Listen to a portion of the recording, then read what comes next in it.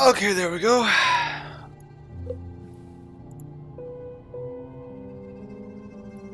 Alright, so we're back. So Kyle was supposed to, Kyle will be playing later. Just that he's not here right now. So I figured since he's not here directly, I might as well try and get through a specific section in Hollow Knight that I'm going to be a little annoyed by.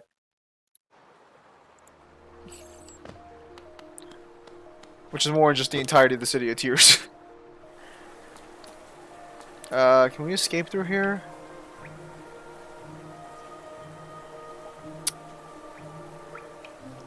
I really need to go back to that original fucking location. I think we're gonna go use the Stagways real quickly. I'm pretty sure it's around here somewhere. I gotta get some markers.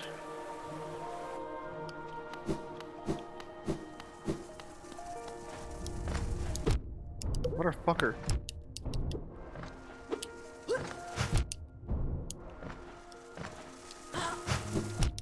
Oh my goodness. Alright, we're gonna have to go back real quickly.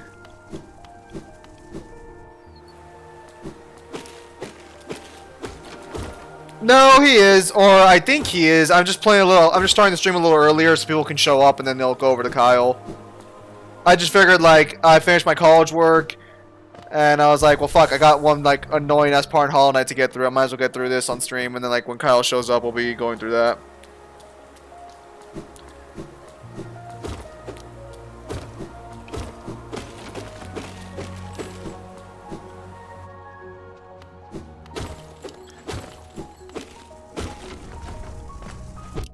Fucking hell.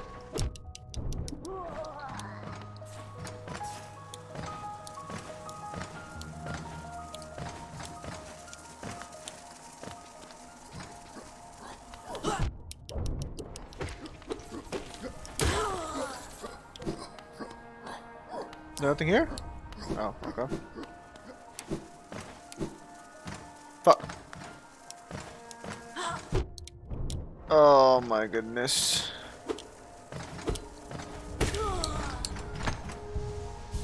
It's because Deepness is a pain in my ass, and, you know, Kyle's not here yet to fucking play. I might as well fucking try and get through that real quickly. I don't even think I can clear the entirety of Deep Nest right now. I could be wrong on that.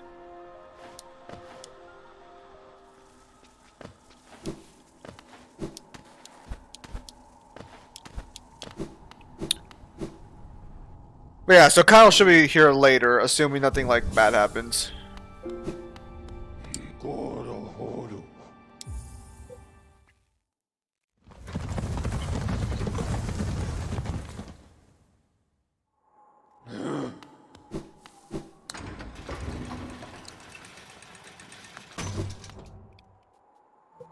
Oh god, I need to be here. I'm literally going through hell right now.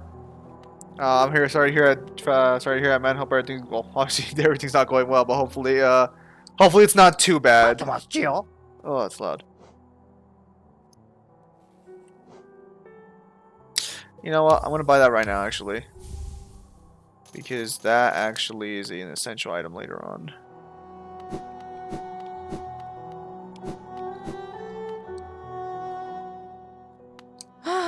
Bapanada. We're gonna want. Okay, we wanna.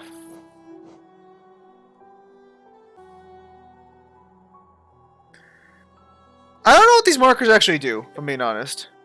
We're gonna want these for sure, actually.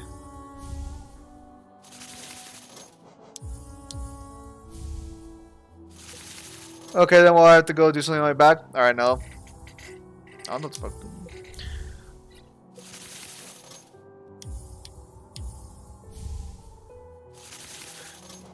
We'll just go ahead and grab all of these. I don't think we need the others, personally. I don't know what these do, actually. Yeah, so hopefully Kyle will be here in a bit. Let me actually check real quickly.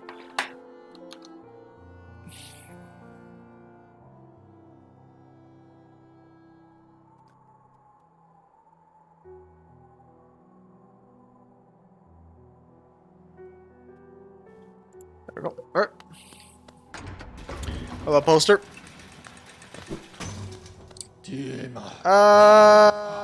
Fuck. I guess we could try and get through the City of Tears.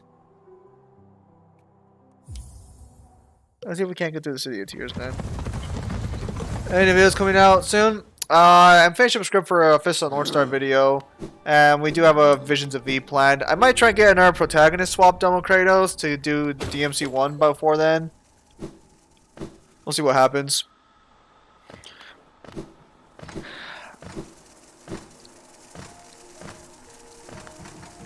Unfortunately, because of college, me not getting paid, and having ambitions of writing novels, I put the videos on hold a lot more often than I probably should, but that's kind of what happens. That's actually part of the reason I actually stream a lot too is because like it's like a chance to hang out and like talk about our stuff that I don't do in the videos for the most part. Let's go over here. Yeah, he's gone. Okay, yeah, so we want to go to the Hollow Knight, or we want to go all the way down. Like, hey, new video plans?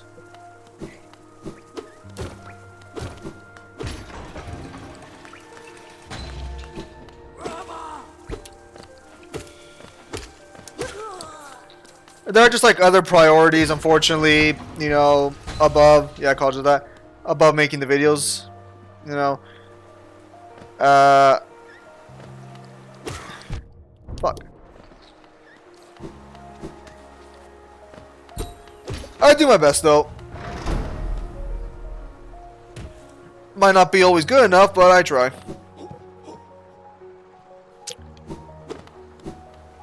Oh shit, what's up, boy? War's son, Gian. Velmi Ardred.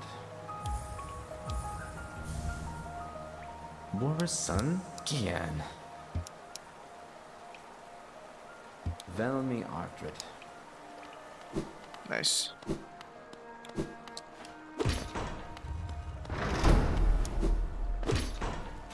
Yeah, I'll say that would kill me.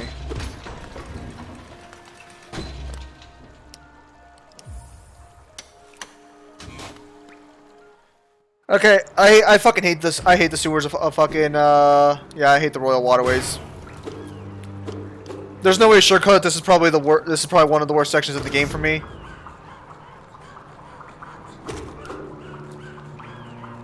So hopefully we can get through relatively painlessly.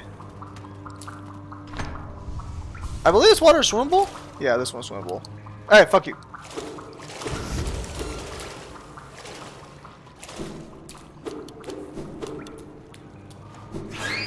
Fuck you.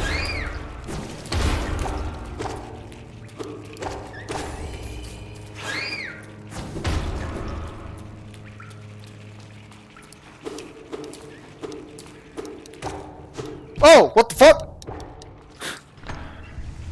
I wasn't ready for the jump.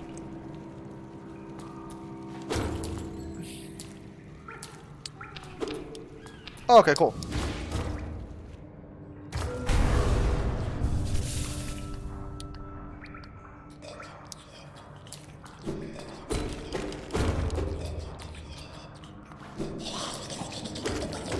Back, boy. Alright, playing Ninja Gaiden Sticker for 2007? I have not. Oh, fuck off!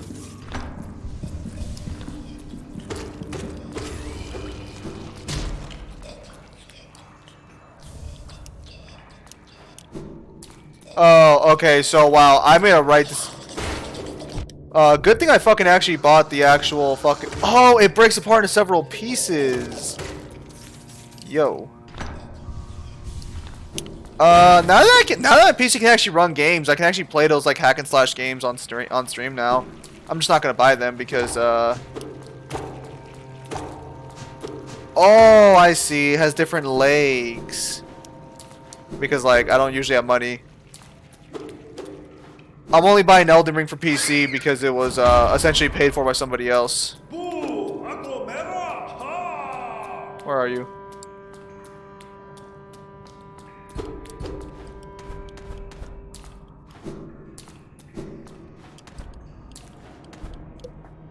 Are you playing Hollow Knight on keyboard? No, I'm playing a controller.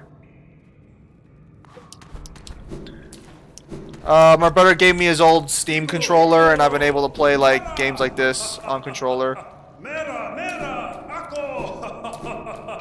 Boss fight? Boss fight.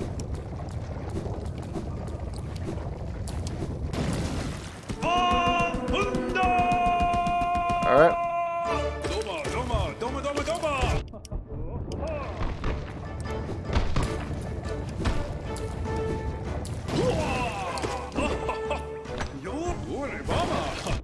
Motherfucker.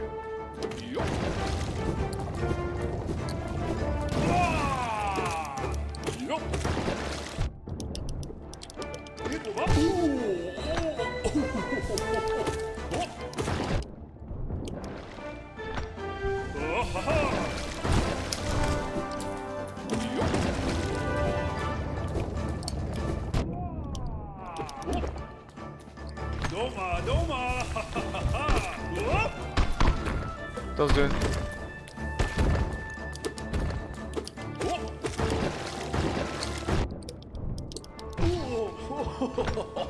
All right.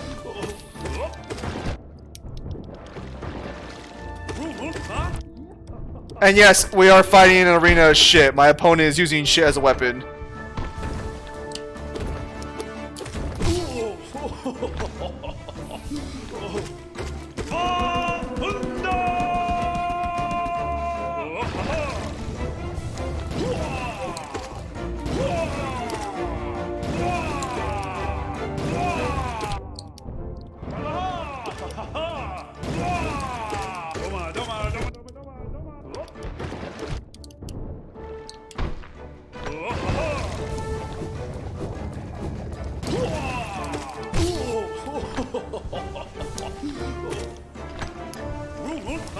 I mean, it's pretty strong, all things considered.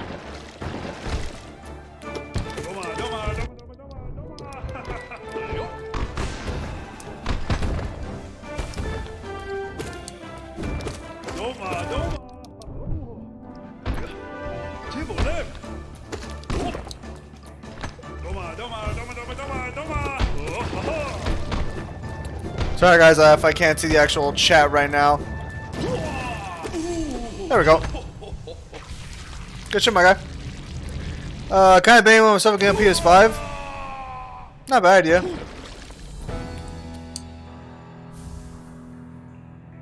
So he's actually still alive.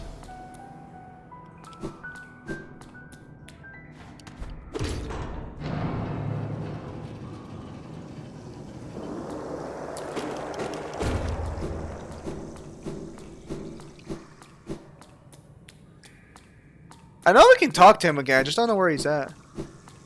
Okay, so we've activated water again. Oh, yep.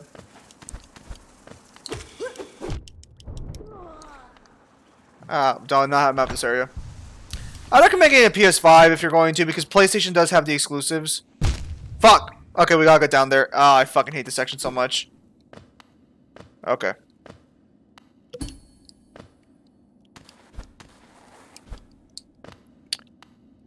Yeah, we gotta go down. Oh, okay. And yes, if it looks more lifeless the further we go down, that is why. It is actually getting more and more lifeless and broken as we go down.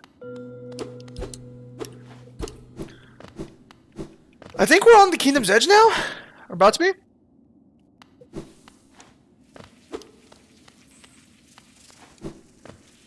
No, I think we're in Deep Nest now, actually. Yeah, this looks like Deep Nest.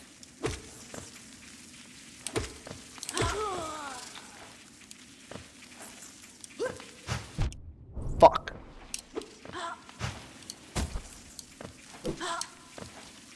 Okay, yeah, we can't fight him on those conditions.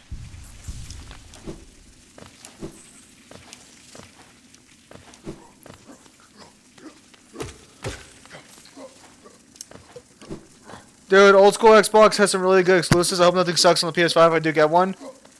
I mean, yeah, old school. Okay, so do you want backwards compatibility? You can hit spikes? You can hit spikes, yes.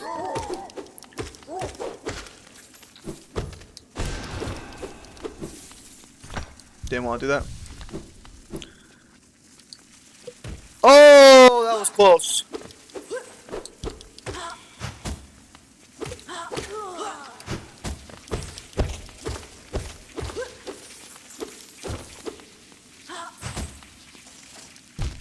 Fuck. Alright, that's fine. Yeah, I'm pretty sure I'm in Deep Nest.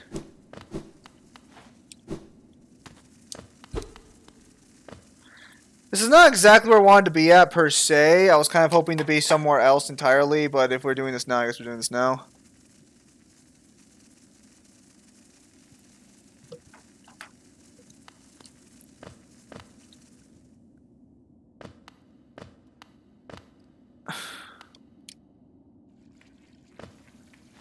Yeah, it's a Deep Nest. Oh, I think I need the monorail to actually get through the Kingdom's End. Area name didn't show. No, it doesn't need a show. I recognize this bullshit anywhere.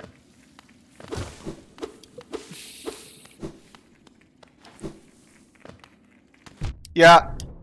Oh, never mind. We're in the ancient basin. Oh, okay.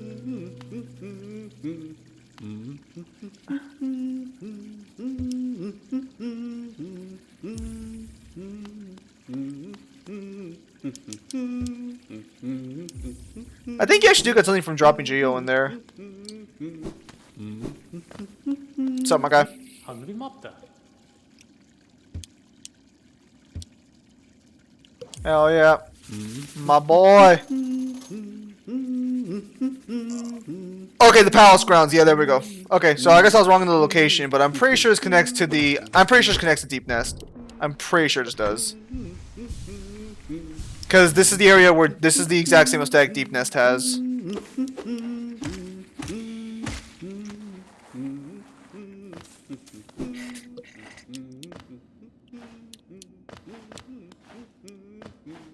I need the double jump Rikami. Yeah, I really like backwards compatibility. Understandable. I'm locked behind the double jump. Are you kidding me right now? It's so infuriating. Hello everyone, how y'all divine people doing? Oh, new angle of the cam. Oh, Triple, it's been a while since you've been here. How you doing, buddy? Yep. No reason not to get that Geo in there.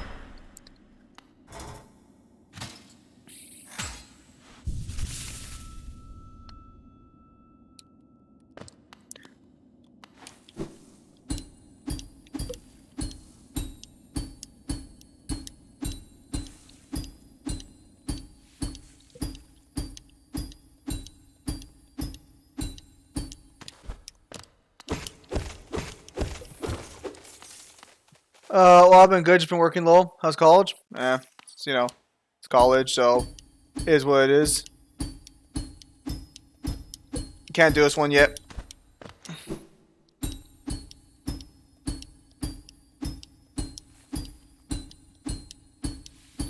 I need the power from the crystal caves, which actually I should be able to get now. Actually. Okay, we might have to back out of here. I don't think we can do this section.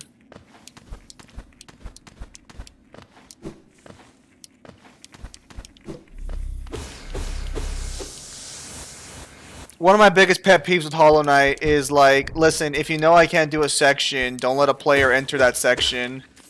I mean, I get it, like, it's supposed to be like, well, we can't even, can we go to the freedom? No, because we're locked behind the double jump. I guess we could go further down.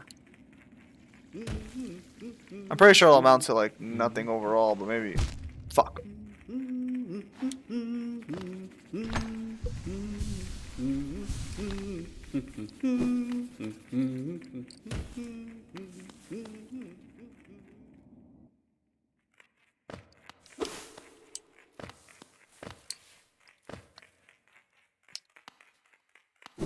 Kyle should be here in a little. Oh.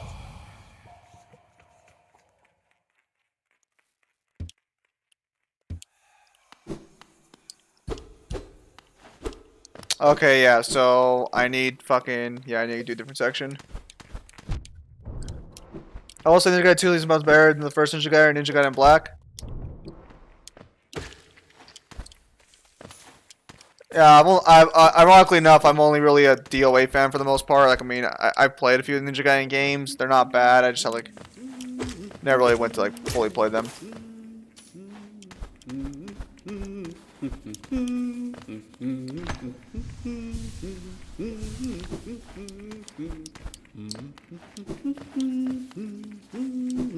Alright,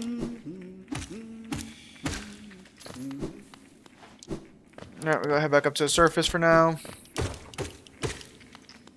I think we need to do our second fight with Hornet.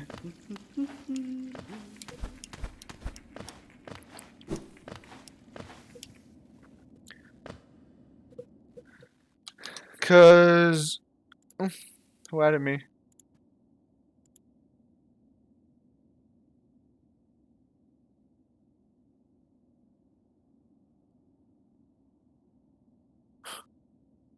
Alright, there we go. Sorry. What was I? Yeah, Kyle's been doing good. Mangler's also been doing fine as well. I suspect they'll join me later, presumably.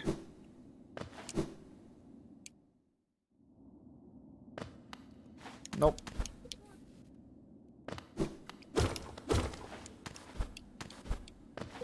We need to get to the Kingdom's Edge. I could have sworn Kingdom's Edge was around here, but I guess this is not the entrance to Kingdom's Edge. Oh, motherfucker. I didn't think you could actually jump off the edge like that.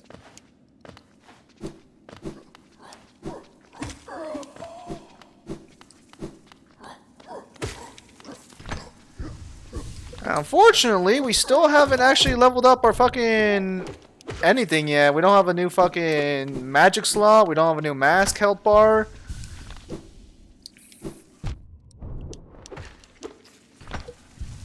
Oh, wait, since I've been gone, I finally got a brand new Xbox One. This time it's part of a S series. I got Dying Cry 5 so far. I made Mission 6 within 2 days of last week, but I haven't played it since because of work, lol. Oh, it's good that you're enjoying it. Hopefully you're enjoying it. Yeah, unfortunately, work is very taxing. Hope you at least enjoy your job.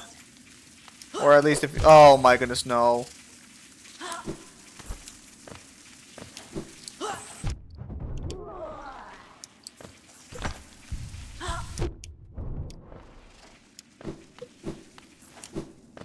Fuck. We're gonna die.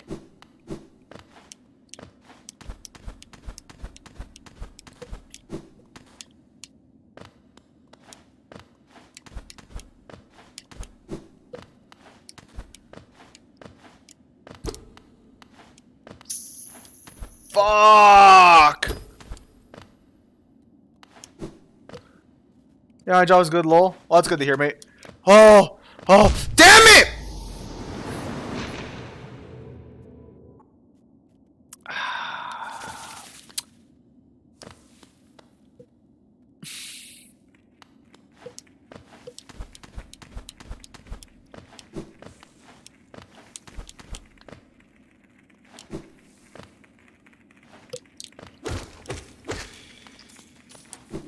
One of the sus imposters Among Us. Among Us used to be such a fucking good, fun game until like they fucked up the fucking tech system. So Dante's a lot better in DMC5, I would say personally.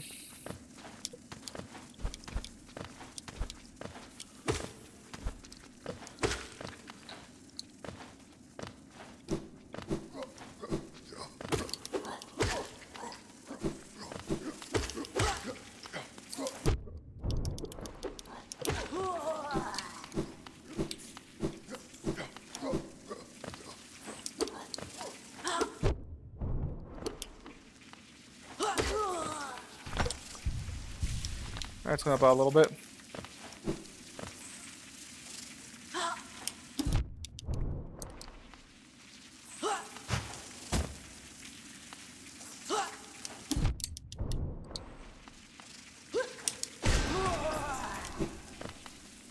Not how I wanted to handle that, but okay.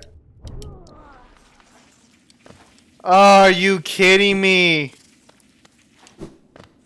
Pig Dante gameplay is DMC3? No, you're absolutely wrong. It's 5. Fuck, another 1 health section again. We're gonna die again.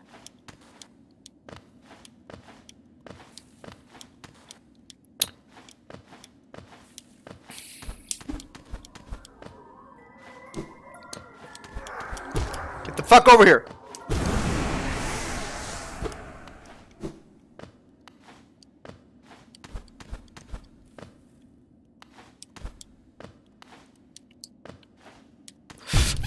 Are you kidding me?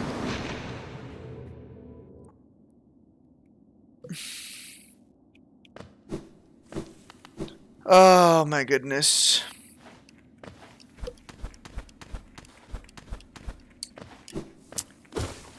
Maybe sleeping on that bench is a bad idea.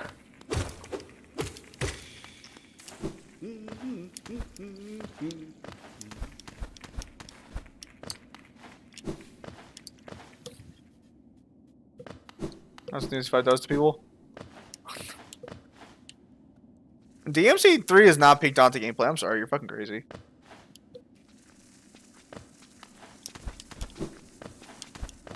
Bruh.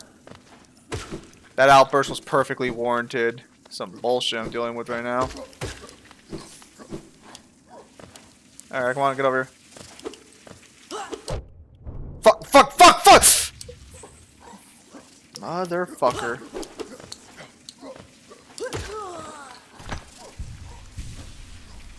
Alright.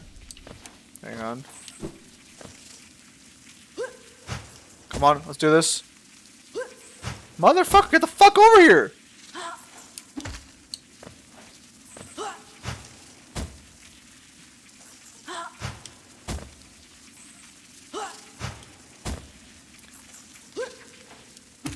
Okay, so we got his pattern down now.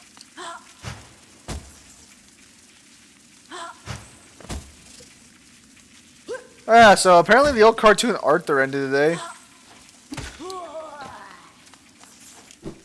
Get over here, fucker.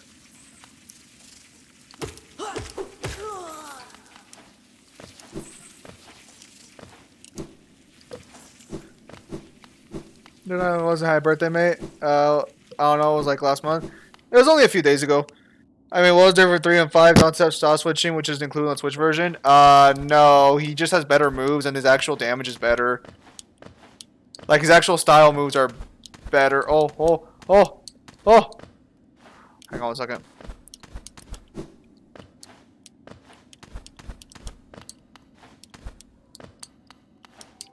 I hear bullshit.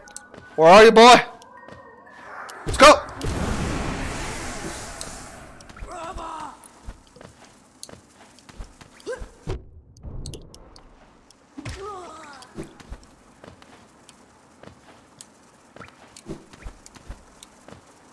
Let's go.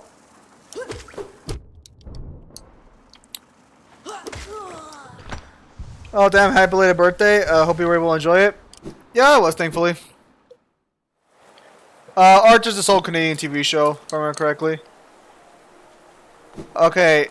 Okay, yeah, so we made it past the we made it past the area. Let's go open the door on the other side real quickly.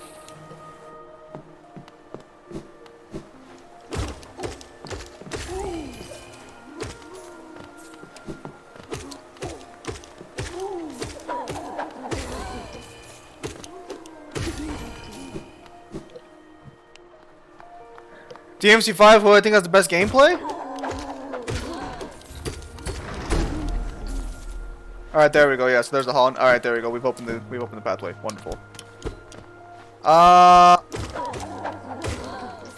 What boss is here actually? I'm trying to remember. Best gameplay, I mean, I personally think Virgil probably has the best gameplay in DMC5, but you know, that's just me.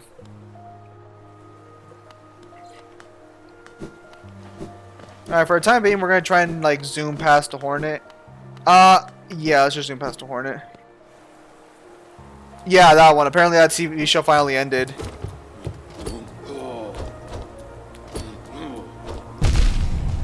Oh!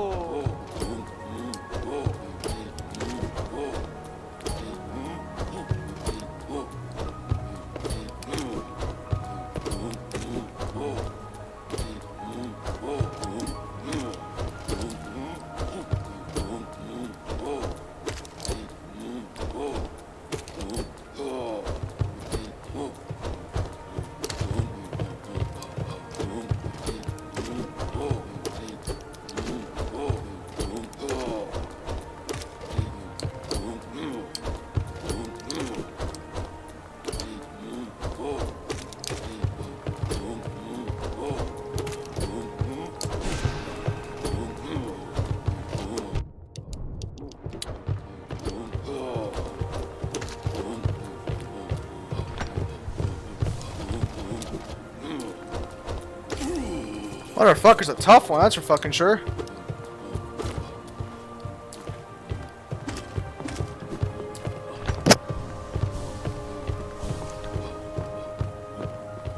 DMC3 is crazy for the weapons and Doppel for premium for DMC. I mean, Doppelganger's definitely like good shit for sure.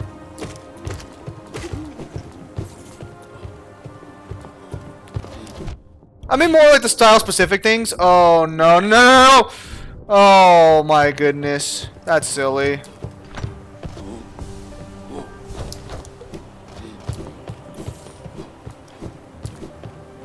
That's not a boss? That is not a boss, that is a normal enemy. Can we swim in this? We can. Okay, good.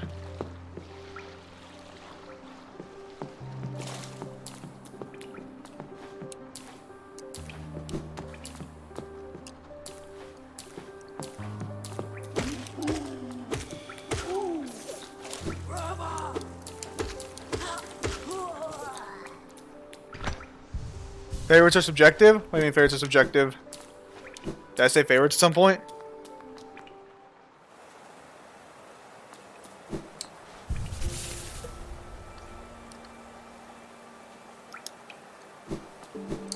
Alright, we made the Kingdom's Edge now.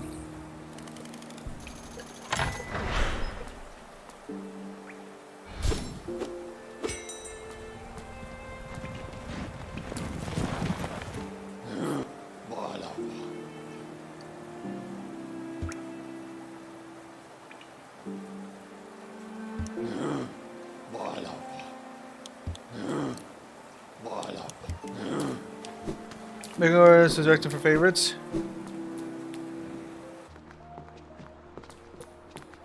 I'm not sure what you're referring to.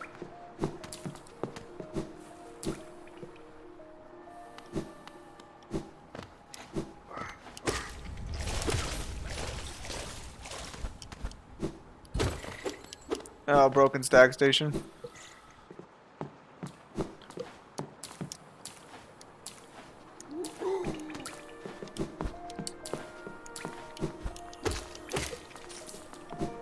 Fuck. Fuck! And lovely.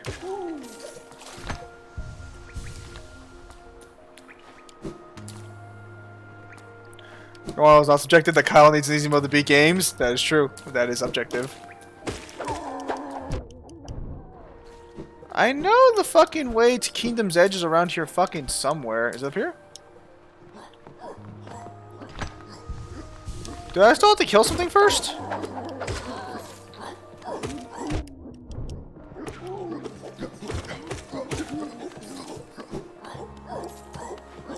No, it's objectable. Are you referring to what I said about like Virgil's like fucking gameplay? I'm not gonna debate someone who has the best gameplay in DMC5 because that one is a little too personal for individuals.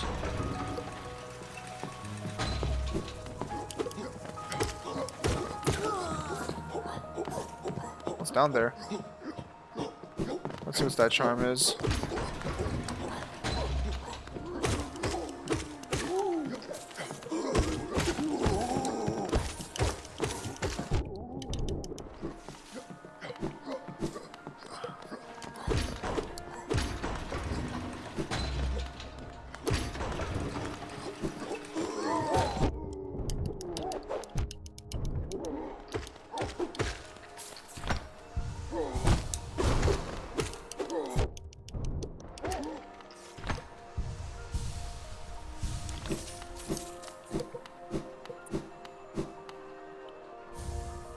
That is not worth it in the slightest.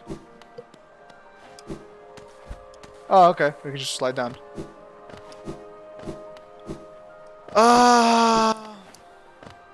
Okay. Thought there was something to do there, but I guess not.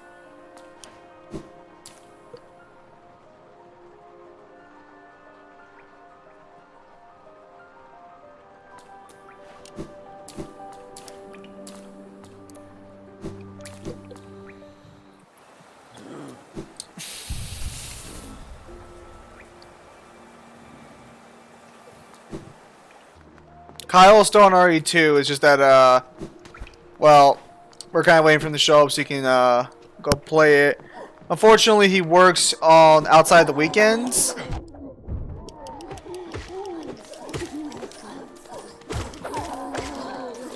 Actually, it might be a smart idea if I try to like hop his streams on Saturdays. Actually, since that's the day Kyle's usually free.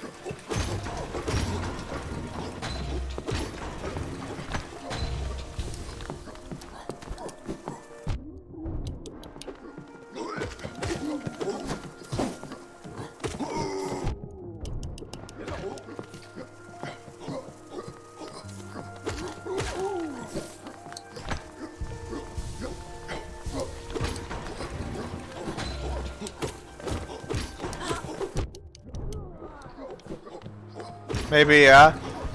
Well, no, it's because Kyle's day off. So the reason Kyle's not streaming right now at this moment, or at least why, for the most part, he's not streaming right now, is because Kyle's at work right now, presumably. He usually gets off like in a few minutes, so we'll see what happens.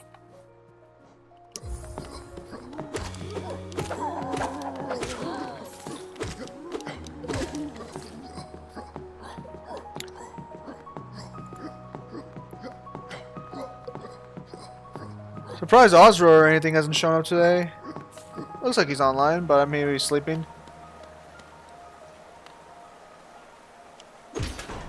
What's up here?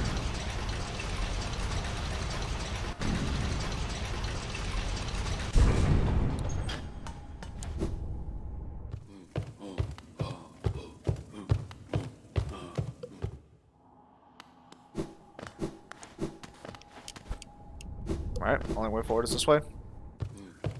See what's over here.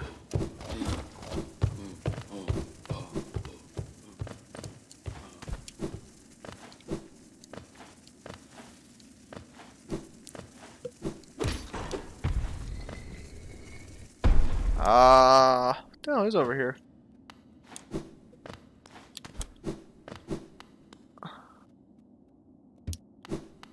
I guess we found a graveyard.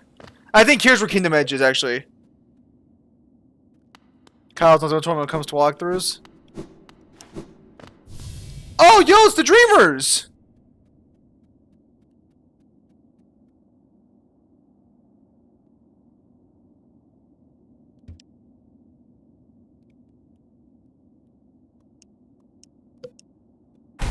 What the fuck?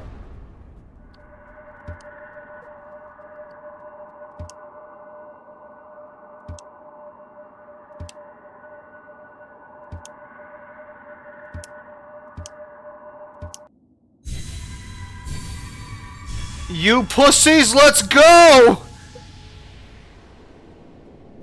I've been dream assaulted. They've assaulted me in my dreams, boys. I don't know if I can recover from this kind of injury.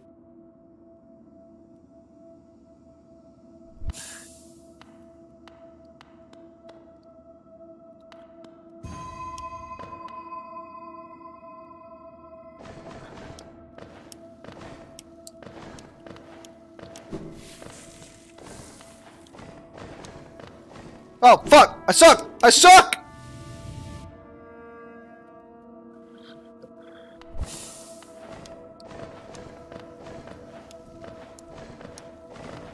So, dreams are kind of weird, because notice how I didn't take damage from dying there? But this place is technically real, so it's a little weird.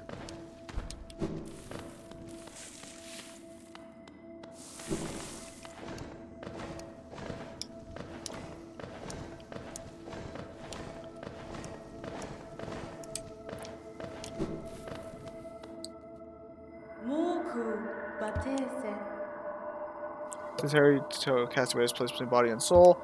It's called the wet dream.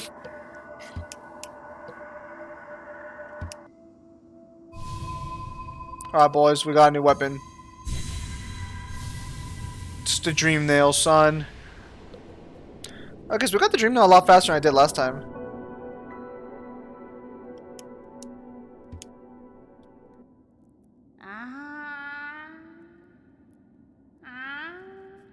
Sup, boy? Just came out of the dream world.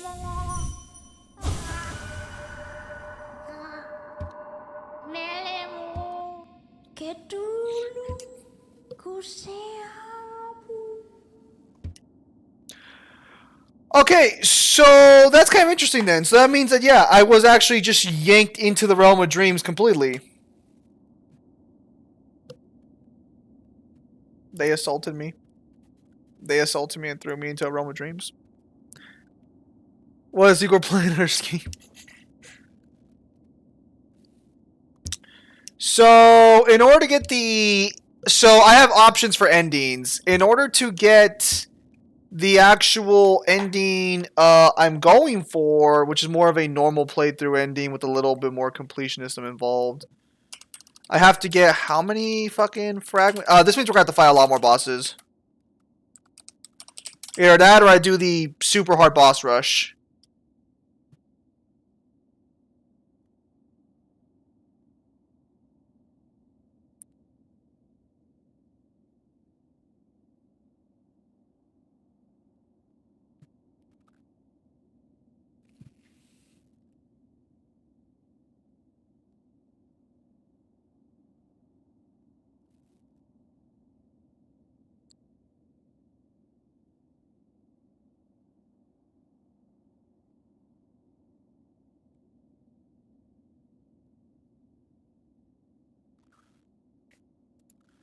Yeah, Pantheon of Hollow Nest. Defeat the 42 bosses of the Pantheon in a row. Oh boy.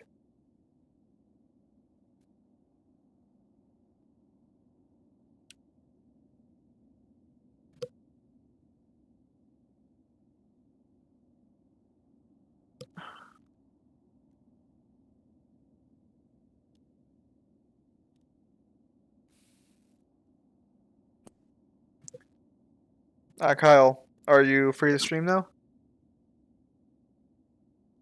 I am. Sounds like you've been waiting. I have. I've been entertaining the masses, more or less. Ah, very good. Well, I just had some shower. sounds good.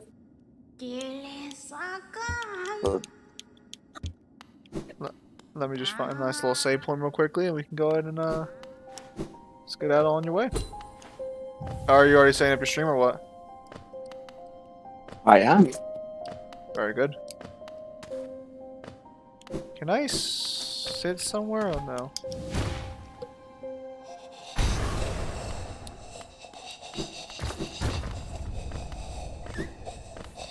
Oh no! Alright, well that's enough of Hollow Knight for now. If Kyle's already streaming, we can swap over to him. I kinda wish there would be a save point real quickly, somewhere over here. If not, that's fine. Okay, perfect. We can actually hurry up and go save over here. We'll come back to deal with her shenanigans in a moment, next time.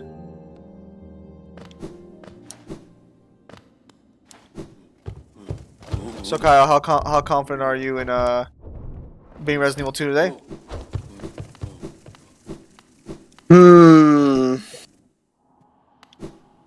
Stranger things have happened. Alright. Well, good thing you came back, Nello. Kyle's here now. I just have to go to the save point real quickly over here, and we'll be off to see some of Kyle's classic RE2 gameplay. No, go down, you fucking stupid ass game.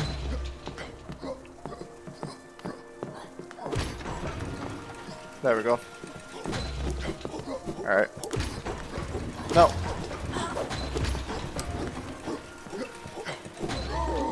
Almost there. How's your day been? Pretty good for the most part. I actually completed my Pretty good. college work that I set out to work on yesterday. And now I can just relax a little bit this week. I still gotta finish some quizzes, but nothing too crazy. Oh, very nice. How about you? It rained again, but it didn't flood. That's good.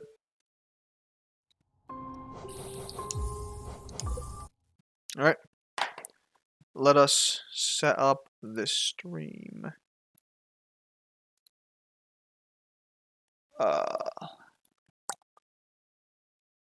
You see the message that Lil sent you? Who, me? Yeah. Go too further out. So it might be worth a look-see later. Caught me up, guard.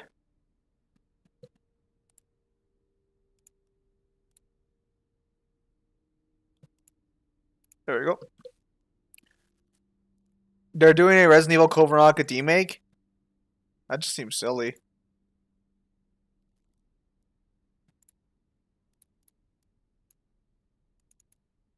Interesting.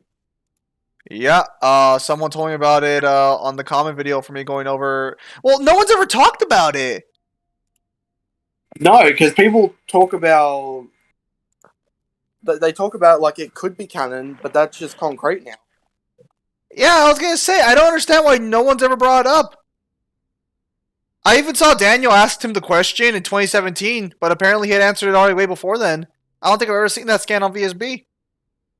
So fucking weird. Also, you're on stream now, so you can start doing shit.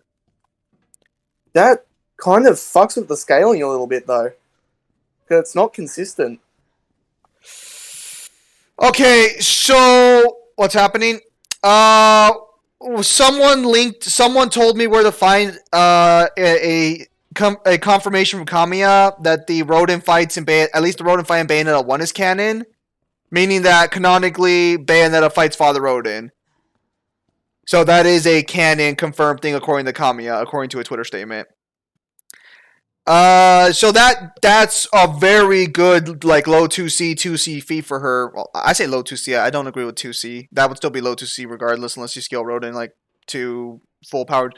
I mean, personally, it's weird because Bayonetta 2's cutscene kind of shows that he is stronger than her, and we do have confirmation from Platinum Games that Rodin's the strongest character.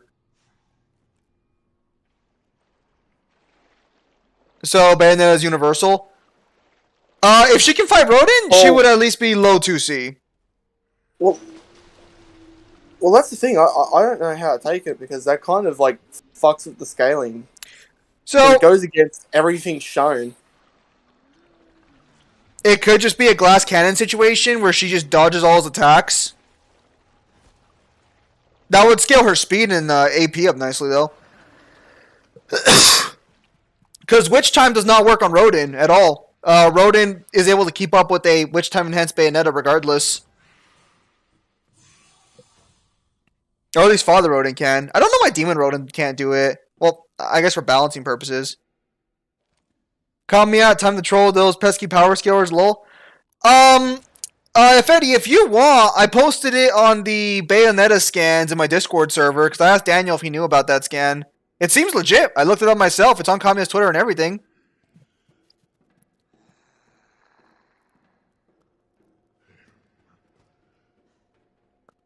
And this is the instance where we show we're not as biased as people think we are.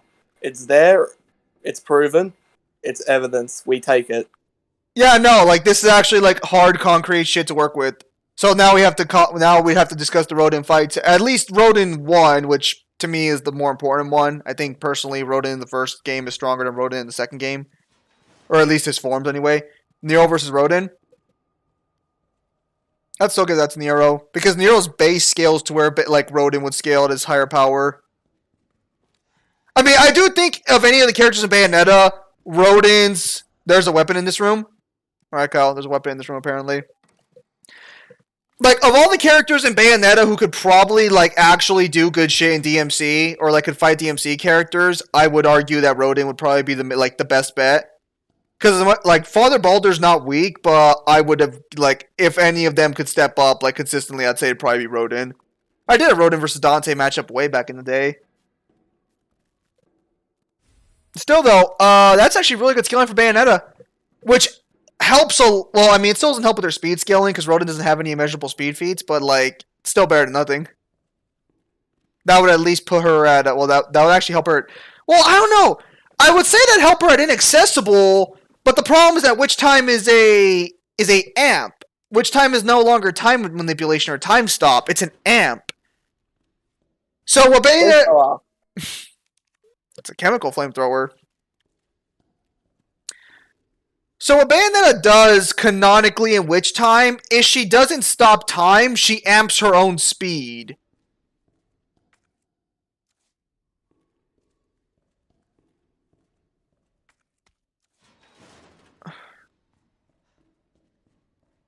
So it's not really a speed. It's like Bayonetta. You're just keeping up with an amped Bayonetta. So it's like I don't really know if you can use that for a speed feat.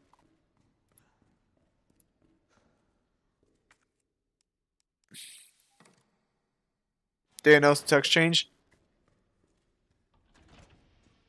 Oh yeah, I tried to. I should work on my streaming thing a little more since I stream more than I make videos. Even though I'm always technically working on scripts, I just never make time to edit the videos and upload them.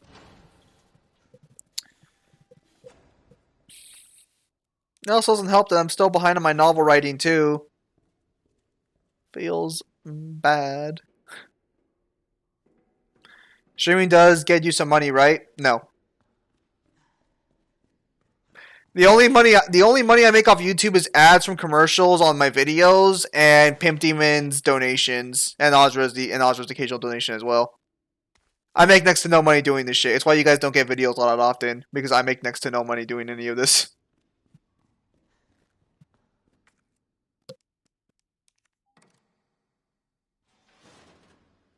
Yeah, can I just say who does what? I thought it was like Twitch people watching.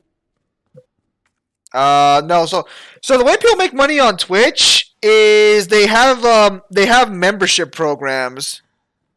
Oh no, Zim's next DSP lol. Listen guys. The stream. Listen guys, if the streams don't make money, I'm gonna have to leave the stream, guys. I'm sorry, the stream's just not making that much money. This is my livelihood. No, I mean I actually need a more complete job. Actually, all things considered, working 1 day a week fucking sucks. Oh yeah. You want to say something, Kyle? Oh yeah, it's so bad working 1 day a week. Oh no. Well, I mean, you. I don't make money, so you at least make money. I risk skin cancer and dying every day. But you already live in Australia, so what else do you risk? Sanity. Go fuck yourself. Dude, if I got paid per hour... Why are you here? Go away! Use the flamethrower! Hey, Kyle, so that giant vagina-looking face got beat with one knife stab.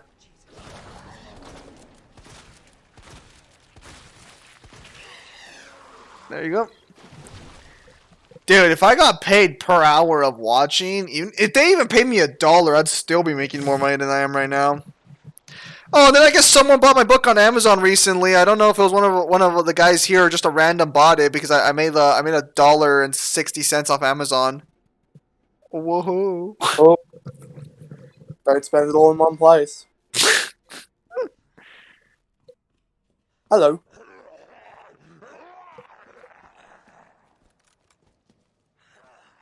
Oh wait. Did you just use your Magnum bullet on a normal zombie? I hope you get fucked by the next boss. I thought it was the normal gun. I hope the next boss just fucking destroys you. I thought it was the normal gun. I don't care. This is gonna be one of those moments where past Kyle's just gonna be laughing at future Kyle. No, yeah, but because Pimp donates, Pimp gets shit that he asks for. Namely, I'm buying Elden Ring, and I probably won't play it online because there might be a hack issue.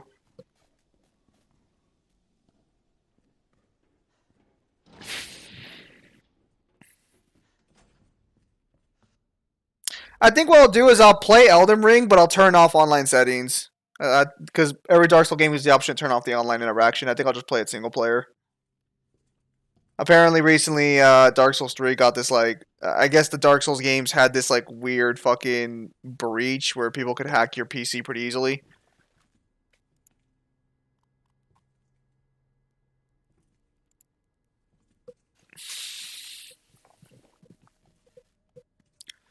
So, we'll see what happens there.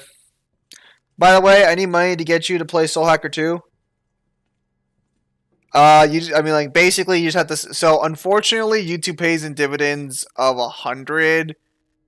But if you give me like $60 on YouTube, or if you PayPal it to me, I can just buy it. Then I'll just know the $60 will come to me eventually.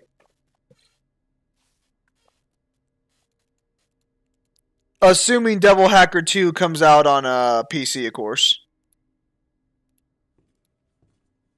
Because I do technically stream on Twitch, but I only stream in the morning. I'm gonna have to clip some videos from Twitch later because I wanted to show Mangler something that hurt my soul. So I'll have to show that to him later. You know, really just grind that into his fucking existence. It's been confirmed. It's been confirmed for a PC release. Let's see. Oh, dude, I'm so excited! My Fist of the North Star mobile game. They're increasing the drop rate of fucking gear items. It's fucking beautiful.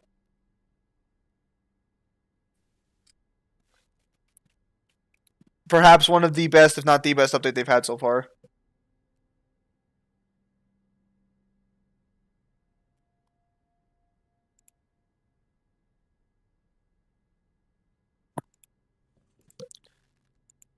Since they basically... Kyle, what are you doing? What are you doing? Kyle, is there a phone by your hand right now?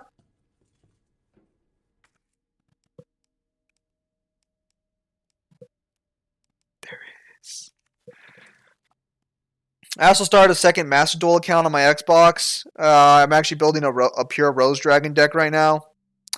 I think what I'll do is I'll separate my decks out with the one on my PC will be decks I actually own in real life, more or less, until like I build all of those correctly, and then the one on Xbox will be decks I kind of want to build. I'm thinking of building either Time Thieves or fucking Charmers next. They seem kind of cool.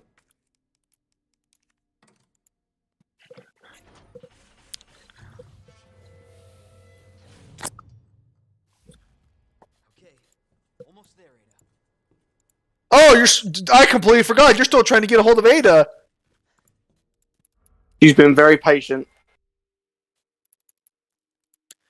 Don't think she has much of a choice, to be fair. And she has nothing to complain about. Have you considered being a decent human being and helping a person who's been crippled? I do that all the time. Honestly. No consideration for others.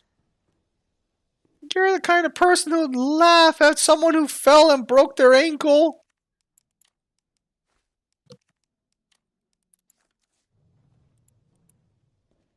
I'm not going to confirm or deny. Wow. Damn it. Need the power on first. Yeah, Kyle, I need the power on first.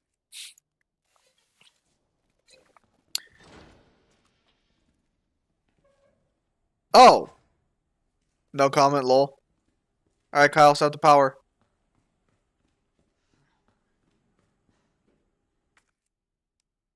I am hunting. How about you hunt yourself some fucking power? No, I'm making health. God, Lord knows I need it. Bruh. You got Magnum. You always give me shit that I don't check the rooms. Yeah, and that was when you actually needed to. Now you're just like, oh yeah, I want to check the room in the games I don't fucking need to, apparently. Silly.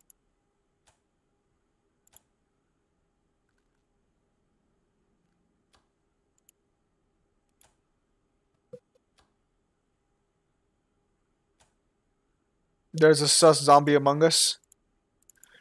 I will always kind of feel a little bad because Among Us started off so good, and then it was just like, trash. So, Kyle, is that how circuit breakers work in real life, or are you unaware? Oh, motherfucker! Jesus Christ! You fucking right there? Watching Minecraft Fortnite RuneScape gamer Kyle. Yo, when you're done molesting me, can you let me out? Kyle, it's okay. It's not your job. Let's see Kyle die. Yes. Kyle, this better still be on normal difficulty.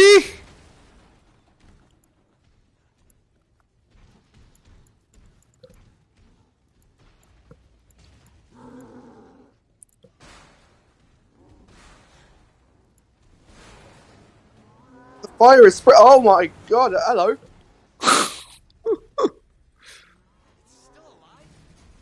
Leon, why are we going for a brisk jog?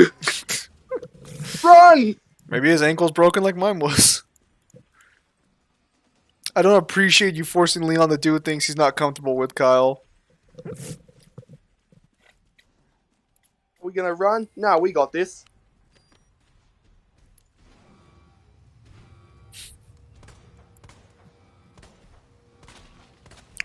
Oh, I remember this boss fight.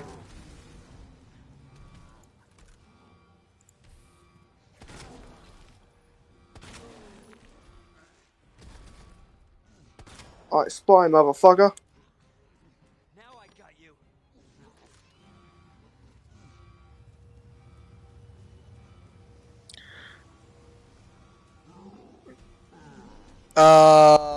Where is it? I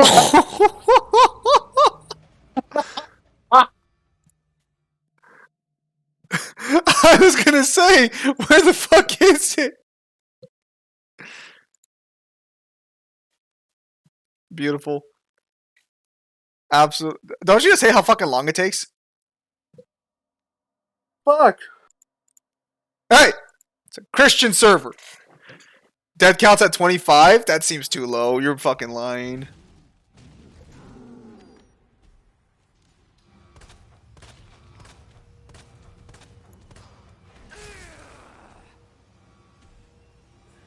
Oh no!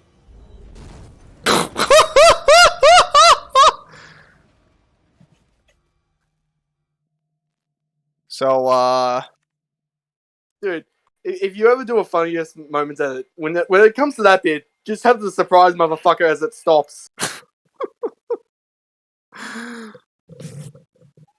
when using the crane, don't get caught in your own trap, Kyle. I hope that helped you learn something.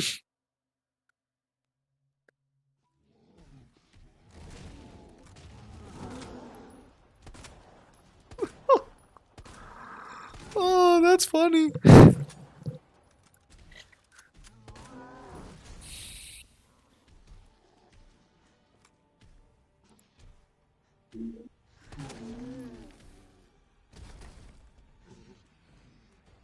Now I got you.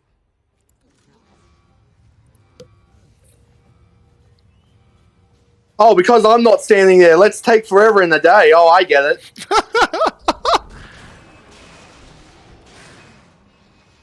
See, Kyle, why can't you pick yourself up after getting hit by a giant fucking metal container?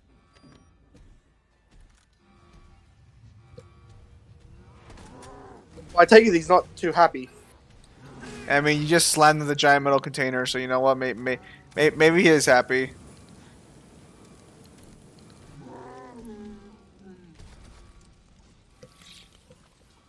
Let's do this.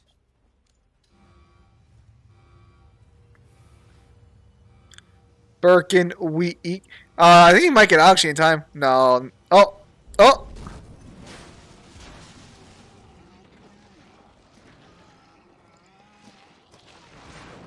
All I'm saying is, if this were Nemesis, this wouldn't be happening.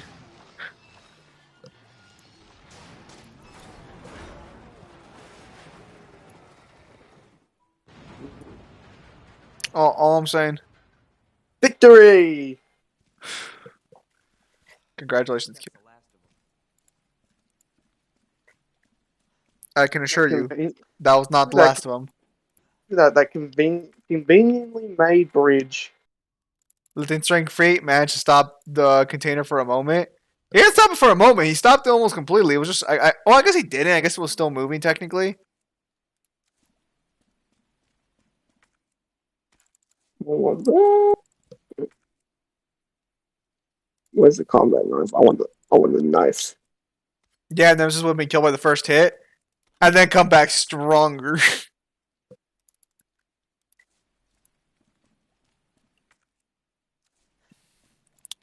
Birkin out here being a chump. Birkin needs to learn his place at the bottom of the totem pole.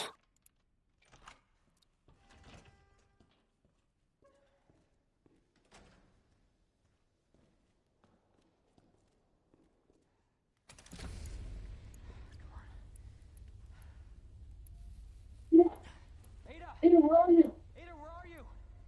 Over here! Bruh, she's on the streets. Getting worried there for a sec. I can't get it out. That's what she said. Just do it. I can't walk like this. There are pawns who have started this way. Hold on. I can do it myself. Just relax, okay? I don't know a single person in real life who's like, yeah, I can do it myself. I don't want someone to actually apply the alcohol. It's gonna make me sting. Get yourself out of here. Eddie, Leon, my lady, your shining simp is here. Like this. You don't understand. Situations where Isn't Master Duel in maintenance right now? Also, hello, Azra. That easy. You protected me. Now it's my turn. You protected me. realize we When? can't She fucking left you with just a cover on.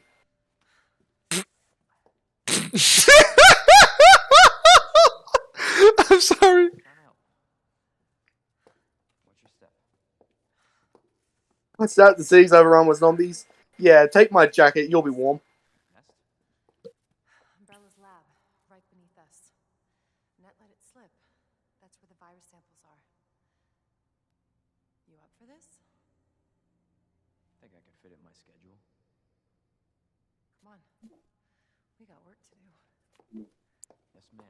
How about you just pick her the fuck up so we get there faster than like 10 fucking meters a second? No, not even meters a second, like meters an hour. Take us down to Nest. My wristband's our ticket to ride. Leon X Ada, what about Leon remaining virgin and Chad? Anyway, Girls like Ada are what's wrong with modern dating? Azra, what the fuck? What the fuck, Azra? Nobody at all. Azra, fucking Ada's what's wrong with routine. What the fuck?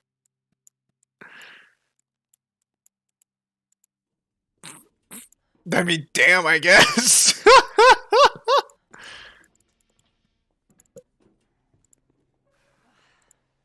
damn leg. Let me carry you. That only make me feel worse. But Ada, my armor, it's so shiny. Let me carry you. Master Duel's on maintenance just yet? Oh, so it's gonna be on maintenance in 2 minutes then. Because it's supposed to be on, it's still supposed to be on maintenance. And it looks. What a pair. Both got one foot in the grave. Yeah, but Leon has plot armor. I just was about to win and this Sob quit. Wait, so why are you mad then? You won! That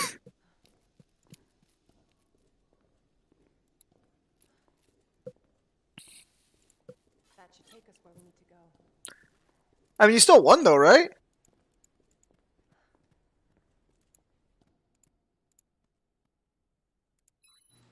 Shoulder is worse than it looks. 8 after shooting for 3 minutes. Now it's fine. Time to go shooting. We don't discuss Resident Evil logic.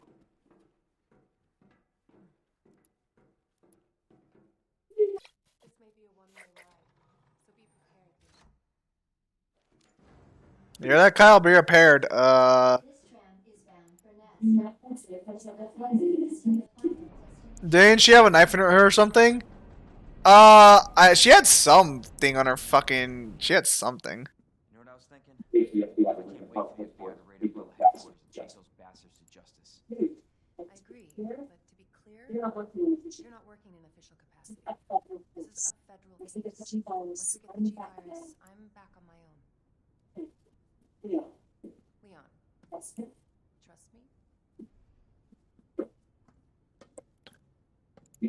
Yeah. Honestly, if I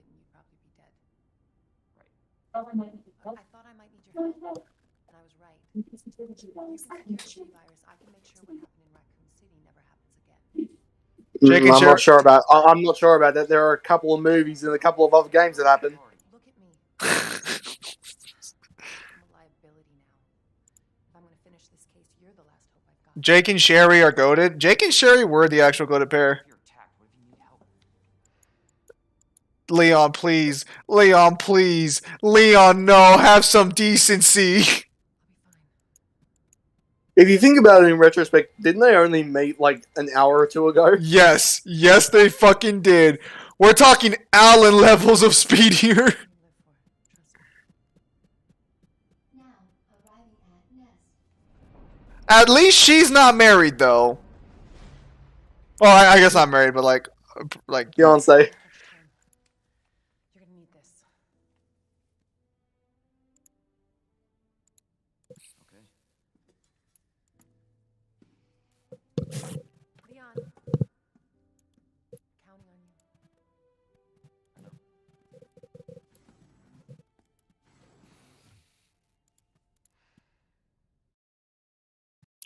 Helena and Leon are better.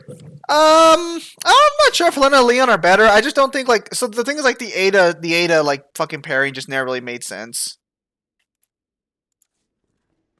It's just kind of there, and Isn't it more of like a sick game they have between each other? No, the feelings are mutual. It's just that like for some fucking reason Ada just never lets him smash.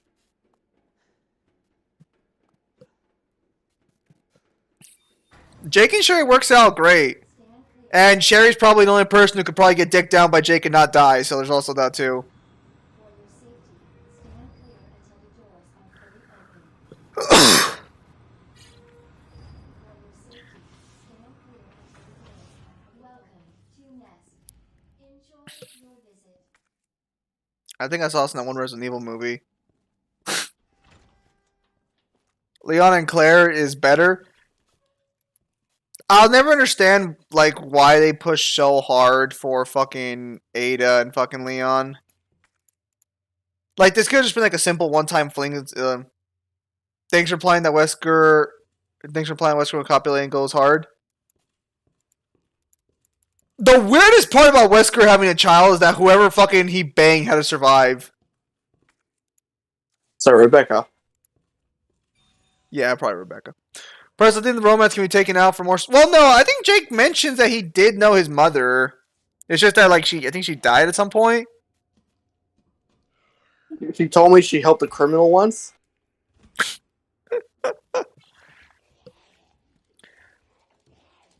Personally, I think the romance can be taken out for more story in action games generally. Yeah, but then like, I don't know. So I think it was fucking I think it was Shakespeare who said that you want to make them either laugh or cry for the most part when you're writing a story, which is something I probably should have taken more advice on, all things considered. You know, apparently my jokes are trash.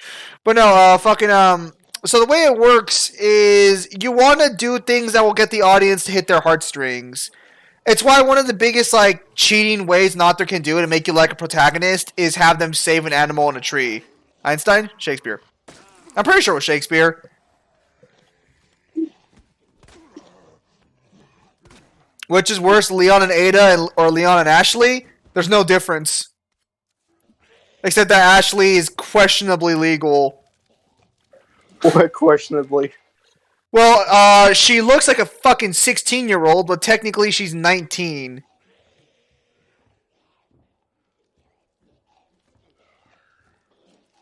I'm gonna be honest, I always thought she was 16 until like I fucking looked it up.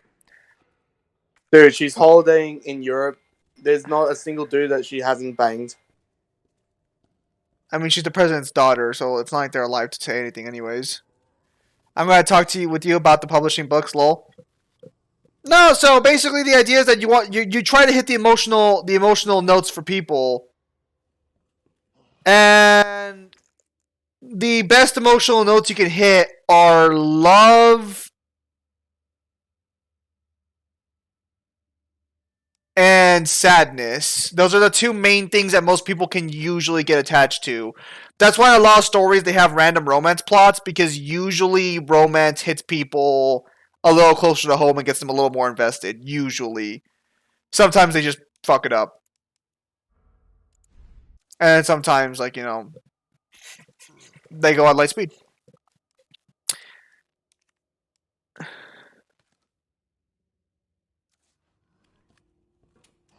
Leon had, according to an interview about Damnation movie, Leon Ada had one night thing and it never happened, it seems, lol. Leon has one night thing with Ada, gets no opportunity for it anymore in the series. Can the Ari movie girl be any of the game Ari girls? I'm not sure. Oh, are you referring to, like, the main girl from the Resident Evil movies? What the hell is her name?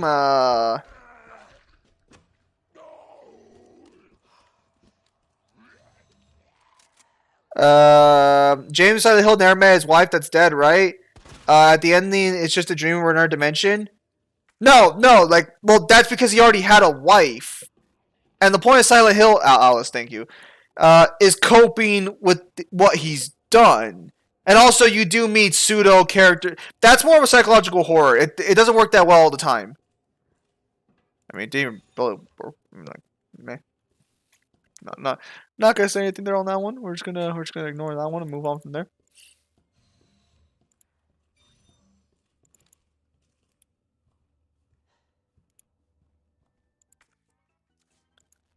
Because these new riders are not good, lol. Be like Zim. No, there's nothing wrong with adding Well, Itsuno is kind of weird on that one. Itsuno's romance situation's a little weird. I mean, because technically he doesn't have romance, but then it's kind of like... Can I realize that Chris is still virgin, lol? What the fuck?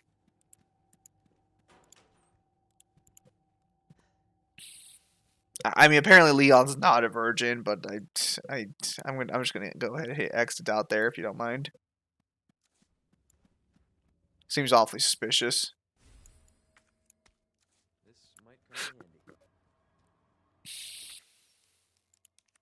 Alright, Kyle, might be the end, so try not to die.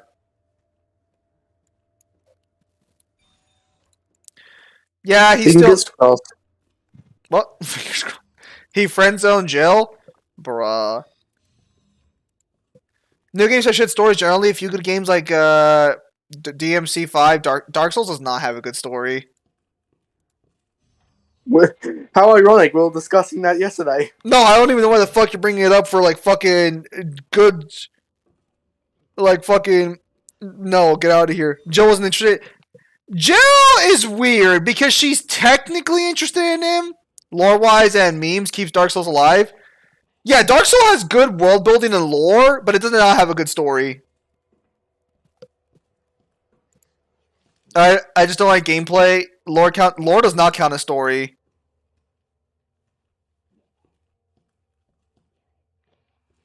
Dante and Leon doesn't know anything about a booty.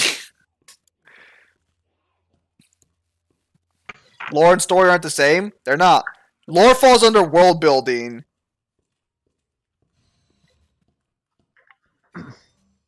Hello. Oh, speak of the devil. From dinner. And I'm like half dead. Oh yeah. So I found a Kamiya tweet that apparently confirms the Rodon boss battle is canon. Really? Yeah. Go to the Bayonetta scans. Actually, or not really? I found it on his Twitter. You can take a look at the question. Ooh. His signature. Wait, it was in 2012? And no one's talked about it. Yeah. You know what? People can go fuck themselves. This was there the entire time and they didn't have this. I never saw this once on VSB. I literally said, given all the circumstances, if there was one statement or anything we could do to point to it, I would immediately accept that. But I didn't think it'd be on fucking Twitter. No, and I think it's the same year where he did the universe statement too, because it's 2012. I'm pretty sure that's when the universe thing was confirmed. Actually, I think the universe thing was 2016. I'm pretty sure that was fucking 2012. No, because it was during the reboot era. Might have been 2013. Lore and story are different. Yeah, no, so yeah, lore and story are different. So... What about lore and story? I just casually said that Dark Souls didn't have a good story, and he's like, well, doesn't it have good lore? It's like, yeah, but those aren't the same thing.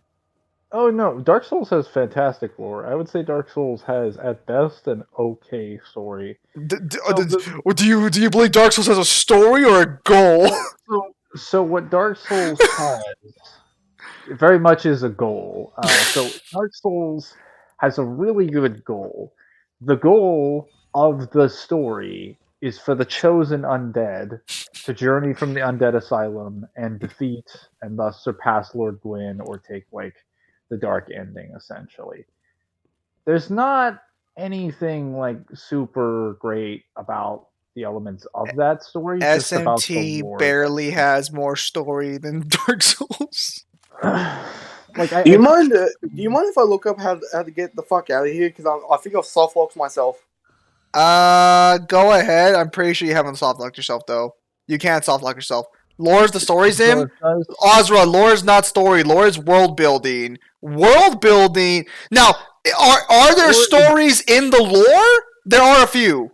Kyle, look at the map. Fetty's saying look at the map. Is information about No shit. I looked at the map. One door says it's locked. The other one leads me to the kitchen where I can't get back up the hole. Lore is more like the expanded story, like a guidebook. Yes, So, like, exactly.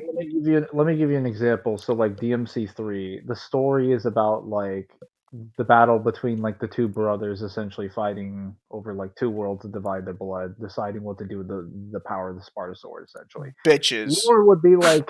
Lore would be something like basically looking into like various descriptions in like looking at Virgil's descriptions, talking about how he doesn't want to use firearms. Like that wouldn't be part of the story. That would be lore because that's giving description about as Virgil as a character. That's not necessarily like relevant. Mangler, is Master Duel supposed to have its maintenance today or tomorrow? I misread the maintenance. The 23rd. Okay, so never mind. Yeah, I fucked up. So it's gonna be tomorrow. Could be starting tonight. Well, no, if it's 21, so that's UT. Is it UTC or military time? You don't know. Okay, that's fine. I don't know, but UTC, I believe, is my time zone. You are not UTC. I should be. I'm pretty sure. Let me go check. UTC. Oh no, Kyle's checking YouTube. I'm sorry, guys. He's checking the YouTube. Yeah, no, I'm on UTC. Boss, fight me. No, UTC is Universal Time. What? You shouldn't be on UTC. Pretty sure I am. No, Texas isn't going to UTC. Hang on a sec. Yeah, you're Central Standard Time. I was gonna say you ain't UT. I mean, unless you just use UTC in general. Texas is CST, Mangler. Anyways, yeah, no. So lore maintenance happens Thursday night. Yeah, no, it literally Well, wait. You're CST, not UTC. Oh no, I was looking at the wrong one. So if the Rodent fight is canon, does she definitively scale to 2C? Low 2C. 2C, Kyle, get the better bracelet. Kyle, apparently you get the better bracelet. I'm trying to find the fucking bracelet. Okay, so if the Rodent fights are canon, that's a strong case for her scaling to low 2C. Well, so this depends. So if we're using Angel Rodon, depending on Angel Rodon, well, does Angel Rodon's description confirm he's like the most powerful, or is it the most powerful after Jubileus? He'd be the most powerful after Jubileus, but we do have a statement from Platinum Games that Rodon is the strongest character in Bayonetta's verse. Yeah, no, then he would just blatantly scale to 2C then. Well, no, low 2C, because there's no confirmation of the dimensions being separated by time. For Paradiso and Inferno? There's no statement on them being separated by time.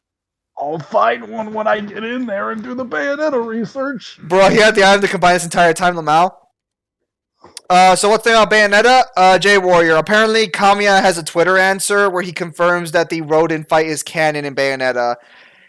Now, whether or not that scales to durability is up in the air, because you can just argue that Bayonetta just dodged Rodent's attacks the entire time since she's more of a dodger. that doesn't really matter because that would scale her AP for sure and her speed to Rodin, which should scale to at least. Well, actually, infinite speed Bayonetta, like, it's because again, immeasurable is weird, and Rodin has no measurable speed feats to work off of. Infinite. We'll answer that again when we go Well- through Bayonetta. Yeah. My only problem is that like that fucks with her scaling as what's shown in 2 and 1. But on top of that, we don't know how the fight goes down. Ironically, I actually knew about that tweet months ago. Then why the fuck don't you people mention it? No, like, seriously, VSB over here fucking doesn't even have it as evidence for why Bayonetta's fucking, like, why the Bayonetta fights are canon. So does Beto beat Kratos? If we're using that, technically speaking, she would beat like pre-retcon versions of Greek pantheon Kratos. Yes. She probably would not. Well, she may or may not be God of War 4 Kratos. That depends. Zam, That depends if you want to take how you want to take cosmology retcons. Because I didn't know you guys thought the Rodin fight was canon. No, do you not watch any of our Bayonetta videos, like, at all? Sora versus Bayo? Bayo slaps the fuck out of Sora. Well, hang But that on, was Sora, before- Sora did get 2C. No. No, he... I'm no. sorry. I'm sorry. That was still wrong for so many reasons. Gilbert made a very bad debunk of it. Okay, so No, he's not. So recoded Sora, you can argue that. So basically, Bob tried to argue that Sora had like 2C scaling or low 2C scaling off of like a scaling chain that he took several statements and things out of context and several statements without evidence to support. So he argued that due to the time accesses statement in DDD, that every like world within its own dimensional like barrier has its own time flow. Unfortunately, like we don't get any clarification about what that means in the context of the cosmos. Normally, you'd be able to take it as it is if it was just like a dimension separated from one another by space and time. But the problem is that the worlds in and of themselves are usually just planets with their own star systems. So, like, I'm not saying like, oh, hey, they are or are not a universe. I'm saying the context of the statement referring to like there being different flows of time in every world. When Riku responds and says that's true of every world, technically he would simply be talking about how each world experiences time, which would be referring to either both time dilation or day and night cycles. We would not assume it means there's a literal flow of time why? that is like spewing from time, the time, a time space barrier inside of the dimensional axis. Well, Nello, I'll just tell you this, Nello. If you're not like joking and you actually knew about this like Twitter statement, you're probably like the only fucking power scaler who did, because I've never even seen it on VSB. Stop seething and This is molding. if you have any other gems like this, let us know because this is shit that helps us like accurately scale stuff. Cope Mangler, stop seething, molding, and cope. Fetty, Bob literally took that out of context. Like, Why? maybe it would have been made easier if Excalibur had posted that video, but I already debunked like that 2C Sora like last year during the summer. I literally made like a 2-hour video like responding to all of those claims. He never posted it, unfortunately, because he was too busy to get around to it. But like, I literally spent 2 hours. We literally spent 2 hours explaining why like time dilation explains away most of the worlds existing in that manner. Why? And Why? then- What? Look. Oh, go ahead. I was gonna read a face comment, but you were still going. Well, so no, Ryan, that's not like the worlds being planets has nothing to do with the argument. So basically, Bob argued that each of the worlds has their own like time space like dimension, that they're basically their own space time continuum, because they're specifically stated to have like different flows of time. But again, the context for that different flows of time isn't that like they're literally a space time continuum. It's that each planet would be viewing a day and night cycle and would have different time zones, which is already true of every planet across the cosmos already. The reason we can assert this is the fact that, for starters, no information, specification, or evidence is given, or clarification is given for the context of this. For two, this would be true even in the case where like the statement wasn't given, because anytime you leave like a planet and you travel to like another body or like a celestial mass, how you'd be experiencing time when you arrive there would already be different than when you left. Like, I think using Interstellar is probably one of the best examples of this. I think a guy basically gets sent through like a wormhole after he leaves during this movie, and then he comes back and finds his daughter, and she's basically like 60 years old on her deathbed, and it's only been like a couple weeks for him, because how he would view time even outside the expectation of his planet, and how each planet views time would be different. That's already true in our own world. His daughter was such a bitch. So the statement that Riku says, well, that's true of every world. Like, well, so keep in mind, that doesn't mean anything. I can already extrapolate that more so to time dilation than I can to them having literal separate space-time continuums. So Ichigo beats Sora? I wouldn't say that. I'm familiar with you. I am a gardener. Also, Sora's 3A then? No. What's wrong with him? No, He's just 2-star level. you're just looking at the fucking plane disgust like, none of your tricks work on me. This is not new devilry. I have seen this before. Where are my gems? Oh yeah, so I gotta make a pure Rose deck later for my Xbox account. I might have to add you. Zim, how many secret gems for Bayonetta do you think are just hidden on Twitter? Still Malding Mingler? Fetty, I just explained my position. I think he's joking. So, I don't know, because Kamiya's fucking weird. Because a lot of people have asked Kamiya. I even saw Daniel ask Kamiya, hey, are the Rodin fights canon? But apparently he answered back in 2012. I guess he doesn't even care enough to link this answer. Splash Aizen versus Palpatine? I'm pretty sure well, actually, I think Palpatine beats that, actually. I mean, if you scale, like, Palpatine and the Force, I'm pretty sure you could argue he'd do better. Well, it's like Aizen's only real advantage is his Bankai. I'm sorry, his illusions. So if you can get past his illusions, it's fine. We'll just argue. Well, so it depends on if you think like, if you argue that like Palpatine has resistance to that level of illusions, then like you could probably just argue. So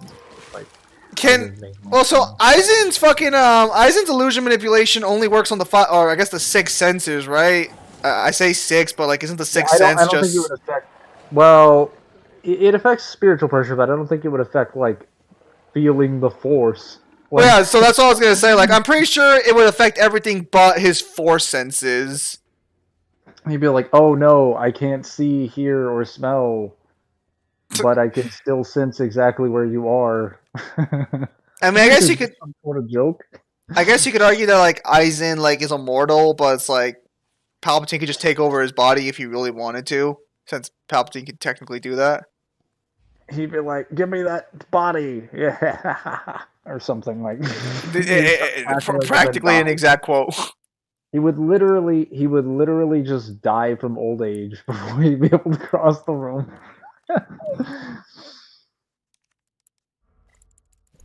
Sora versus Bayonetta still crushes, even if we give like the 2C stuff. Wait, so Bayonetta low 2C with this statement, what does this mean for her summons? Well, this is why Kyle's bringing up that like the scaling chain gets fucked, because if you scale her to low 2C, you'd have to scale everyone who fights her to low 2C, and you have to scale her. Hang on, it doesn't fuck the scaling chain or her summons chains, because you could already argue her summons were like uni. That wasn't a problem. No, it does, because that means her summons scale to the strongest beings of her verse, when none of them should. Are you talking about in the context of the contradictions that would be provided by her summons being able to kill her in Bayo 2? I'm referring to the fact that means that her summons would scale to characters like Sheba, even though Sheba's vastly stronger than any other demon besides Rodin and Inferno. That's technically not true because even when she goes to fight Jubilee, she still has to use climax mode, and that's a canon thing. Like we know that she fights Rodan, but like we don't know how the fight goes down. I don't think we even know the end result. All the Rodan fights being canon means is that she walked into an arena and sparred around with Rodan, and then she did it again. But Bayonetta doesn't amp her demons during summon. So again, that's No. This means that every demon, including the minor demons Bayonetta summons, including things like Madama Butterfly, would scale directly to, or technically above, Queen Sheba, because they can hurt Azir, technically. Not very well, but they can technically fuck with him. Oh wait, are you arguing like if we include like the Rodan statement for him being like as the most powerful character, then it like backscales and then fucks up the Well, the hierarchy gets fucked up regardless. I thought you fight him in game. No, Rodan can. Okay, so Rodan's fights are next to impossible to get in the game. That's why them being canon is was so debatable until, of course, Kamiya came out, I guess, in 2012 and was like, yeah, they're canon. Well, so we had reason to believe they were cut content. I always thought that there was a situation where Kamiya could just be like, yeah, no, they're canon, but like the issue with the Rodan fights was that they were locked behind a paywall.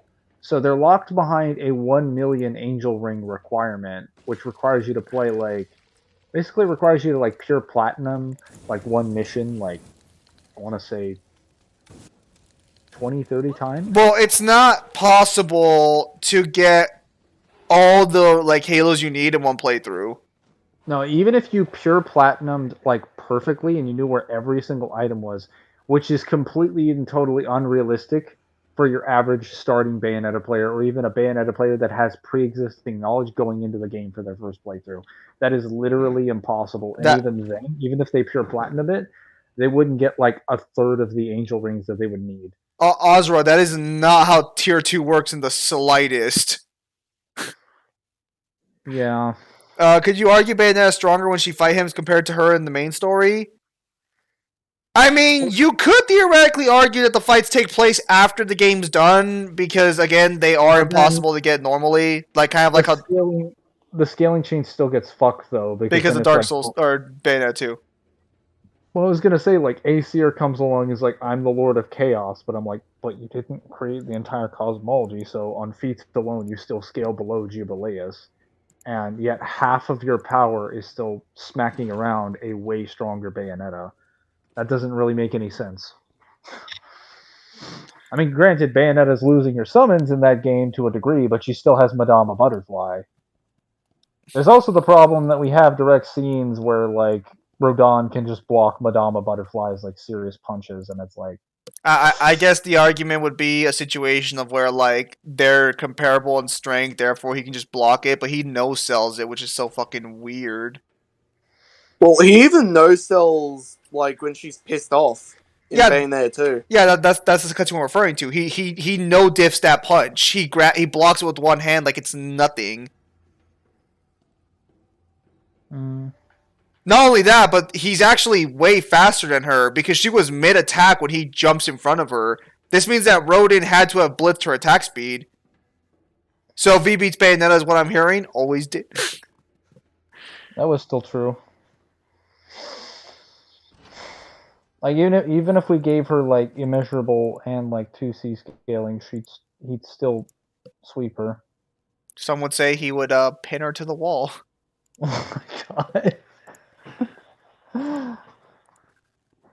Listen, if push comes to shove, I'll just bring out my secret weapon. Virgil V, let's go. Imagine being such a sore loser that you have to just put two characters in one body. Listen. It's either that or I bust out God King of Bloody Palace V. Which is just V with all the same fucking powers and abilities, except he's just a little bit stronger. And he's not suffering stamina issues. Exactly. He's perfect in every way. Couldn't we say Sheba is just stronger, but in the same tier because Sheba does better, right? Well, Sheba doesn't really do better, and then the problems with the summons can fight and hurt. They technically can hurt Azir and Lopter, who again scales above these characters or scales like in the higher end. If you use super characters, you're bad at DMC. What do you mean super characters? God King of Bloody Palace V is not a super character. It's just V in his Bloody Palace key. Let's clarify that right away. Don't know what shit you're on. His bloody palace key doesn't necessarily include the unlimited stuff. It just means that he's not dying from stamina, though. If you want to be real fair here, technically Canon V, even when he was quote-unquote dying, could still fight for 3 days straight. And then just needed a rest, and then after that he was fine.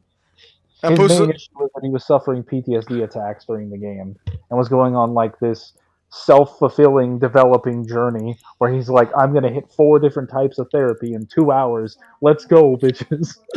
Like, that was more of his problem than the fact that he was literally deteriorating. Impusa looking at V from Bloody Palace. Cute boy, too bad I am omnipotent.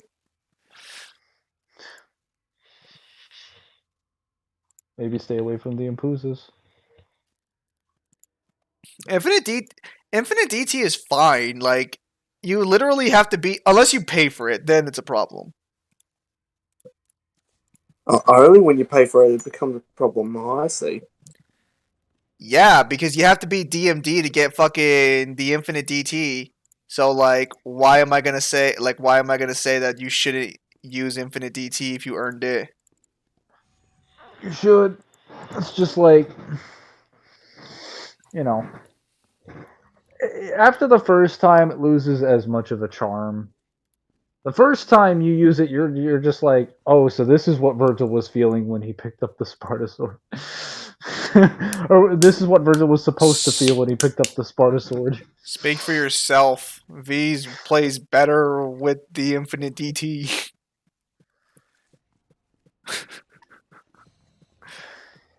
Well, it's like you could. I think it gets better. I think Infinite DT gets better when you haven't done it in a really long time. Like if you go and practice the game and you discover like tech and certain combos, and you just learn certain actions and movement. Hey, shut the fuck up. No, I mean like the more you do that, even with V, then you're just like, all right, I know how to do all these like shadow setups and these pens. Now unlimited energy. You just feel like you feel so empowered. Hold on, I'm getting a phone call. Alright. V's gameplay is low, not for everyone. I actually don't mind V. I like having a summoner archetype. I just wish we had an alchemist spellcaster person in DMC. Maybe I'll pitch that idea of lady learning alchemy to Capcom and be like, all right, Capcom, make it happen. There you are. Alright. This should be easy. Wish we had more moves as V. I mean, I guess, but V's moves are fine for the most part. Who do you all think is the best character in DMC? In what regard? Like gameplay, in the context of the story, as like a character, or as like lore? Because the answer is V to all of them. Kyle, are you setting people on fire again? No, he got a phone call. Okay, no, I was 6 minutes behind. Writing? Okay, so what does that mean? Like, do you mean story or lore? Or character? If I done with the powered up 1-bar DT usage moves are just the same moves but stronger. If you're referring to V, that's not what the power up's supposed to do when you charge up your summons. The charge up empowering your summons is not to boost their damage directly. It's meant to put them on autopilot. Yes, they do more damage, but it's meant to make playing V easier. It's allow you more freedom to try out like various things. It also allows you to like reposition yourself and get a get out of jail free card. So like basically force your summons on the enemy without you having to focus. Gives you time to think, maybe strategize. It's not meant to be like a combo move. This shows I'm not a V main. Well, like, so imagine if you're in a situation where one of your summons, where you're taking like a lot of damage, but you don't particularly care about your summons being stalemated. It might be a good idea to send them on autopilot. Well, I don't think they can be stalemated while they're empowered. It depends on if you have Nightmare out. Well, If you have I know, Nightmare yeah, like Nightmare's an instant reset and everything, and he like keeps them vulnerable. But like if they're empowered, I'm not sure if they actually can be stalemated. I don't think I think maybe I've only ever seen them be stalemated outside of it, so I maybe think like it's harder. I think it's harder to stalemate them when they're empowered. low to see Bayonetta sounds fine for me. I mean, you can always just I was gonna say, most people are kind of okay with that anyway. you can always just scale like Bayonetta to 2C based off VSB claiming that Jubileus was going to merge two separate timelines together. That was wacky. So it's like, so Kamiya confirms sending the young Bayonetta back through time created a separate nexus point in time, so there are two timelines. It's just that there's no evidence to confirm that Jubileus would have merged both of them. All they have is evidence that that there were two timelines. I don't even think Kamiya says Jubileus is going to merge them together. I could be wrong on that though. It's been a fat minute since the evidence. There's no evidence in the games that indicates that. If Kamiya made a statement out where, then someone's got to go find it. And I remember, and like the problem too is like the timelines basically merge back together when you do the final boss battle, because that's how her eye activates. There's also the problem that she already sends like Cereza back in time after she saves him from the after she saves Baldur from the fucking thing. So like time travel is weird in Bayonetta. So the timelines already merged at the beginning of the game, but like her sending him back I would have argued would have like fucked up the nexus point, because Cereza is no longer in Bayonetta's timeline anymore. She's back in her own. And she's the reason that like it got there was a nexus point to begin with, because she was pulled from her own timeline. So thoughts on Final Fantasy VII Remake gameplay? Never played it. Kind of boring, but I never played the original, so I can't really compare. You doing? How strong is Composite Link? No clue, but technically I think Oh. Majora's Mask scales to like 2C or low 2C. I got a statement. So character. So if we're talking character, I would probably say V. I would say Virgil, but like after Visions of V, especially after the second to last chapter, you kind of have to accept that V is not really Virgil. Like he's Virgil, but he's also not Virgil. Like he's Virgil's like humanity and his concept of humanity with a lot of like his intelligence and memories. But that alone, without all the other like stuff, specifically in the body that he's in the conditions that he's in, makes him completely different. I'd say the way that they've written him just in Visions of V alone already makes him like the best written character in the series. Wait, Just like as I've said before on the stream, he basically confronts all of the trauma of his entire life in like 2 days. Kyle out here looking up the passwords on his phone. He's like, hey, you know, my mother, I wanted What are my you talking mother about? with me.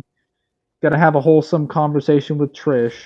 Oh, I might have had some inferiority to Dante. Gotta go save some humans. Maybe that'll provide some clarity. Oh, I was constantly feeling weak and helpless. Gonna go fuck up some demons for 3 days. Fix that shit right now.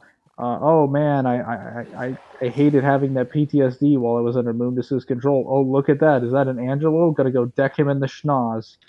Like, V is just out here just like, yeah, this is my PTSD. This is my suffering. This is my mommy issues. This is my therapy. I'm gonna hit all of them in one day. And I'm gonna explain them clearly, consistently, and with, like, the greatest of elegance.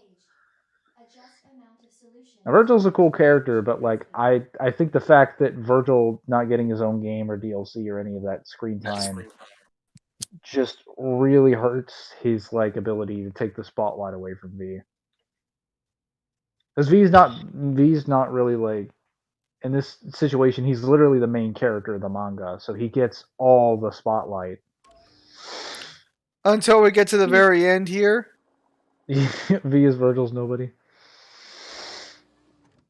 I mean, if you want to go by his conversation with Trish, he literally says, "I'm nobody, just a shadow of my former self." Unfortunately, V never played Kingdom Hearts because he would have realized a shadow is actually a heartless. How do you feel about Persona being 1A? The scaling's kind of weird.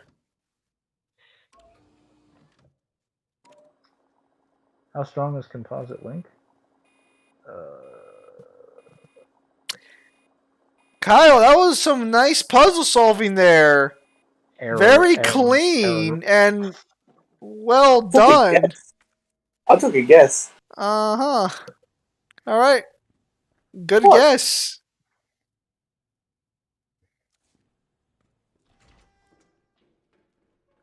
In the Bayonetta 3 trailer, it showed her combined with her summon. That could be interesting for scaling, for her scale. Dude, I've already said if she fuses with her summon, the way she fuses with her summon is identical to how like Riku uses the Dream Eaters in DDD. So yeah, she should scale to them, unless we have a direct statement. Otherwise, what the fuck is a Riku? well, so like if you've seen the trailer for Bayonetta 3, if anyone here has played Kingdom Hearts Dream Drop Distance, they would actually understand that a lot of the ways that they're using summons in this game is actually a lot of the concepts for that seems to be lifted a little bit from Dream Drop Distance. So the way you use Dream Eaters in that game is separated by two different summon mechanics. So there's the direct summon like AI, which allows like team combinations with Sora, where you can like ride the animals or have them like launch an attack or like a super or something. And then you have Riku's, which are more of like a fusion. So Riku literally does like an actual fusion dance and combines his power with them, and then he gets like a new move set. So when I see Bayonetta's trailer, I notice that the different types of summons that she has indicates this. So she can remotely control them, she can send them out to mimic her movements, or she can fuse with them directly and gain a new move set. I mean, Kyle, It's very similar. I'm wrong. Persona is nowhere near 1A. I mean, Is outside acceptable range. apparently that's wrong. According to VSB, that's wrong. I don't know. The whole SMT combination of Persona is a little weird.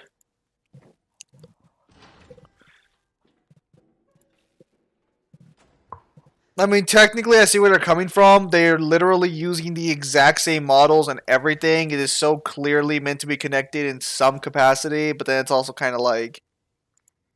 Well, it actually doesn't even conflict with anything in SMT, actually. Except for... Yeah. No, I don't actually think it actually conflicts with anything. Wait for Neo to just come in here and slap your ass down. I don't actually know if he agrees with that or not, if I'm being honest. Nah, you can use inverse to get higher than tier 2, lol. I don't know why Neo still thinks Persona caps at 2B. Neo's tier 1 scaling requires a little more evidence. How's my day? Oh, my day's good, thank you. Demons in Persona are shadows of themselves. I don't think that's ever actually confirmed.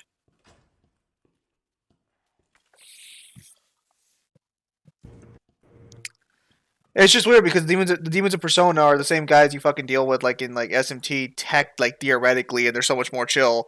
Like you summon Lucifer and Lucifer's like, yeah, high schooler, I'll assist you instead of destroying humanity. Hey, thanks, man. Honestly, that's the silliest part about VSB scaling. If you assume they're actually connected the way they claim they are, you have to explain why the demons are so much more chill and not like fucking like out to get you in Persona. Dude, if you were to composite Persona Megami Tensei, there's so many contradictions you would run into. Oh, hello, Neo. But no. Here's the issue about this, though. Like I've brought this up in the server before, but objectively speaking, shadows and demons, like SMT demons, they're literally very different in terms of what they're comprised of and what forms them. And the likes, like they literally cannot be the same. It just wouldn't make any sense by what's established between both of them. Maybe you can argue that they're like similar, but it's not really the same exact thing. Hang on, why are you so much bigger all of a sudden? There we go. Oh, Kyle, no! Kyle's assaulting you with his tongue! No, but yeah, no. Yeah, no. I'm not too familiar with all the SMT games per se, but you're right, they ain't the same. The power should be. The power should Not be. really. Not really, though. Like, there's nothing to indicate that whatsoever. It's okay, J Warrior. You're fine. It's okay, J Warrior. You got your Bayonetta things. Be at peace. Oh, hello, you're welcome back. Demon are from the Expanse, while Persona are from the collective unconsciousness created by Nyx. Well, not even just that either. Here's the big kicker about all this too. If you were to really assert that they're like the same exact as well, you completely ignore, like, one of the biggest examples of why this just doesn't work is you have to understand what the inspiration between demons are and what the inspiration between Persona / Shadows are. What they're inspired by also just completely goes against that if you were to assert they're the same thing. Obviously, Shadows and Personas are based more so on Jungian archetypes and not even just that, but just in general stuff regarding ego, the mind, and the likes. Those are very blatantly what it's based off of, and also hints of Plato as well. Point being that what they're even inspired on is just far different from what a demon is, which demons in themselves, while very similar and does take from similar concepts of collective unconsciousness and the like, still is very different from inspiration as well. So like there's on almost all fronts, there's not really much you can say that would assert that they're the same thing. They're very different, even down to what inspirations are. Layers of Pay, take care, mate. Listen, but what if I summon Demi-Fiend as my persona? I mean, Dan Persona 3 Club Book mentioned something about the Great Will / Axiom. no. I've seen the books. They don't at all. Like, what is explained in Persona 3 is that Nyx was behind all Personas or something like that. Now, how much that it holds true for like the current lore and the likes, that's debatable. It depends. I still think it should be taken into account.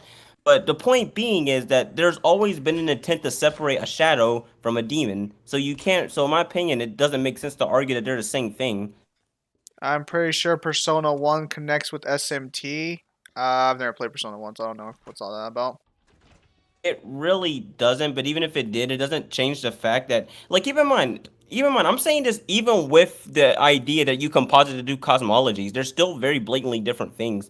They wouldn't be the same thing even if we were to composite the cosmology, because they're two blatantly different. There's two very blatantly very different conditions that are required to create a demon, and also to create a shadow / persona. They still cannot be the same even under the circumstances that the cosmologies are composited. The only thing you would do if you were to composite cosmology is then you could actually scale them to demons, maybe, kind of, but it still wouldn't make them the same thing, though. That depends what you want.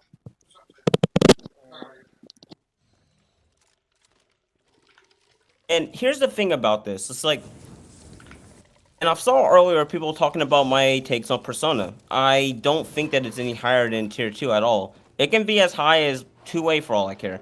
I don't think it hits Tier 1 whatsoever. You have to require so much shit to even get it there and the likes. I think I've already made my points clear about that. Well, I'm not even going to touch 1A because that in itself is just pretty dumb unless you just literally apply the full implications of Jungian archetypes and just Platonism and the likes.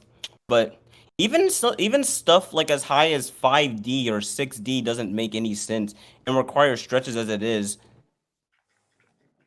Like, Error. Solution temperature is at like I said, me personally, the most I can see Persona ever being is like 2A, and I only have it at 2B at the very most, because, well, that's the most explicit stuff you can get as far as feats go. Well, and it also depends on how you want to treat palaces. I mean, I think they are universes, so I think that's perfectly valid. And given that Yaldabaoth can literally manipulate like literally the collective unconsciousness, which is comprised of like countless of these different universes. 2B is completely fine to me.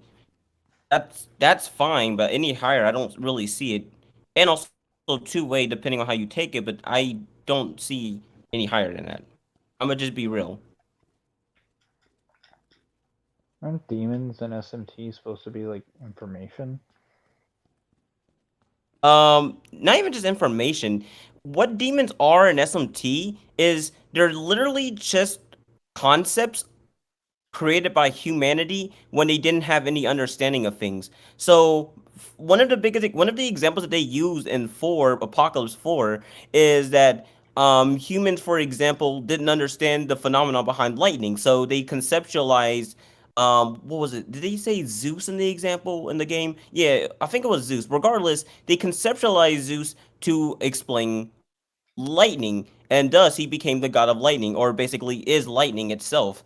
So essentially, what demons are is they're just literally phenomena, and also used to explain phenomena. That's all they are. They're, which again, as you can see, is very different from a shadow or a persona. Hmm. Kyle, what the fuck are you doing? I look away for like I leave for like 5 minutes and you're not doing shit. No, I'm just thinking if I want to abandon something for a grenade or not. I I've don't lost pay my you to thoughts. think. I pay you to die. You haven't paid me anything I bought you whiskey. once. Hey, that's more than you get paid by most of other people. Can you get me another bowl? I don't know. Apparently, I only do it once. You can rectify that problem. Rectify these nuts over your face. All right, hang on. Oh, Now give me something on Abigail. I'm still on the hill. Abigail's outfit looks decent. let me know when let me know when Suno scripts the second season of the DMC animated series. I'll get back to you on that. SMT, it can be argued that 1A and Persona 2 characters have that scale above that, like Philemon. What the? Philemon, whatever does not scale above any of that. I think I've already had this debate. The whole Philemon or Philemon, whatever he is, what you want to call him, all he just literally is. It's just the dark. It's just, well, not the darker, because the darker aspect of humanity's consciousness is Narlefetep. He's just meant to be the total opposite to Narlefetep in himself. But at the end of the day, there's nothing that would indicate that he's above anything like what YHVH, for example, or the likes, who literally just is creation as a whole, like literally creation down to its very idea, which would also again encompass everything literally in the verse. But all right. Laughs in the guy that got killed in what 16 different games now. Like the only thing that's bigger than YHVH is, well, the Oxium, because the Oxium is literally just everything is everything. It isn't just creation, it's literally everything that there is and there could be. Neo, he's Like- talking about the characters in SMT if. What the hell is SMT if? They have a what if for SMT now? No, well, SMT If is a game that came out for the Super Famicom that was meant to basically, well, not really meant to be, but it basically serves as a predecessor to Persona in a way. Oh wait, Ruya, were you the guy who let me know about the Twitter statement? Oh yeah, it was you.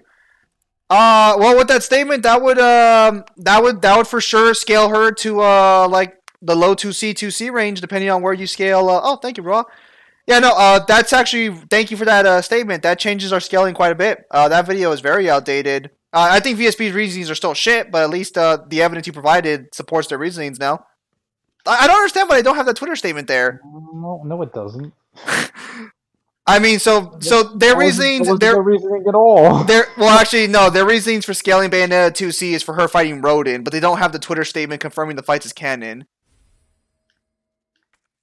Watch us do the research and come to a completely different reason, backed by more evidence under a more legitimate and consistent basis.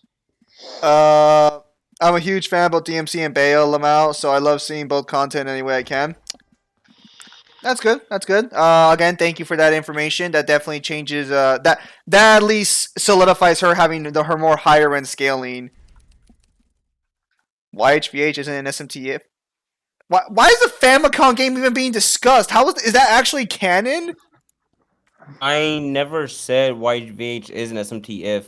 Literally, where are you getting that from? Why are you? I only brought up YHVH as an example. I'm not sure why you were asserting that. Hang on. And the super costumes always look so creepy. I think that's the point. Yeah, no, yeah, no, so for the most part, I mean, unfortunately, I still disagree with the immeasurable speed Bayonetta, but Bayonetta's speed scaling is also kind of weird. Leave these alone for now. I think these are actually fair game. I'm saying Persona scales above SMT if. SMT, okay, dude, you're not understanding though. They don't scale above. Well, for one thing, they don't scale to that whatsoever. Like I already explained. No, the reasoning for Persona 2 scaling above if relies on that argument. So it being a quote unquote non-example doesn't disprove that literally that's the only reason that they would scale to SMTF. What? Whatever the fuck that means.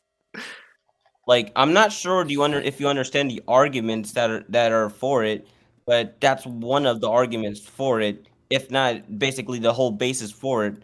So I literally just explained why I don't agree with that. At any rate, though, fucking hello, Jeremy. At any rate, though, I guess I will have to reevaluate. Well, I mean, we're still working on a DMC video, technically, a big old DMC lore video. I don't really have to reevaluate anything. We kind of already agreed that her summon skill to Uni. This would just make it like. I mean, yeah, there's a big jump between like 3A and like low to C, but like in reality, if we're being like completely honest, we're just simply adding another dimension to the equation. I mean, I'll be honest, Bayonetta doesn't really have 3A feats. She just had like a low 2C feat. Point being, like, she's still destroying one universe. She's just doing it more thoroughly. So nothing like really changes. Yeah, I'm not sure on Bill's Peter. She's at very least on TL considering Irenic's feats or statements. Well, so yeah, I mean, yeah, Irenic's statement is fair game for MFTL. My VSB's thing exists the way that it does, though, is a mystery to us all. I just don't understand how the immeasurable speed got accepted on VSB because like they don't even have evidence for it being like canon or actually immeasurable speed. They don't even have a description saying it. I think they just say the characters are running through time. Man, when we're done with that research, I'm gonna enjoy buying that game and checking that out myself. Do you believe SMTF is 1A? 1A. If so, you are saying don't scale to SMT. So you just don't understand my argument because my argument wasn't even that complicated. It was actually really clear on what I agree and don't agree with. Do you know there's a speech box that says other commentators' comments? I have no clue what you're talking about there. Yeah, I've never seen that either. I mean, wait, so Jeremy, do you mean there's like, is there like a speech box for all of us? Like, actually, let me check and see. Yeah, because VSB are Bayonetta linkers, and they'll go see on that. We don't even have captions on this stream. Why does everybody have like these bonus features on these streams? I have no fucking clue. How do we not know about this? I'm not the one making it. Zim's like, I ain't paying for this shit. Wait, hang on. Do we actually? Hang on. Do I actually? If we go right now, do I actually have like fucking subtitles or something?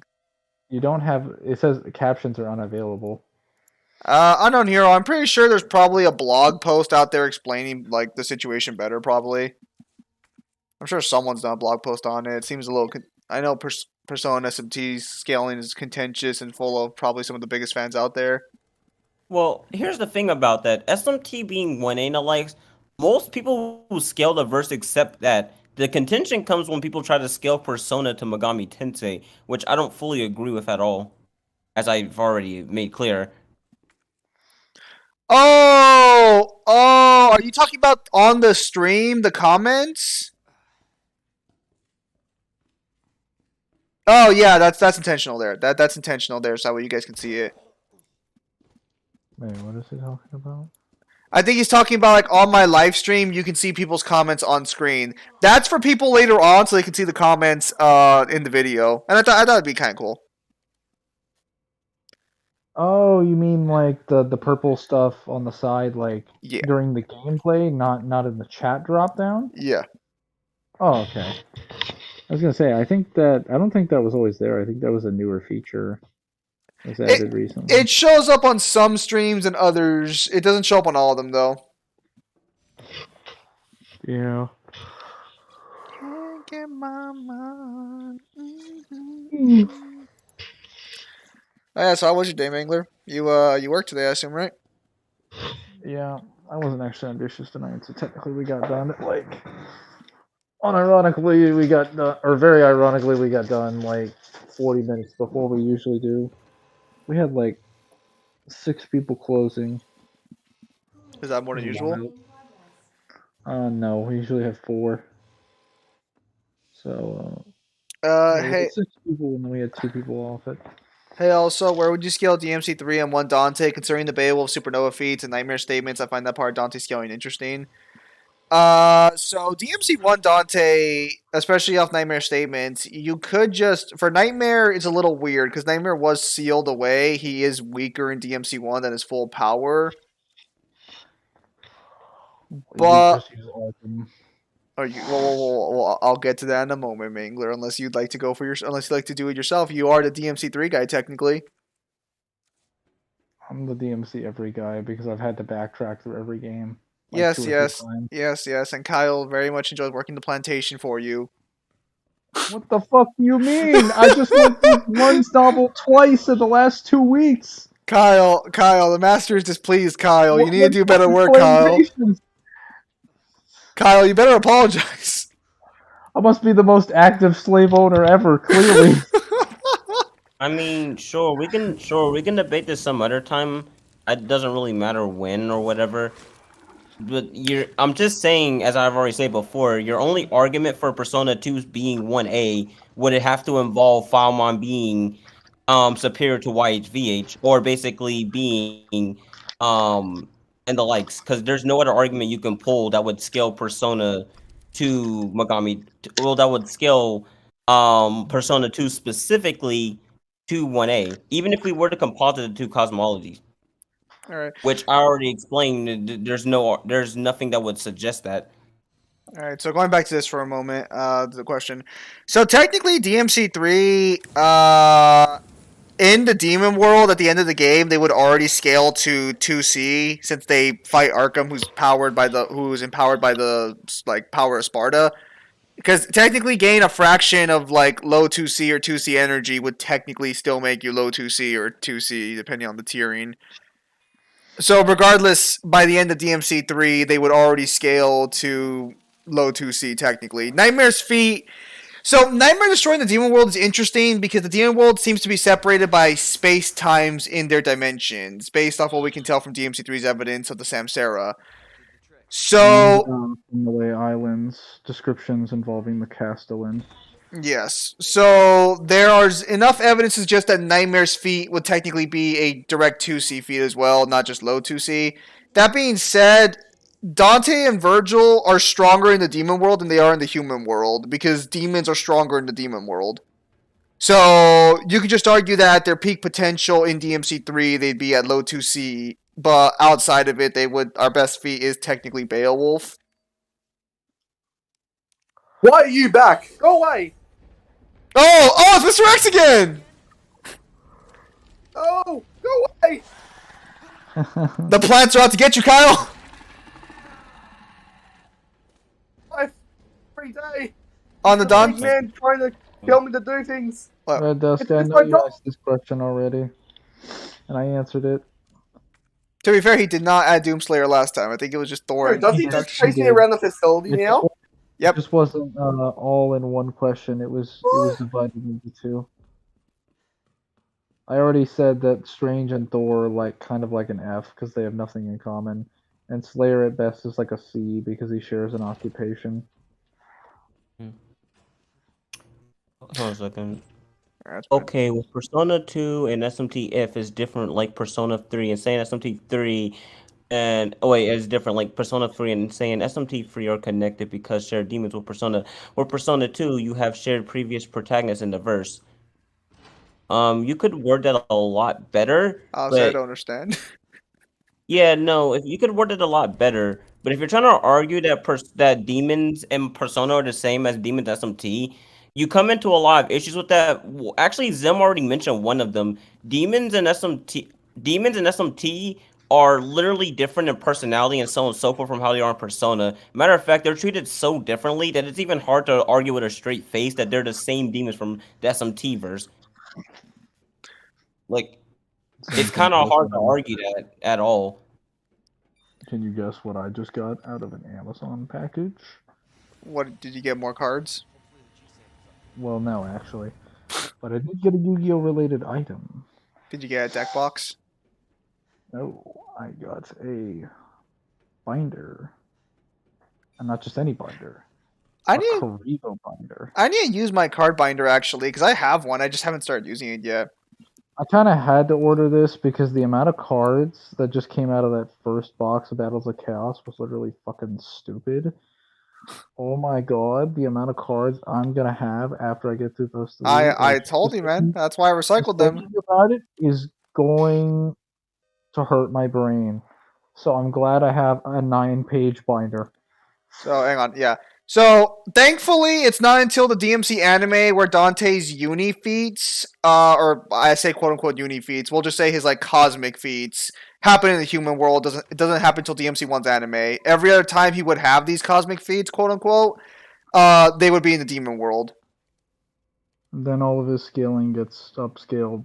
And then further. then we had this one mobile game that causes even more issues, but we'll just keep it simple for now. Well, I mean, even without that, Chen. Even though it's an orthodoxical sequel. Both of you, down. Down, boys. I said Chen technically fucks the scaling chain too. Because he's... Chen occurs after DMC 1. No. I mean, like when we get to the anime, like. Oh, okay.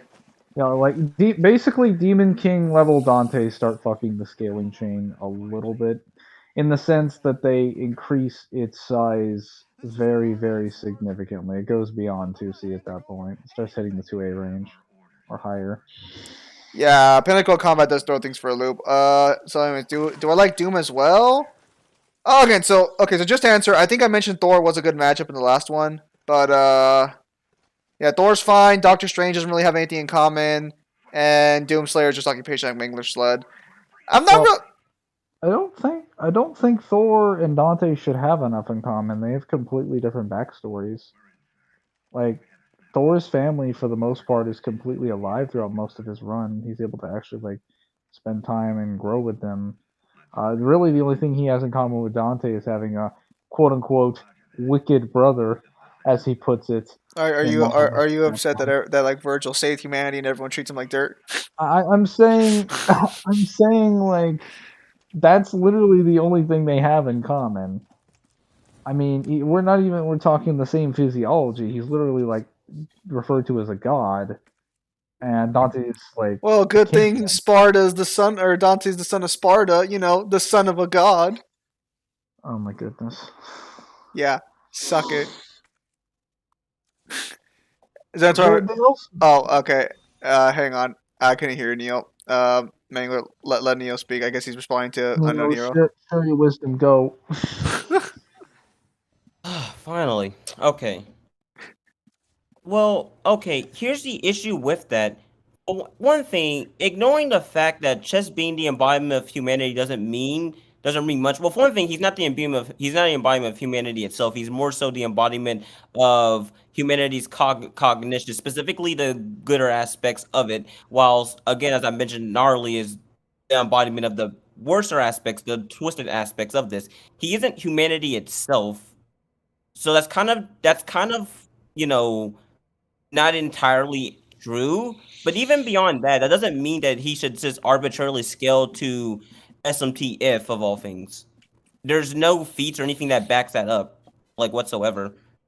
And also keep in mind as well,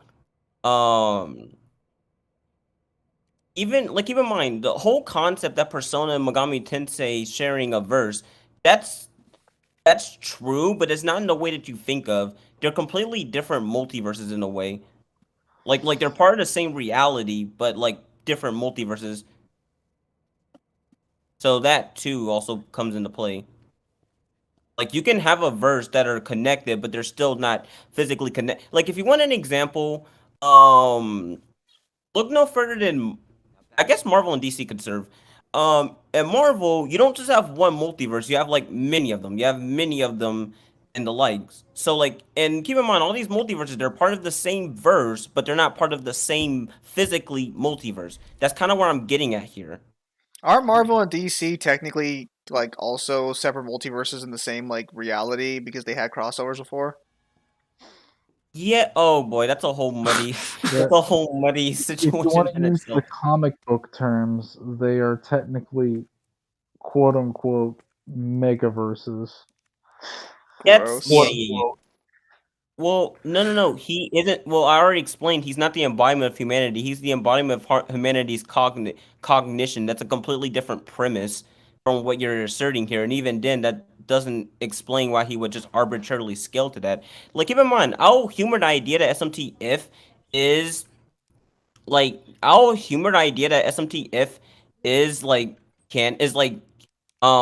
completely 100% fully canon. That doesn't change my premise. They're completely different multiverses and the likes. We've seen characters travel between them in Megami Tensei. All right. Hang on. Yeah, you're also right as well. They are only that level with the comp, not even in general either too. So thank you for bringing that up too. All right. Ruya, yeah, DMC2's novel is a good read. You should definitely give it a try sometime. All of the translated novels are actually good reads if you're a fan of the series at this point, because the translations are a lot better now. It depends. It depends on what you're looking for. If you're looking for like general development in a more story-driven sense, you might want to read a couple of them in chronological order. Probably, if you're looking for a good read to have a good time, probably don't start with one's novel, just because while that one can be enjoyable, it's very miserable by the end of the story. I should know. I've read it twice in the last 2 weeks, and it just makes me feel miserable every time I finish it. Hello there. Alright, Kyle, get him! 2's novel, I think, is probably... 2's novel is probably the most well-rounded. Like, I think that's probably Dante at, like, his best. It's like Dante on, like, you know, his casual Saturday afternoon. Why would you get closer to him? I mean, he can't exactly do much at this point.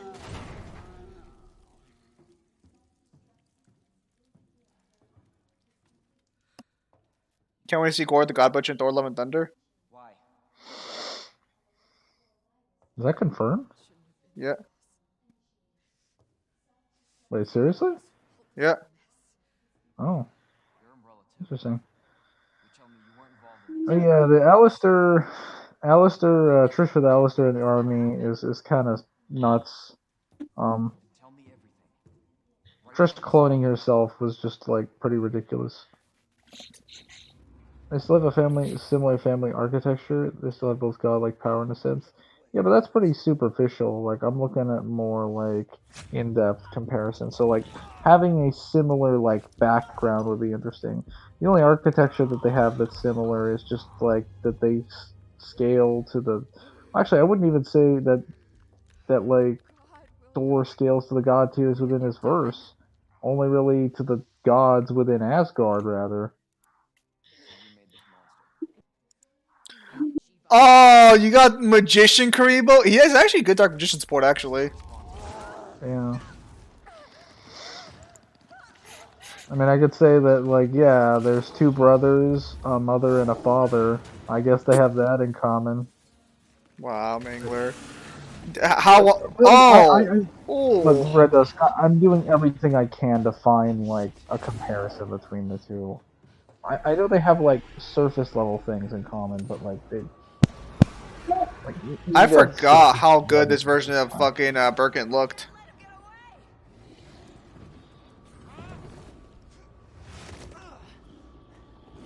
He I like looks it that pissed. was referenced again in game besides the magazine in 5. How'd you all scale Nero 2? I'm not positive I'm saying he's equal to Dante and Virgil as some saying, but he ain't no joke. So, scaling Nero is actually easy if you just go through Deadly Fortune.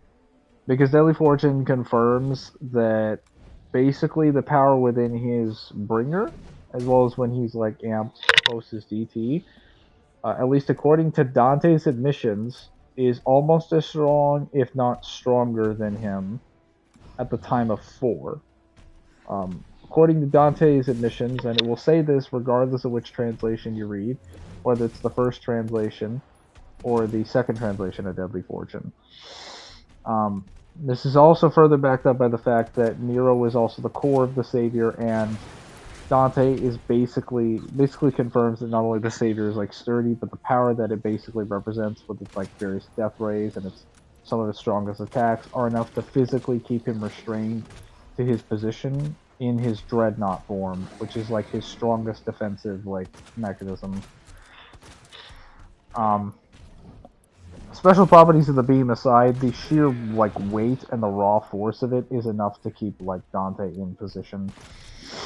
And it's fast enough that Dante is convinced that even in Devil Trigger, he cannot dodge the blast, even from like a very far like distance.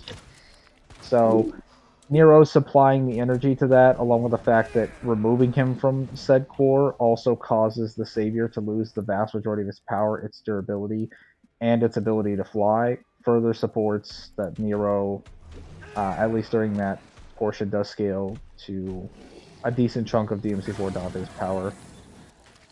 Forrest Dante is also confirmed to be like breathing pretty heavily after his fight with Nero. And he also confirms he hasn't used anywhere near that much power in a very long time. And then 5's just kind of upscales from that.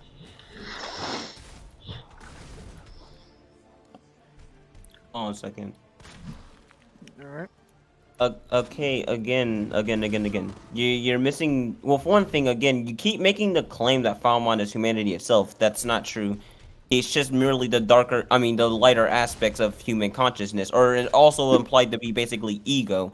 He's not humanity like as a concept. He's just humanity's basically good aspects of consciousness. Meanwhile, again, Falmon is the quote unquote chaos in people's heart, or also just the darker aspects of human consciousness. That's all they are. They aren't humanity itself. They're just different aspects of human consciousness and oneself and the likes. That's all they are. So again, that argument doesn't even hold true for that argument up front. And also Yo, what are you gonna do with that? Also, Sparta brings up also another point as well. The only reason they're that powerful is via the comp as well. The comp would not scale to Fama even if we were to humor your argument, because the comp is completely separable from humanity. That's basically, and keep in mind, the comp is always consistently portrayed as like basically as powerful as like some of the strongest demons and beings in the verse in general. So scaling to the comp also wouldn't make sense either way. Keep in mind, comp also can fuck with YVH2, so yeah. Either way, this argument doesn't really work. Is comp a thing? So the comp is the computer system that we consistently see in Megami Tensei games. So every character except for Demi-Fiend, because he's a Chad and doesn't need to summon demons with computers.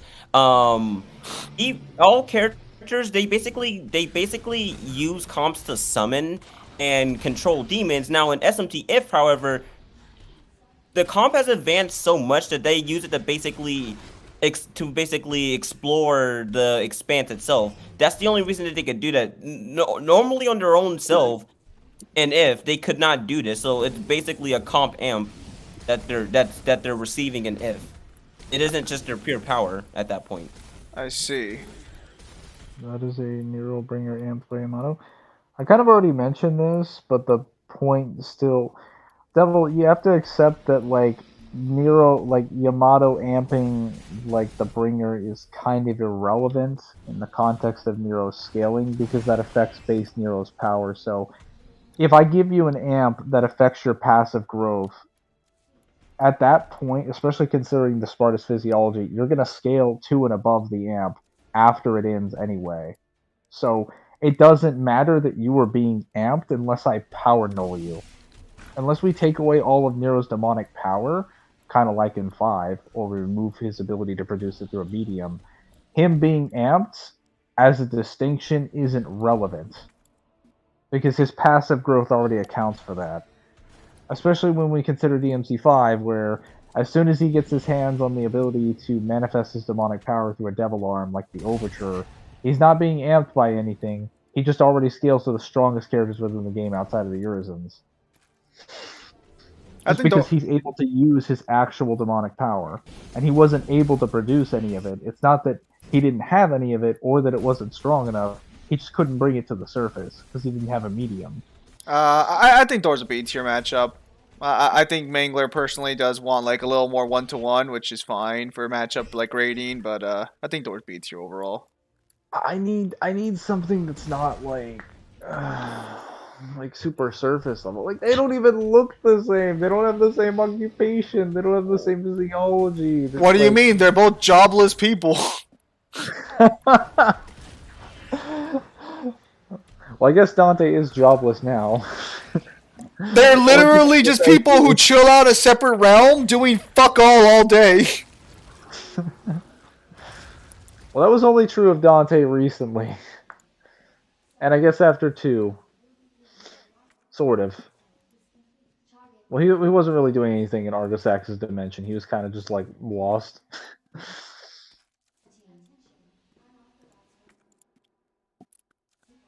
Yamato amp isn't irrelevant. If I took a Yamato, the Bringer won't be amped further. He loses the majority of his power in 5 and still has some of his power shown by the breakers. Also, Nero would still be comparable to 4 base Dante. I don't disagree with saying Yamato. Well, so, Devil, you're missing the point. Most of the Sparta's like reactive evolution kind of negates the point of Yamato being an amp. So, like, again, if he amps, like, Yamato amping him even in base passively already affects his growth. So even if you take that away, his base form, even without the amp now, is way stronger than it would have been if he didn't have Yamato. So taking it away, like, still means he's starting at a higher starting point than he would have been normally.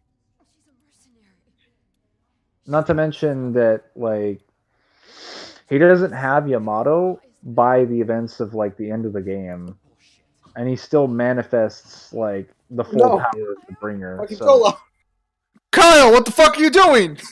technically speaking, he also doesn't have Yamato when he fights Malphus. So if we're considering his full power, technically, like, end of DMC5 Nero should be, like... should be as strong, if not stronger, than Prologue Dante. Also, while Kyle's doing that, so Deadly Fortune is canon because DMC2 or DMC5 references the events of DMC4 Deadly Fortune. Like the so does the Nightmare. Yeah, it's also before the Nightmare. It's also canon specifically because, like, it was produced and created by Capcom, and we never had any statements that confirmed it wasn't, and had any reason or evidence to ever confirm that it wasn't. In fact, every person who's read it since then has had no reason to assume it's not canon, other than that they can't understand the translation and they don't like it. Well, I mean, there's also the fact that it does conflict with a few things in the game, like how Nero still has all his weapons during the final boss battle and shit like that. So that's not actually conflicted with what's it fucking called? That's not actually conflicted with the story. Matt Walker confirms that Red Queen is the same. The one he has in 5 is the same one he got from 4. No, Matt Walker confirmed that the one in 5 is new because he lost the one in 4 when it went to the Savior. No, he confirms it's the same one. Hey, Devil, what's the statement? Does he say it's a new one, or does he say it's the same one? Because he says the Blue Rose is new.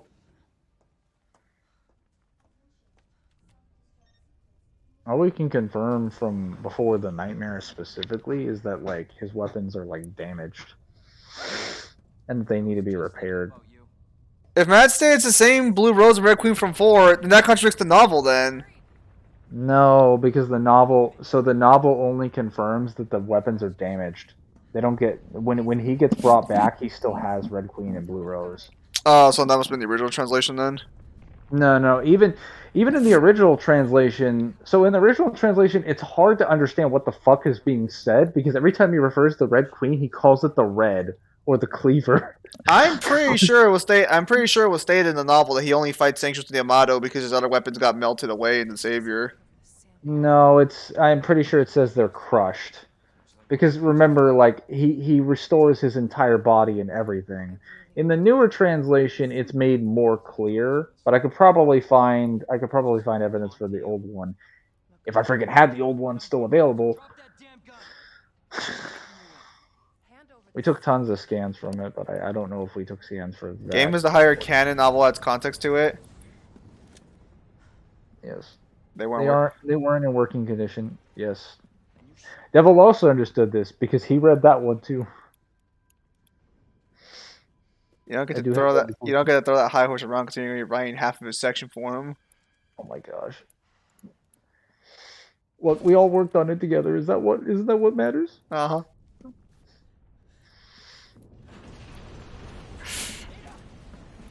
Mangler. Oh, go ahead, Neil.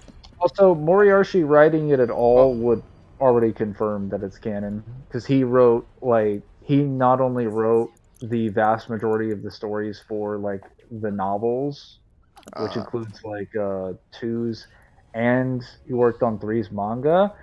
He also wrote he was the main story writer for DMC2, DMC3, DMC4, and DMC5, and wrote 5's novel as well. So him leaving Capcom, I don't know if that's true or not, but that wouldn't really be relevant because he worked on every single project for every game and every single novel. Like DMC has had like one main consistent writing team from game to game and source material from source material, which is why everything is so consistent in the story and the lore. Or rather, why there's very little inconsistency. All right. Neo, I think you want to say something? Yes, I did. Yeah, I can't stop Mangling when it goes off. Did you Anyways. Go ahead. Anyways, so I finally went around to posting more Nier stuff. Finally. Oh, did you? Sorry, say that again? Oh, I said, oh, did you? Yeah, I did. I tagged you in the server for it. Oh, that's what this one is. Wait, what's Drakengard? Drakengard is the predecessor to Nier. Basically, it's the series that came before Nier. And also, actually, like, that's both in-universe and also out of. So, to add context to it, Nier was basically created out of a timeline split shit that happened in Drakengard. That's not really spoilers, but I'm not going to get into the specifics of it because that is spoilers. Yeah, it's like, if I remember correctly, it's like based off one of the random routes in Dragon Guard 3, right? Yeah. With a bit of a snag, there's a timer. I don't do good with timers. You got 10 minutes, Kyle. Come on now. Alright, go ahead, Neil. Did I forget? Is there a card that I might have forgotten? Not this time, Kyle. This game's easy mode. Alright, go ahead, Neil. Anyways, so one of the interesting things I mentioned in this recent one was magic. Well, I already talked about how technically, how all like the main characters should have magic in Automata, but however, magic in itself also opens a wide array of abilities that they technically would have for it as well, which I already mentioned in the thing itself. But basically, what happens is magic essentially in Nier / Drakengard is like multi-dimensional energy. are the multi-dimensional particles that work on a quantum level and also serves as the foundation for quantum mechanics and the likes. And also technically was kind of the cause of the timeline split as well. I see. Yeah. That's pretty good. Basically magic is stupidly broken, and characters like 2B and the like still have access to it. Nice. Nothing wrong with that. Alright, well, that's pretty cool. So that's definitely that's definitely good scaling for Nier. People are. Oh, sorry, my bad. I'll say people over here like, oh yeah, Raiden wins this fight. Yeah, go sit the fuck down, boy. Look, even without all the stuff that I posted, I still don't think that Raiden would beat 2B. It's just not happening. Couldn't you just like literally just use the one like flight simulator mission? Gracias. Actually, why do I say the one flight simulator mission? How about literally any of them in the game? Like, isn't it shown that 2B can react to most of the fucking mechs that they have, like the flying suit mechs? Yeah, no, she'd have to react to them. Yeah, doesn't that just invalidate any argument Raiden would have? Like, I like Raiden, but like, I don't think these skills to like. Yeah, Raiden from Metal Gear Solid.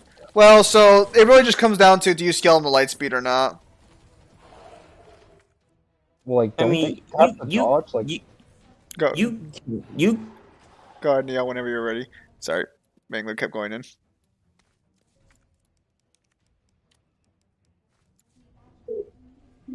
Until detonation. Minutes until detonation.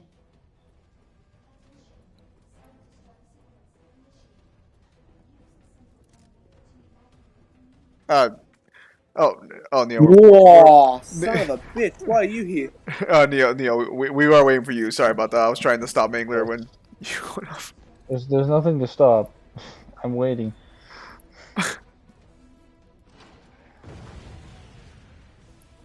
Oh. Am I going the right way? Yes, go. Yeah, Kyle, you're fine. The magic is broken. The magic from Nier. Yeah, no, it's talking about Nier there. Double time, Leo. This is not a time to break into. Oh, never mind. Raiden from MGS? Yeah. Raiden, yes. Wasted Raiden is relativistic or higher in hypersonic speeds. I just scale him to the relativistic thing from like the fucking railgun, but that's kind of like where I put it at the highest. And then like maybe if you want to argue Ripper mode is like a multiplier, sure. But like I don't know if there's any like actual confirmation of that. I'd have to confirm that. If I remember correctly, even for Remote's multiplier, I think I saw VSB do this. He only gets up to like 0.78, unless we just assume that the lasers used in MGR are actually just lasers. Natsu has never faced fire that can burn the soul, has he? Kyle, do you remember if like he ever faced soul burning fire?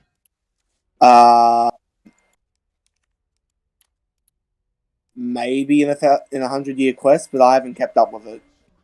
Okay. I was gonna say that 2B, I believe, has several missions where she's literally able to fight. I know he has astral projection now, but that's as close as I've like remembered.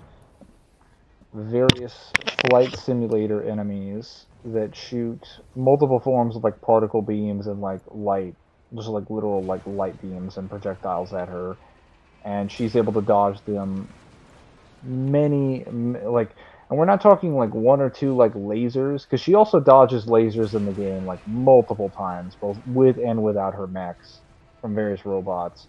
Oh. And she can dodge them like, aim dodging, and she can also point blank with or without aim dodging. All right, Kyle, just beat him. Yeah, she can also do all of this. And so what? He's vulnerable now, but with the trade-off that he's like super pissed off and strong. Yeah. So go nuts, Kyle. You got this. So I checked out, and yeah, there's no statement on the novel that the state of the swords and guns were melted. I could have sworn leading up to DMC5, they said that the reason the weapons look different is because they're new, because the old ones were melted in the Savior. So the reasoning behind that is because people extrapolated that because Nero was melted away, they just assumed, therefore, that all of the his weapons were. Where what specifically is stated is that when he comes back, they're just like not usable for the moment. Oh, Neo actually got off completely, so I think he might have actually lagged out there. Yeah, he might. I think he disconnected into the void. That's weird. He went to a greater battle against his internet connection. Yeah, we can do a little bit of Master Duel later on. I'll probably be off stream though, but it'll be after I turn in my homework assignment. I just got proofread it real quickly. I also don't know really that much about 2B's hacks. I just know she has like the portable drone, various sword play, and like a lot of like aerial momentum and movement. And one of her abilities is like splitting herself apart into light constructs and then reforming herself. Kyle, what are you doing? That's not where that hand's supposed to go.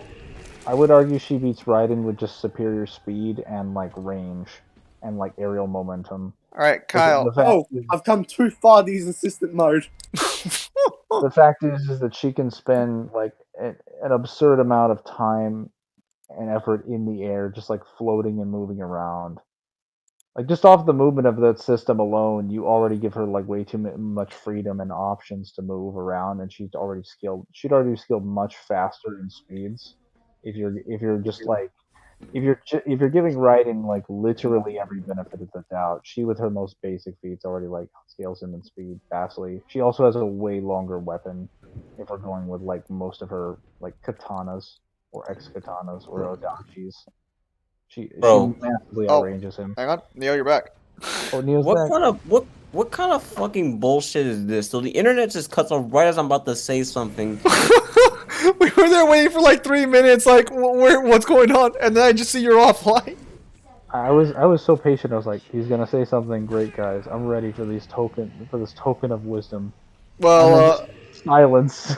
I guess do you wanna pick up where you left off, Neo? I'm trying to remember where I would. Fuck it. I guess I guess we'll add 2 cents here, anyways. I was gonna say, me personally, I'm gonna be real. I'm not too big on Lightspeed, Metal Gear Solid as much as I love the verse. Now, however, even if we were to scale it, that you have a multitude of arguments for 2B being a high. That is true. I just mentioned that, like, if you want to go by all the robots and the various enemies she fights just in Automata alone, like, there are lasers, like, every fucking level that are being fired by the enemy at her.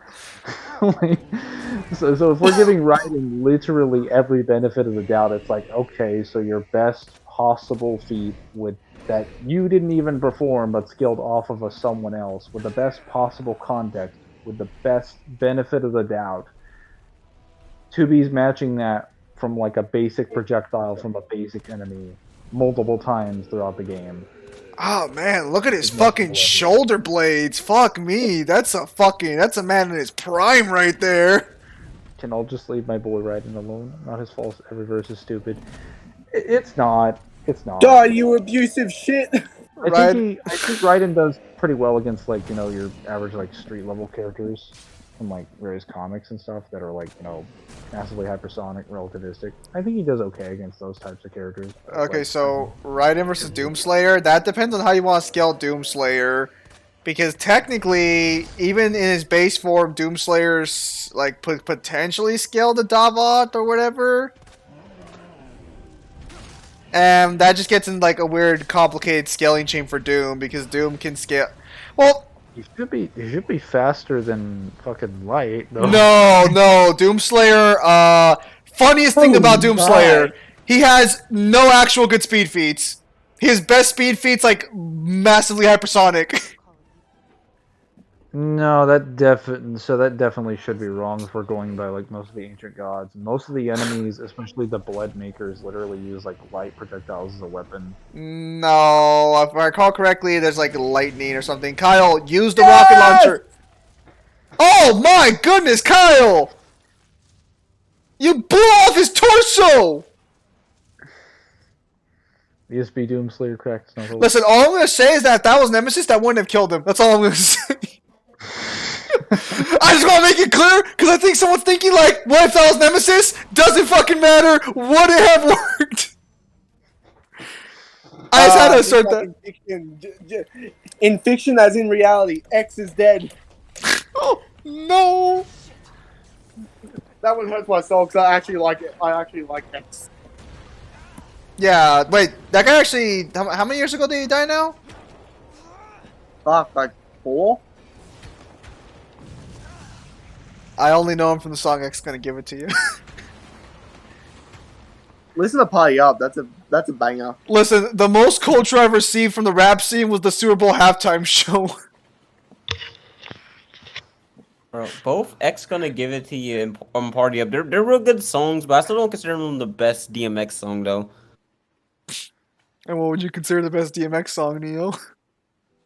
It's easily going to Slipping. That's it. It's called Slip. What kind of song is called Slip? What even is the context for that? No. It actually is. It's actually a pretty fucked up song. What it is essentially talking about DMX's life from being stuck on drugs, being stuck in the hood, basically so much stuff. It's actually a really sad and actually really intricate song. Probably one of my favorite songs from him. Oh, Kyle, you found the stripper. It's called Slipping because literally, well, Yeah, because he's slipping.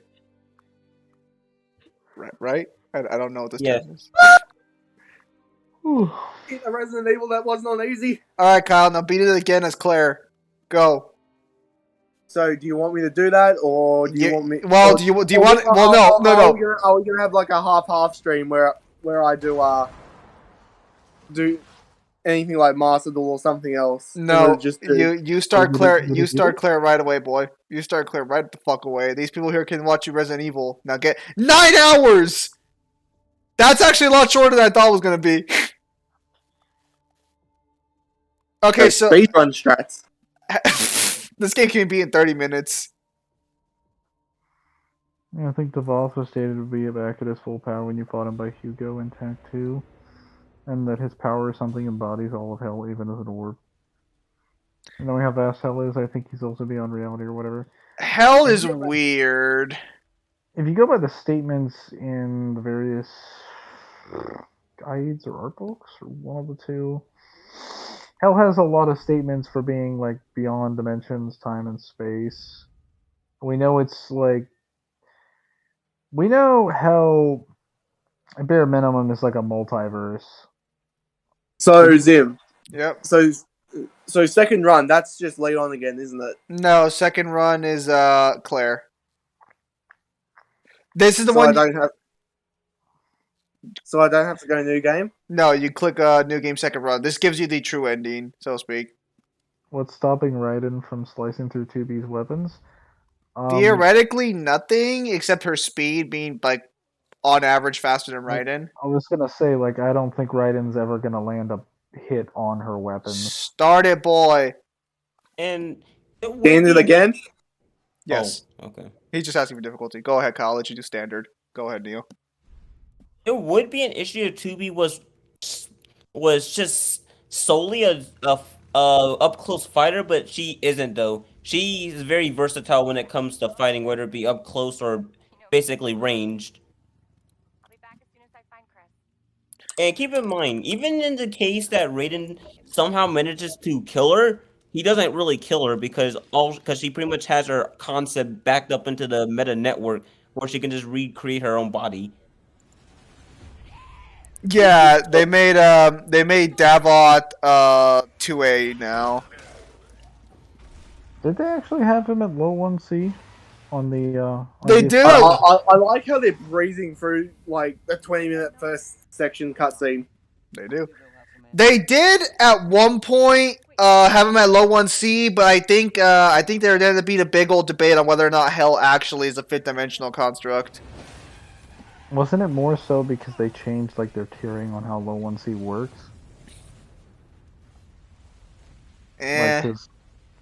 I'm gonna be honest. I don't really like the way they handle tier 1 at all. Depending on how you take a director statement, you get Uni Davot, bad devil, bad. 2B versus Dante. I mean, like I don't think 2B scale. Well, I guess her hack scale high. I don't think her actual AP scales high right now, but I'd have to go through the novels and guidebooks and shiz. Nah, there's nothing that 2B could do to beat Dante unless you just composite her, or unless you take that one case of Final Fantasy XIV's expansion being canon. 2B showed up in Final Fantasy 14. So you just use every single appearance of 2B across all of her like costume appearances and argue all of them are canon. So it's actually kind of cool, Kyle, because they actually start you off way later than Claire's starting point. They give you like they save you like an hour. That reminds Really? me, how much stuff is his 2B even in? So where would I have been if I did just new game? You would be doing the entire gas station again and everything. 2B What, as appeared in Claire?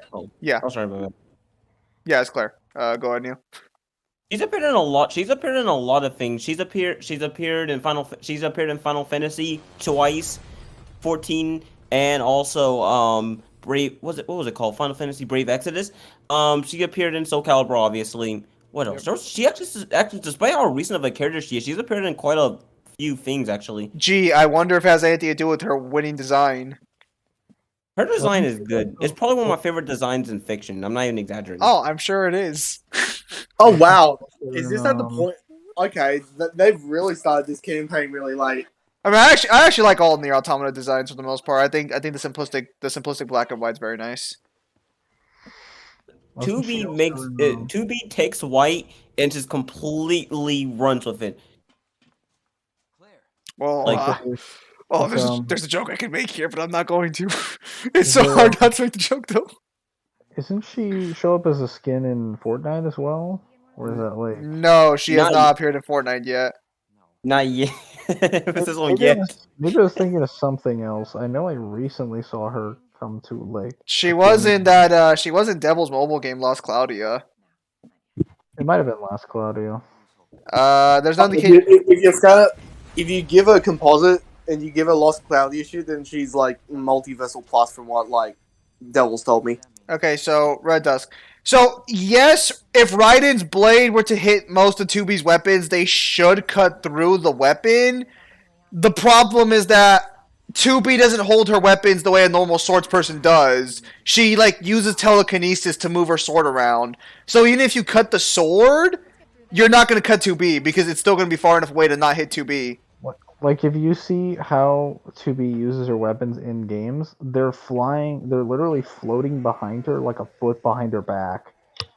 I think she And picks to the up her point like. that- I think she grabs her sword like once or twice in her combo Yeah, she strings. swings them around a lot, and they usually her hands aren't usually always on the blade, and in the times that they are, they're not there for very long. Also, the point being that like Go on. it doesn't really matter if like Raiden's sword is going to cut through her weapon. She's going to go for the kill, so she won't be aiming for his sword. She'll be aiming for his vital points. on top of that, 2B swords make Sephiroth blush because those things are basically as big as she is. Her range is like her range is going to be bigger than Raiden's by 1.5 miles. I'll let you decide if I'm being literal or not. My gosh. I don't know. But yeah, no. In general, yeah, no.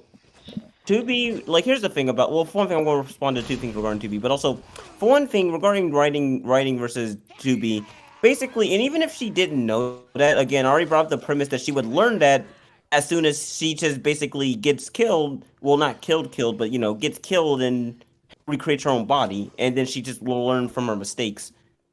But even beyond that, yeah, no, and that just completely ignores the speed advantage that she has, anyways.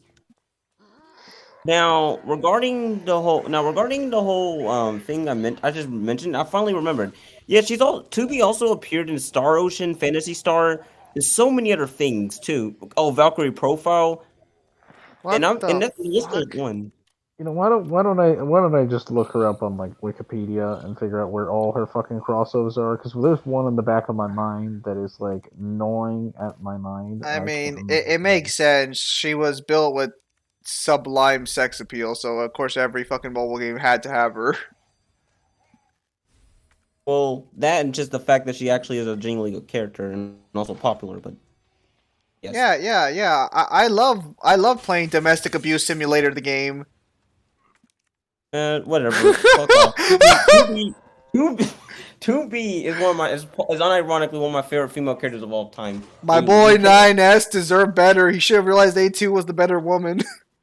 Okay, that's where we have to disagree. Oh. Okay, so plus if he cuts through her weapon, yeah, no. So like the problem here is like again, it's just Neo. Do you know how powerful the freezing series or the Epic 7 series is?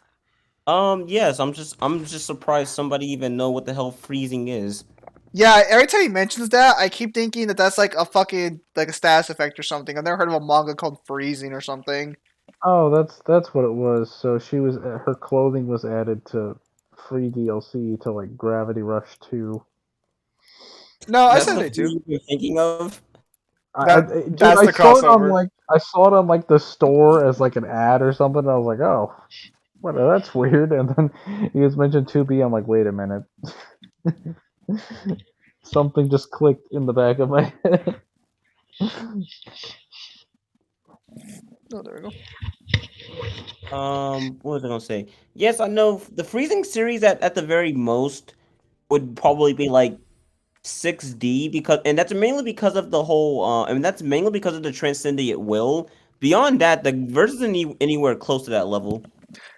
Isn't 2B your waifu, Zim? So technically 2B is the main female character in all the thumbnails. Yes, it's always 2B there somewhere. So yeah. But like, I mean, the point still stands that she like killed my boy 9S like 30 fucking times. Well, technically more, but you know. Point is, my boy 9S deserved better. My boy 9S deserved the girl who wouldn't kill him every fucking time they got like close to being like intimate. Look, man, I'm not like jokes aside. That's one of the dynamics that I actually did like about the whole 2B and 9S thing, specifically on how she puts on a mask to completely ignore the truth of what she has to do and the likes. I actually really do like that, and I actually really do like that whole thing, and it's one of the reasons why I absolutely love 2B and her interactions with 9S beyond the multitude of other things. Like, okay, jokes aside, I know that you're kind of joking when you say that, yeah, of course, you would like 2B for her personality, but on a very serious note, like, she actually is really one of my favorite, not only female characters, but just fictional characters in general, because she kept me compelled throughout the entirety of Automata. That's fair. Probably. You're gonna have to sleep now, Mangler. You have you have a nice slumber, Mangler. Take care.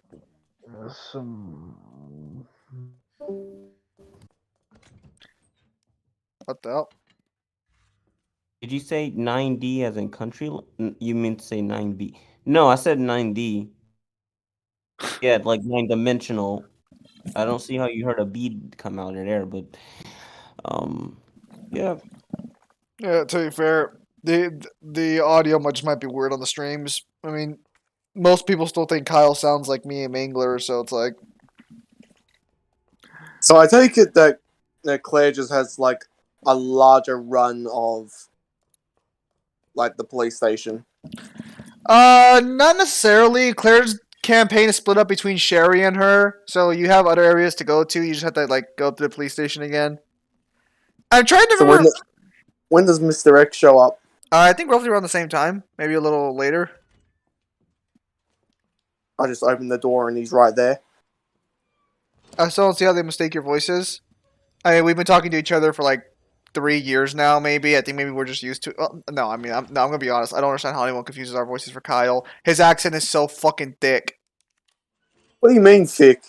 I mean, like your voice is dripping with fucking accent. I've heard Southerners with less of an accent than you. Nonsense. You play Dead or Alive? You play Dead or Alive, right? You know Tina? Her accent's more subtle than yours. Wow. You gonna be like that, are you? I'm gonna speak the truth. Oh, actually, yeah, that's actually good. You're just gonna do me like that, are you? Is that a pun? Because I mentioned DOA. Neo, have you seen Soul Hacker 2? Yes. Oh, you mean Persona 5.5? Oh, come on. Shut up. How do you like your first DLC announcement, Neo? How do you like your deluxe fucking edition bundle?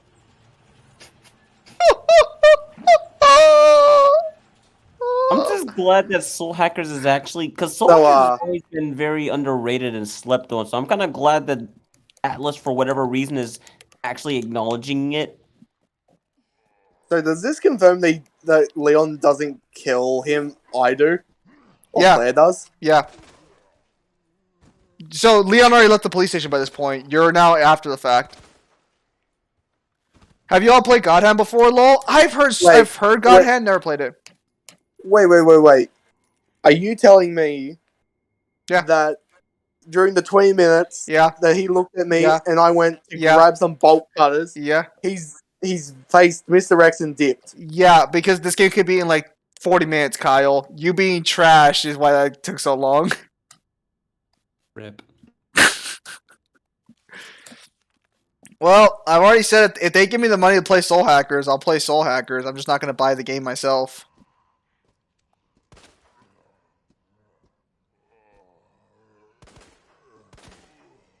Do characters like Wendy and Teslan scale to that?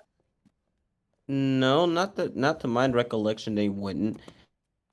Then again, like I'm trying to, because like here's the thing, I haven't read Freezing in like what years at this point, and I'm talking like years, dude.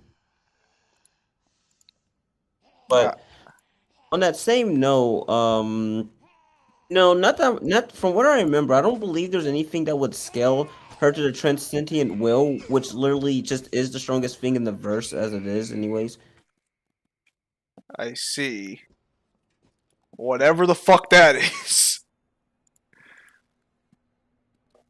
Yeah, because like I just got YouTube money today or yesterday, so I can buy I can actually buy fucking Elden Ring without fear of like money repercussions. Oh, dude, that's coming out in like 3 days. I can't wait. I can't. No, but yeah, I'm gonna play day one, or I'm gonna try to anyway.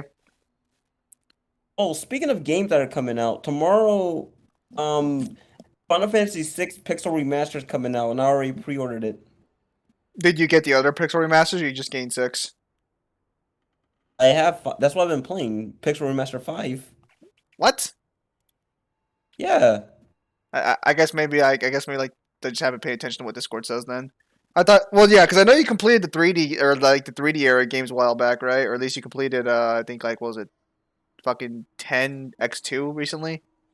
I've completed all the 3D games except 13. Well, replayed them because I've already beaten 13, and I'm probably not going to ever do that again. But yeah, I've replayed 7, I replayed 8, I replayed 9, and I replayed 10 and 10 too.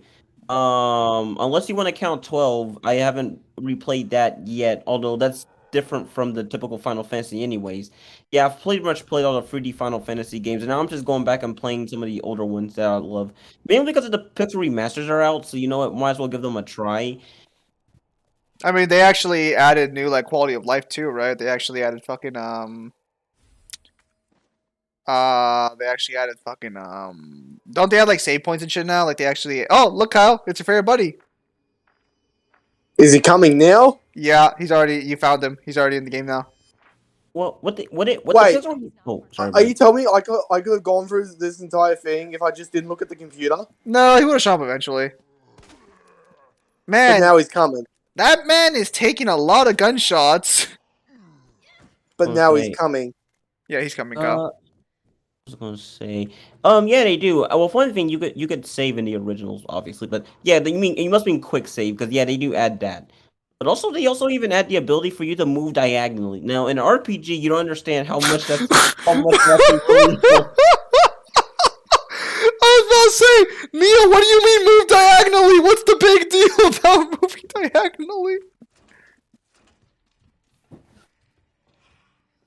No, because you understand, like, that may sound like something small, but you have to understand, in the older Final Fantasies, you couldn't move diagonally. You could only move up, down, left, or right. So it makes your movements less optimal, and thus, and like, it enhances your chances of getting into a random encounter. I did not play the original Final Fantasy games, but I did play this one penny arcade game on mobile, and they had that kind of movement, so I know what you're talking about. That being said, Yeah, no, the Pixel remasters are definitely worth it, and I've been playing 5 recently, which is probably my second favorite Final Fantasy. Maybe aside from, well, obviously I prefer 6, but Yeah. I'm not sure if I even prefer it over 4. I'm trying to think. All I know is 6, 5, and 4 make up my top 3. Nice. All right, Ruho, yeah, thanks for stopping by, man. Thanks for the information. Glad you had a great time. Take care. Is oh sorry. Oh, good. Is Crash 5D? If so, then what level is that? Okay, so that depends on how you want to like take. So the problem with Twinsanity is, if you're just to take the entrance statement, he would be. The problem is that Twinsanity tries to treat them like they're not higher or lesser dimensions at the different universes. The problem is, though, is that like, as much as they want to try and treat that, they literally have a statement where Lawrence and Maurice literally like gained hyper intelligence and mutated by going to another dimension. And if you actually go through and understand like the story behind Twinsanity and the concepts behind it that never made it into the game, they were literally going to have dimensions that did not function like the original one, and like shit was just going to be like wacky. Like some were just going to be monochrome, others were going to have like a dreamscape. If the game wasn't rushed, we very much could have had like a low multi like Crash. Kyle just fucking casually fucking doing nothing. As someone mentions Crash, real shit. I don't know. Me personally, I'm kind of iffy with it because again, Crash's treatment of dimensions is so inconsistent that I really cannot reliably say that it's a higher infinity at all. I just really can't. Here's the thing. Now, if later Crash games actually retcon this and the likes, then yeah, he probably would be 5D, which would make him low complex. But I don't know, man. I feel like Crash is much better planet anyways, because it's more consistent anyways, so I don't scale Crash, so I don't really have a stake in this fight. You know what? At this point, I'm just convinced that there's only one character in the Fate series, and it's just Gilgamesh. Because every time I hear about Fate, it's just Gilgamesh. It isn't even just him. He's just madly overrated. But anyways, Gilgamesh. He depends on how you scale him. I'm trying to think. I scale Gilgamesh on his own as like what? I have him at like solar system or like planet the solar system, but like with amps, he can be as high as like multiversal to even as high as like 9D or some shit. It just depends on how you scale Fate or how you treat certain things. I don't know. Although what I do disagree with how Versus Battle Wiki treats Gilgamesh as being like always around the level of B Bino likes when that was specifically an amp, not his actual power. But yeah. I don't know anything about Fate. So I'm not gonna say anything there. All I know about Fate is that apparently it turns most historical men into women. Well, not even most. Well, is it what happened to Gilgamesh then? Because he's a dude, right? Why is Gilgamesh still a dude? Well, do you know the story behind Gilgamesh? Like the actual historical figure? The Epic of Gilgamesh? I do not. Give it a read. It's actually quite good. It's actually quite tragic. Most stories are, Kyle. Well, it's basically boils down to him trying to save his homeboy from a whore.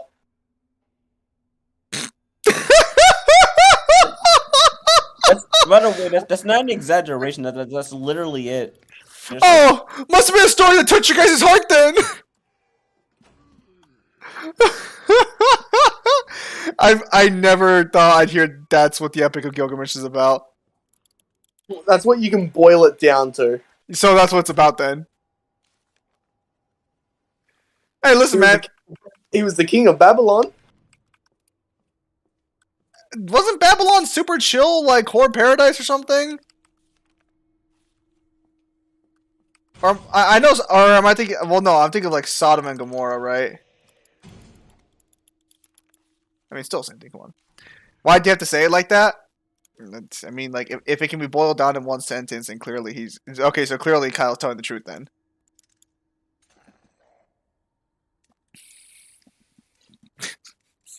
stupidest fucking thing I've ever heard. Oh my goodness, what are you doing, Kyle? I got one unlocked. Good God. Yeah, no, I'm actually, despite being an English major, I actually am not too, I'm fond of some classics, I'm not fond of all of them.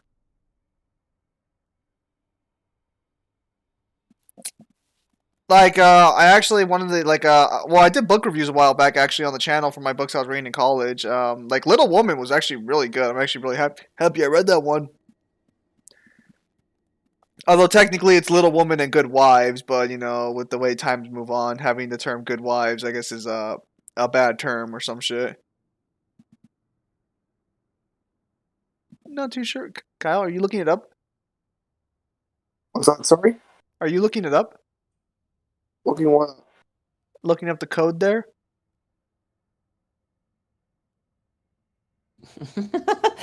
Kyle! Kyle, answer the fucking question! he went silent as soon as he asked. I love it.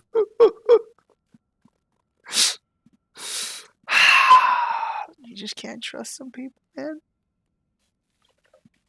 Seems to be.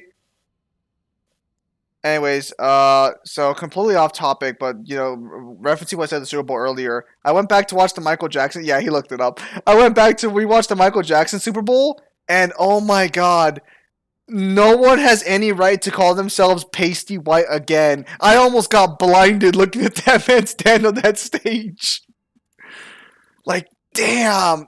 Because, like, we always remember that Michael Jackson went from, like, black to white, but, like, if you don't see it often enough, you never remember how white he actually got. Like, that man bleached himself. Oh, man. Go. By the end of his life, he was literally looking like fucking Nosferatu almost. I mean, I guess he's the only person who can say they went from black to white. And also apparently lost a nose too, but... Yeah, I don't know if that one's actually real or not. Where's that one image of Michael Jackson? Wait a minute. I remember a Scary Movie did a skit like that where they just like, got your nose. Oh my gosh, I gotta find it. I gotta find that one picture. You look so fucking... something. Okay, hang on. There's someone who says that. Sorry, my bad. Oh, it's fine. Don't worry about me. There's someone who says that Albert Wesker versus Alucard be a good fight. How would Wesker be able to kill Alucard? I mean, so technically, look, that's actually a lot closer than some of Alucard's other matchups. Yeah, I was like, technically that's a good matchup. It's just that, like, it depends on how you want to take restriction level 0 into account and whether or not, like, he'd be able to significantly hurt Wesker. Because, like, then you'd have to argue, like, oh, well, the Jackal can hurt Anderson, but it's like, yeah, but can you, like, relatively scale Anderson to Wesker? I'm not going to do the calculations. Basically, Gilgamesh pissed off Ishtar, the goddess of beauty, when he rejected her proposal to get married and decided, fuck you, I'm going to kill your friend. Yes, Kyle was right then. Why did he reject the goddess of... What the fuck is that, Neo? No!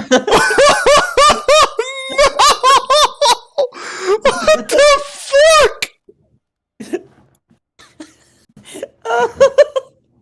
Oh my gosh. Oh, I was not ready for that. No. He looks inhuman, bro. I swear to God. Like, it's fucked up to talk about it, but, like, if that man stands still and you just stare at his face long enough, it just, like, it just doesn't look right. Wow. Because she's a thought?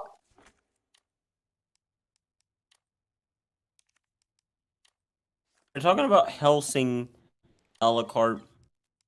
Because literally, Albert has nothing in common with Castlevania Alucard or any other Alucard for that matter.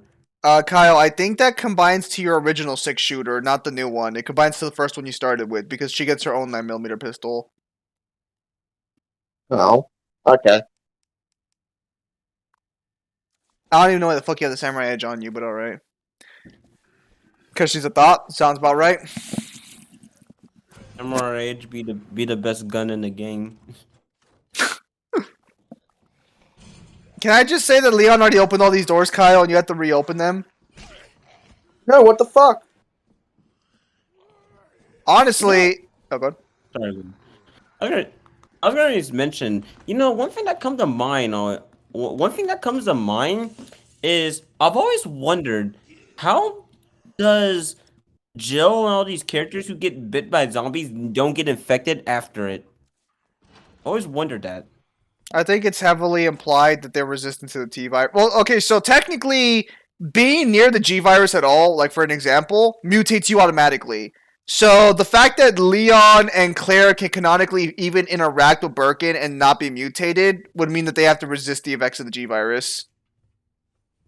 One thing I've always heard, and not to mention one thing that kind of was very apparent, is I also like to attribute it to the herbs. For some inexplicable reason, I really think that the herbs themselves kind of counteract the virus. Like, obviously, this is speculation because it's never outright said, but I like to think that this is actually true because it's probably the only reason that it actually helps. I'm pretty sure it just takes the edge off things, Neo. I'm pretty sure that's what the herb does. Well, Dad, I'm just saying that, like, lore-wise, that probably could be an explanation too. They would have to bother wanting to explain it lore-wise. I don't think they'll ever will, but that would not be a bad explanation. It would also help explain like why herbs are in every game. Yeah, I don't know, man. It's just something I always think of. It's something I always thought about because it's like, they get bit by it, but they're completely fine afterwards. At the very most, you just get an injury. It always could be delayed too. Like, I don't know. I guess we just assume that, like, canonically speaking, they just never get bitten, so the game designers never bothered to programming the poison mechanic effectively. I like how I've got flame rounds and acid rounds, and yet I have no RPG for it or grenade launcher. I was gonna say, Kyle, that's a fucking grenade launcher, Emma. You fucking degenerate. Well, I guess an RPG is technically a grenade launcher when you really think about it. Rocket propelled grenade, yes. I fucking hate that so much. I used to ask the same question from previous streams. I think I said the same thing, that they're just like immune because like there's no actual explanation given, and I think I don't think they'll ever actually write an explanation. You want me to continue? Because I have no idea what the next save point will be after this. Are you confident you're gonna beat the actual fucking like police station?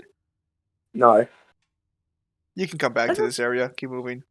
Can I just talk about how the remake completely butchered the save room theme? As in, it's not there. Yeah, no, I completely agree. Well, okay, Kyle, I'll tell you what. If you don't want to play Resident Evil anymore, you just have to play for another 20 minutes something. Fair enough. No, seriously, the reason why I brought this up is because whenever you got into a save room in Resident Evil 2, you really felt like you were safe. That theme really cemented the amount of safeness that you had, but while obviously also conveying that you're only safe for this current moment. The moment you step out there, you're basically fair game. So then you never just step out again. Problem solved. I've solved your dilemma. And then Master Duel? I mean, the stream's gonna end like in 20 minutes. I guess, Kyle, do you want to go on Master Duel and Duel Sparta for like a few minutes since he wants to duel real badly? Alright, let me quit the game. What the fuck? Go ahead, you. I was gonna say that's one thing. That's the only issue that I have about the remakes. They don't really capture the atmosphere like the originals did. Even 2, despite it doing it way better than 3 remake did, it still doesn't really do it as good as 2 did, in my personal opinion. Like the original. All right, that's fair. I don't want to strangle you or anything. Why would you think that?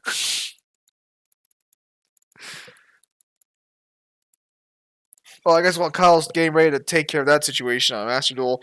Yeah, no, the Resident Evil remakes, unfortunately, they didn't really keep the spirit. They didn't really keep the spirit of the situation. You can kind of, ironically enough, I think the Resident Evil remakes are perfect examples of a company keeping the surface level, but not actually keeping what made the games actually beloved. Yeah, and that's not to knock on the remakes, except for Free. I just actually thought that was disappointing, and also could have been just that shouldn't have only been in a year of development, basically. But besides that, the remakes themselves, I really do feel like they're fine games. It's just, yeah, no. When I come for Resident Evil, I come for atmosphere and scares and the likes. You and I play Resident Evil for 2 different reasons, so I'm not even going to attempt to talk to you about that. All right, so you're a degenerate. Okay, to be fair, if you're gonna say that Resident Evil 2 doesn't focus on that, you do have a point there, because compared to the first game, it's very action heavy compared to the first game. And matter of fact, it kind of encourages you to be more active, as opposed to the first game where you just have to pick and choose your battles. After Resident Evil 1, it stopped being a horror franchise. It just became an action franchise. Uh-huh. I sense you're not fond of what I am saying. Oh yeah, I guess invite Devil 2 while you're at it. I fucking hate randoms who show up in the fucking lobbies. I know you guys see my comment. Which one? Oh, isn't it just gameplay? Because every zombie game where you get bit, you don't turn into a zombie during gameplay. Yeah, no, that's why I said, like, I think canonically they just never actually get erected. Yeah, you can't kick people. I've already told people this. Okay. And you can't make private rooms either. Also, I think Kyle's mic is muted. No, it's not. I've played Resident Evil 2 and 3, Code Veronica and shit. I don't really agree with the idea that Resident Evil's more or less a mainstay horror title. I don't think that actually stayed apparent after fucking 1. I mean, Code Veronica tried to come back to a more horror element, but it was still heavily action focused. And then when you compare it to something like Silent Hill, the differences are like night and day. Well, to be fair, Silent Hill, while it does have elements of survival, well, yeah, it is survival horror, but it focuses more so on horror than anything else. While I would still consider Resident Evil survival horror, I still feel like it is kind of a bit of a downplay the amount of times that it does focus on atmosphere and scares, which I still do feel like is a huge identity of Resident Evil, even if you want to say it's mainly action after 1.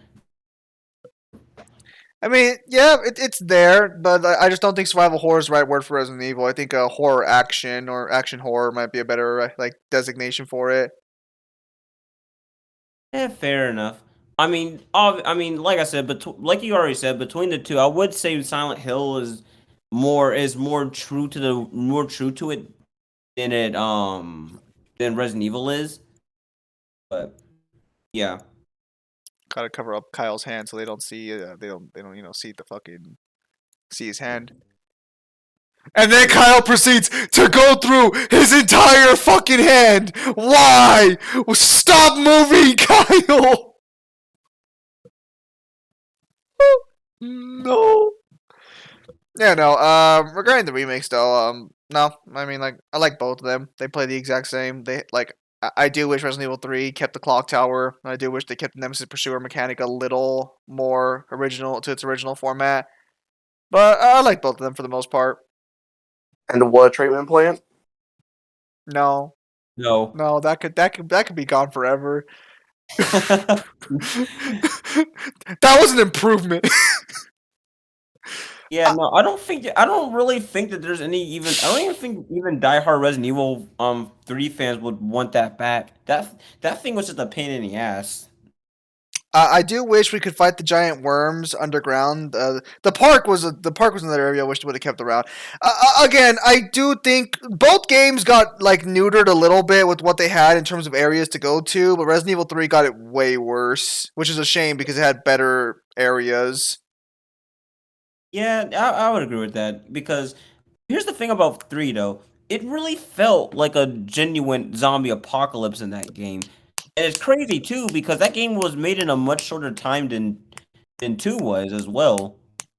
Okay, so my personal opinion, once you get the hard part out of the way, which is setting up the foundation, I think you can make another game easier on the same engine. Well, I mean, like, ironically enough, 3 did it twice, regardless of your opinions on the reboot 3.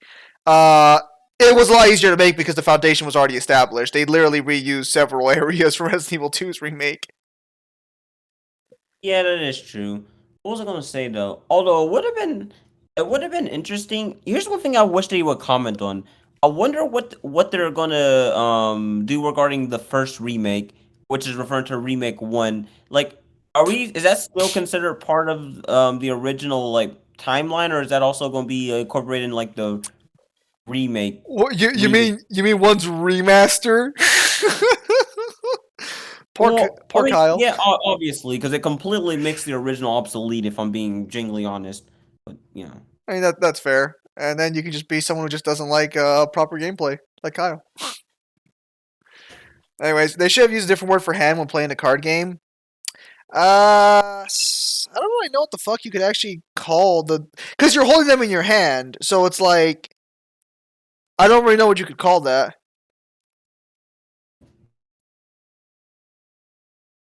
That being said, since they're doing a remake of 4, I hope they give Ada her own campaign. I really do. She deserves it. She really deserves it. Matter of fact, I personally have always been a believer that Ada really deserved her own game, but never got it. Neo, I need you to stop thinking with the head downstairs. She's trash. She belongs to the streets, Neo. Ada is not trash. I mean, to be fair, and all she's, in my opinion, she's no Claire, but still, she's not trash though. Yeah, fine. Okay, apparently he's got a phone call. They should have used a different lineup. Ada's above average. Yeah, Ada's an above average bitch. Look, I think they'll make Ada more likable Resident Evil 4 remake. No, because part of oh, go ahead. Ada was likable in the original 4. What the fuck? Okay, buddy. Okay.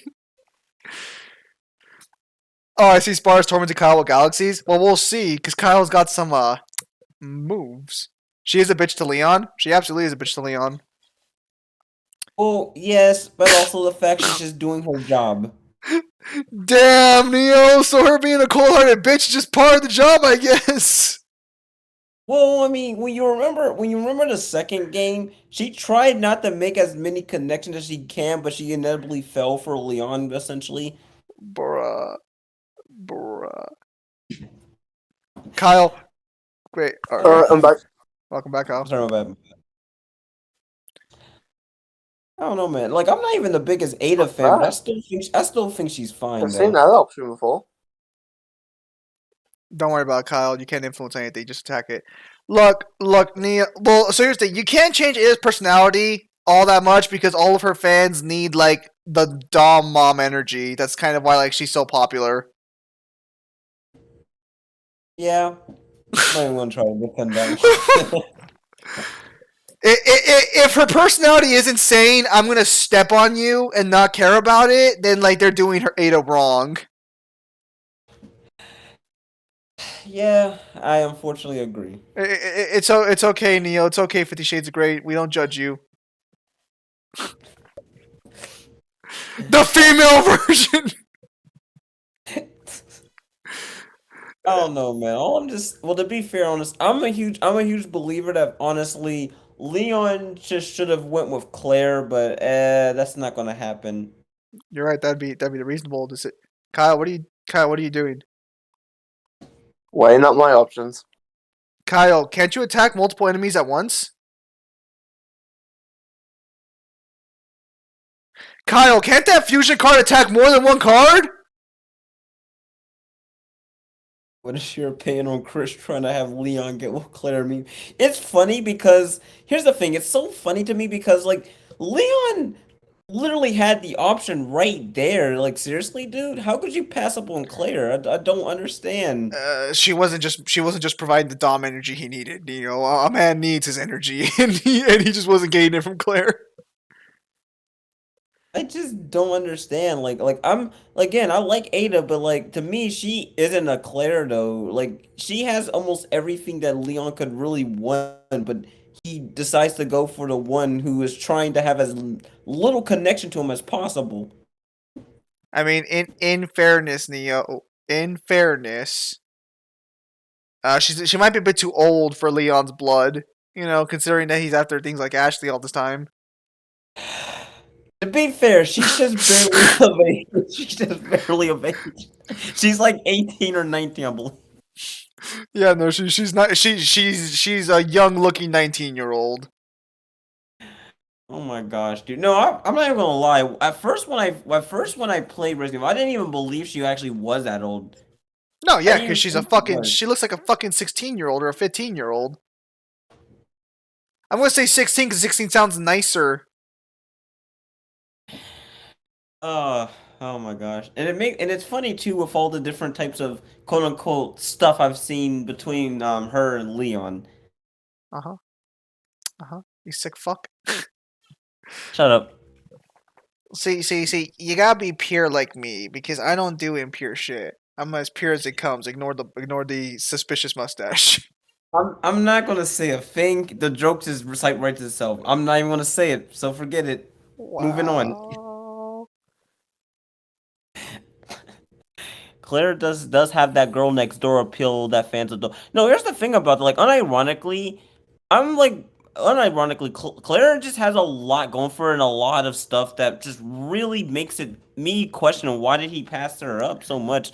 Like, he would probably like. Here's the thing: as much as I love Ada, she would not, in my personal opinion, would be the type to really have a stable relationship with Leon like that, if any at all, for that matter. Meanwhile, Claire could definitely provide that for sure. I mean, I think it kind of works out best for Leon, all things considered, considering he's always like on the verge of dying every other week. That too. Yeah, that's right. I will say that original Claire had the like sort of girl next door energy. I don't think the remake Claire does. Zim, you're impure, don't lie. Guys, I'm not impure. The only hint I paid new hint for is pure. So I'm not impure by default. Pure NTR.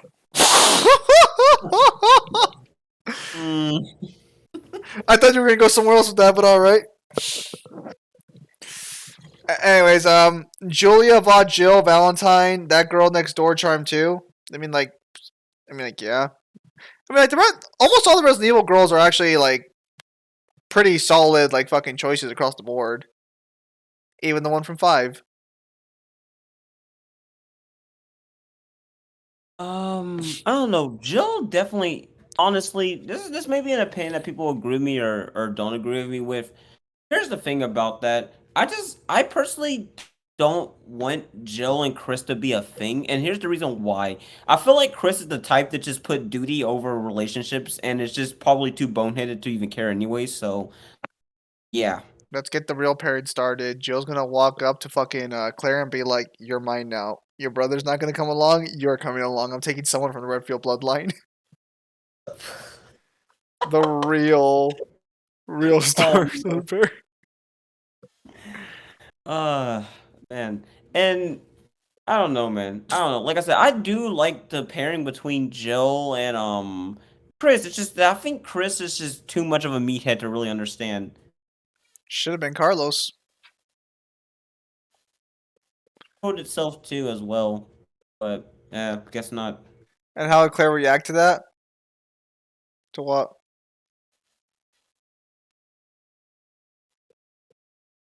Got to be a little more specific, Red Dusk.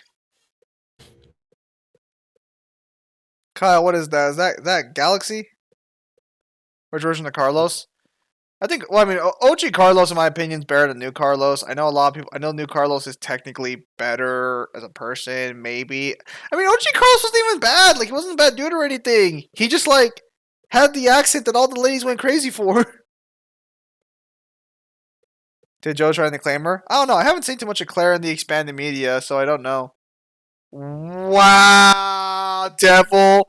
You're using Dark World? You asshole!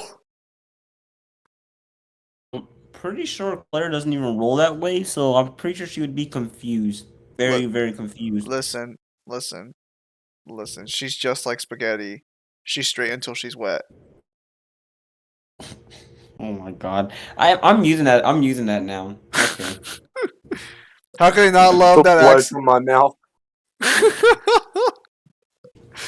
Dude, OG Carlos was the best. I'm gonna be honest. Like New Carlos isn't bad, but the OG versions of the characters, I think, will always be my favorite because they were like the pure distilled silliness of the era.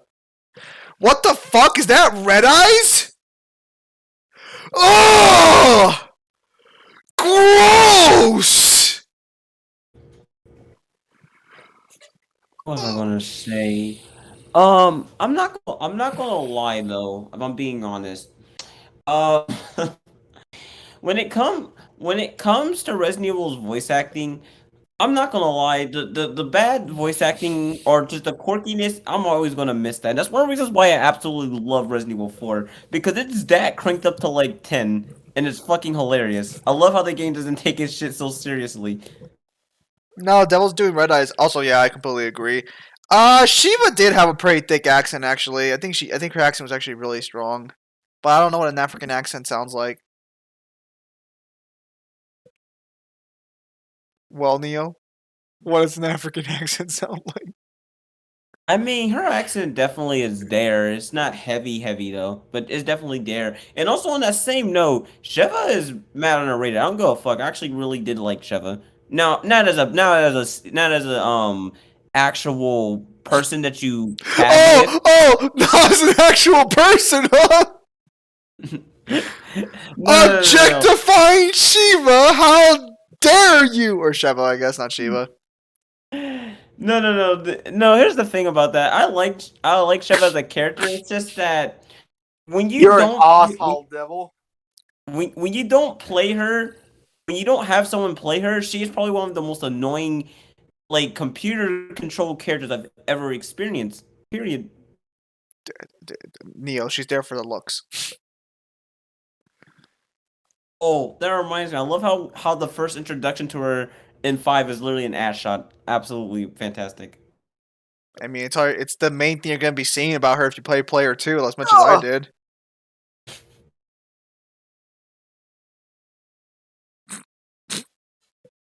Poor Kyle.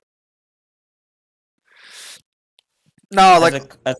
Oh, sorry, go on. I was gonna say, no, like, one of the funniest things about playing Resident Evil is that if you're playing as the females, you're just getting, like, a complete game with just nothing but ass shots the entire time. I know. Computer. Oh, sorry, go on. I know it's just a camera thing, but it's still just funny to me. Go ahead. As a computer ally, Sheva is horrible. Yeah, no, she's horrible. She's definitely horrible. Say what you want about Resident Evil 0 and that co-op, it's not as bad as it is what computer controlled as 5 was. It's not as bad. Ashley was 20. Wait, was she? I thought she was like 18 or not. Fuck, I'm looking this shit up. I'm looking this up. I mean, because now I'm getting inconsistent ages. No, here. you just look it up, and it just says her age is legal. Buster Blader's not that bad. I know that well, actually, this game has a different ban list. It is that bad. No, they made the fuck dragons. No, I know. I play against someone who has a Buster Blader deck, like in real life, but I forgot that this game has a different ban list. Fuck that card, right in particular. Yeah, no, Jay Warrior is right. She is 20, so we're both wrong. What the hell? 20? Okay, then. She looks straight out of Girls Gone Wild. What the fuck do you mean 20? Damn, her aging, god damn, dude. It's ridiculous, then. Oh, okay, so it's missing in the original Japanese guide. That's where the whole age 20 comes from. Okay, that makes sense. That's why I've never heard of it, then. Sounds about right. But Buster Dragon Air, I know how Buster Blader's works. I know how Buster Blader's works, Nello. Thank you. Oh, my bad. Sorry. Oh, there you can go ahead. I was just responding to Nello. Like, I know how the deck works. Oh my god, Capcom, you're not going to convince me that that's a 20-year-old. You're just not. What? Wait. What the fuck just happened?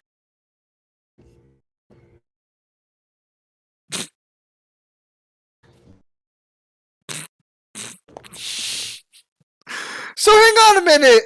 Buster Blader got a link monster that makes it to where you can do immediate immediate direct damage to your opponent. No, I've never seen that link monster in action before. That's the first time I've seen that link monster.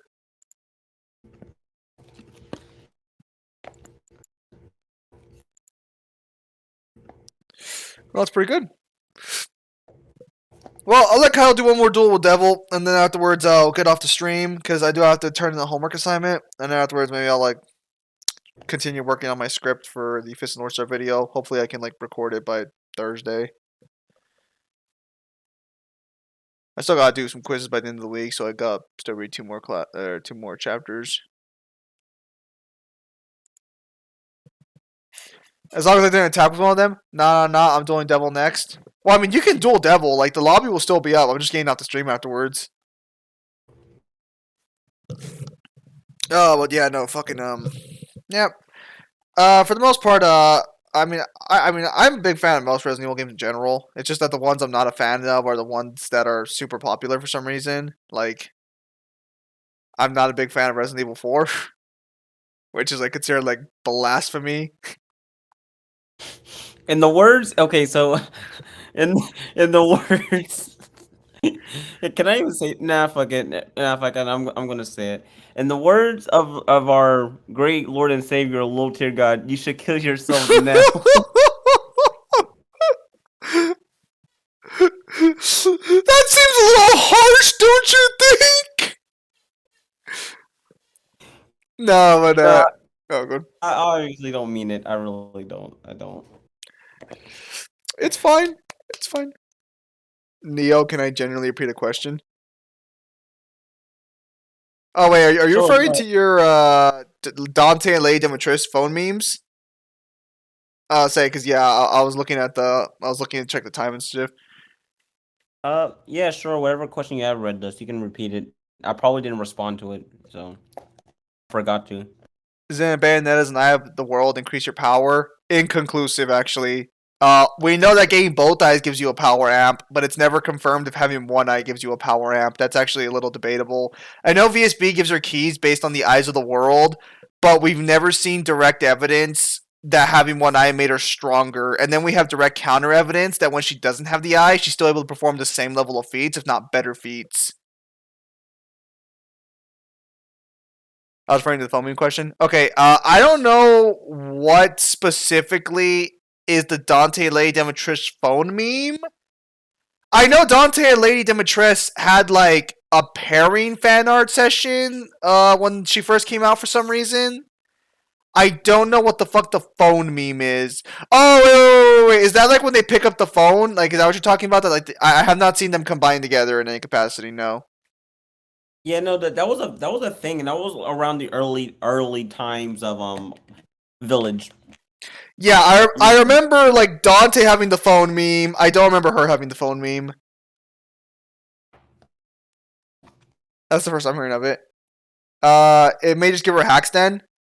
Again, like the problem is that the Eyes of the World don't have established abilities. All we know is that they let you oversee history, but we don't know what the fuck that means. They've never demonstrated any abilities.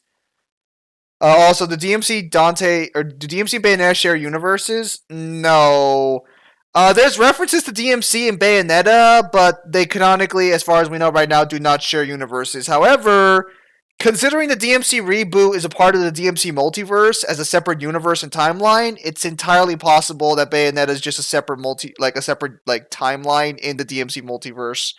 And I guess vice versa, since they share a multiverse by that logic.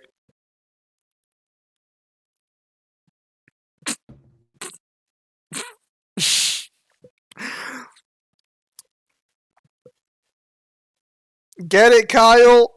Get it?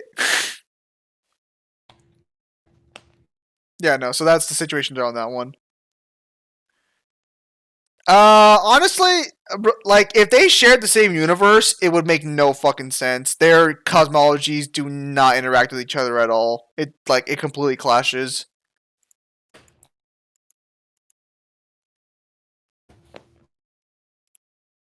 I still can't go over the fact that fucking Bayonetta made in the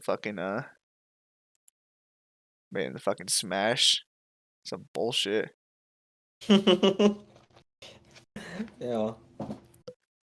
Well, if you think that's bad, imagine how Ninja Gaiden fans feel, who probably have even more foundation for being in Smash. I'm sorry, Neo, but Smash is for good boys and girls. And once Ryu there decided to join basically Stripper Island, he was not gaining in Smash.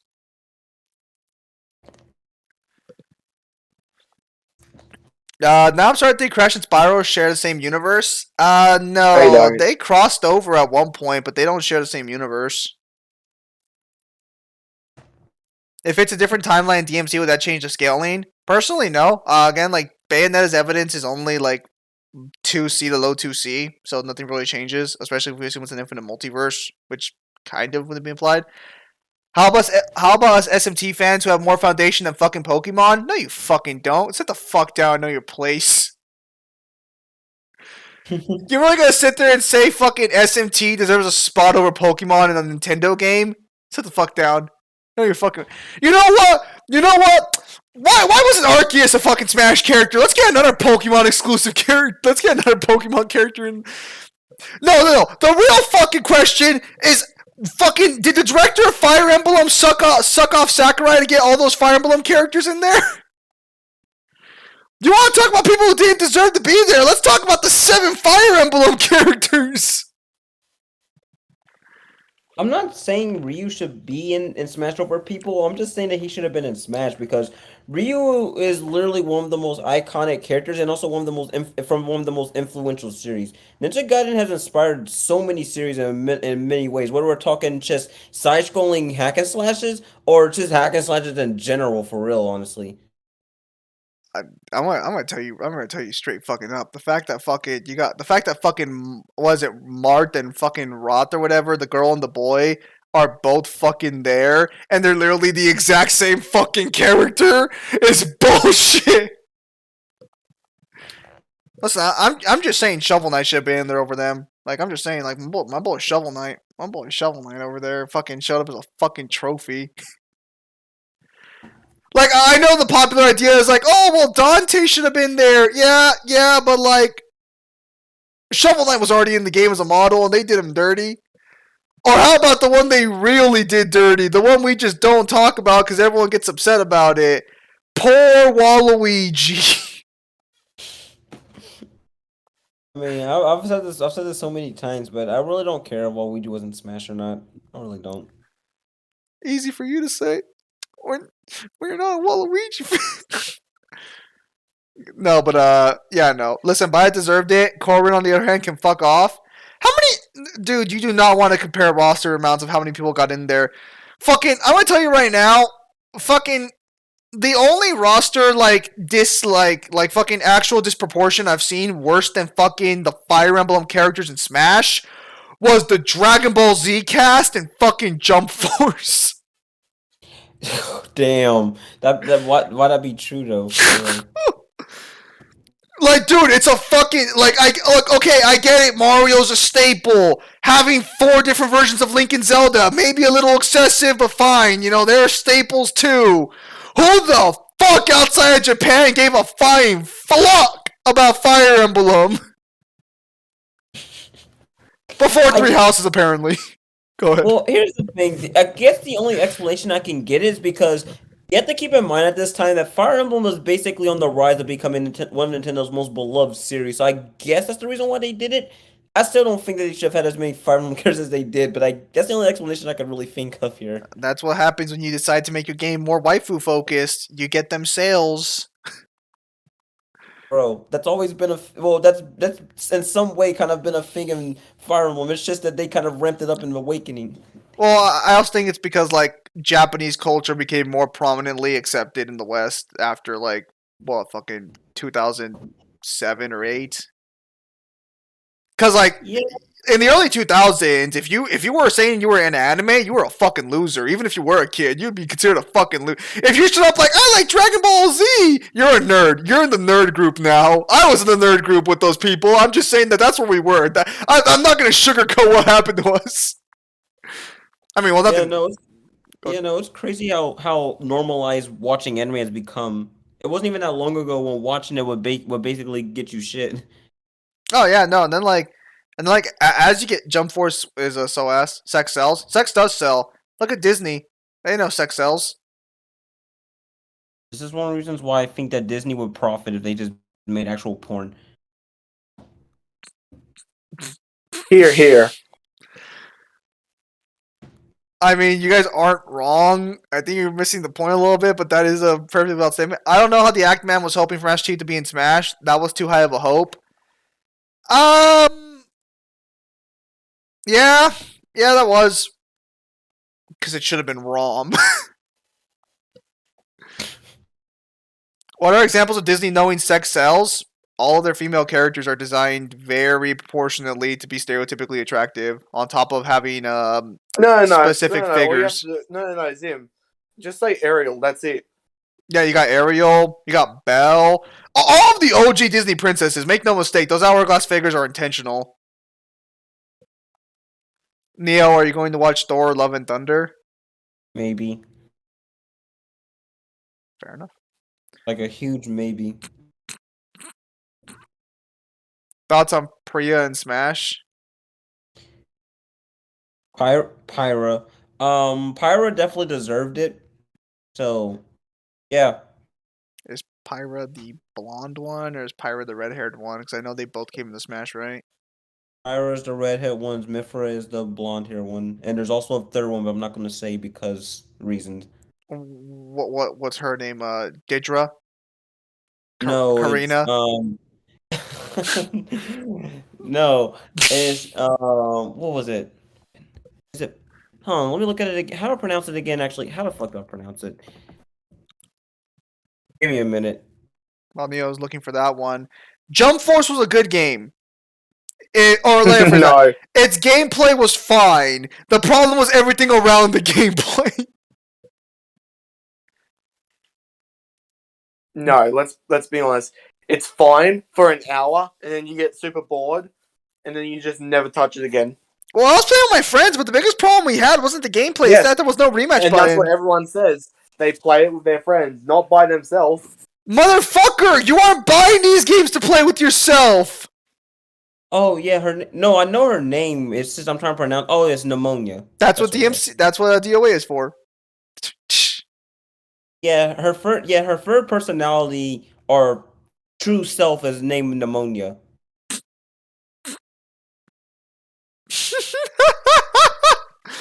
Okay, that's fair. As long as they don't shaft Thor to build up Jane Foster on top of him. I mean, they probably will. Shut the fuck up. What do you mean shut the fuck up? Jump Force was fine. I'll give Jump Force one thing. At least they got Jotaro.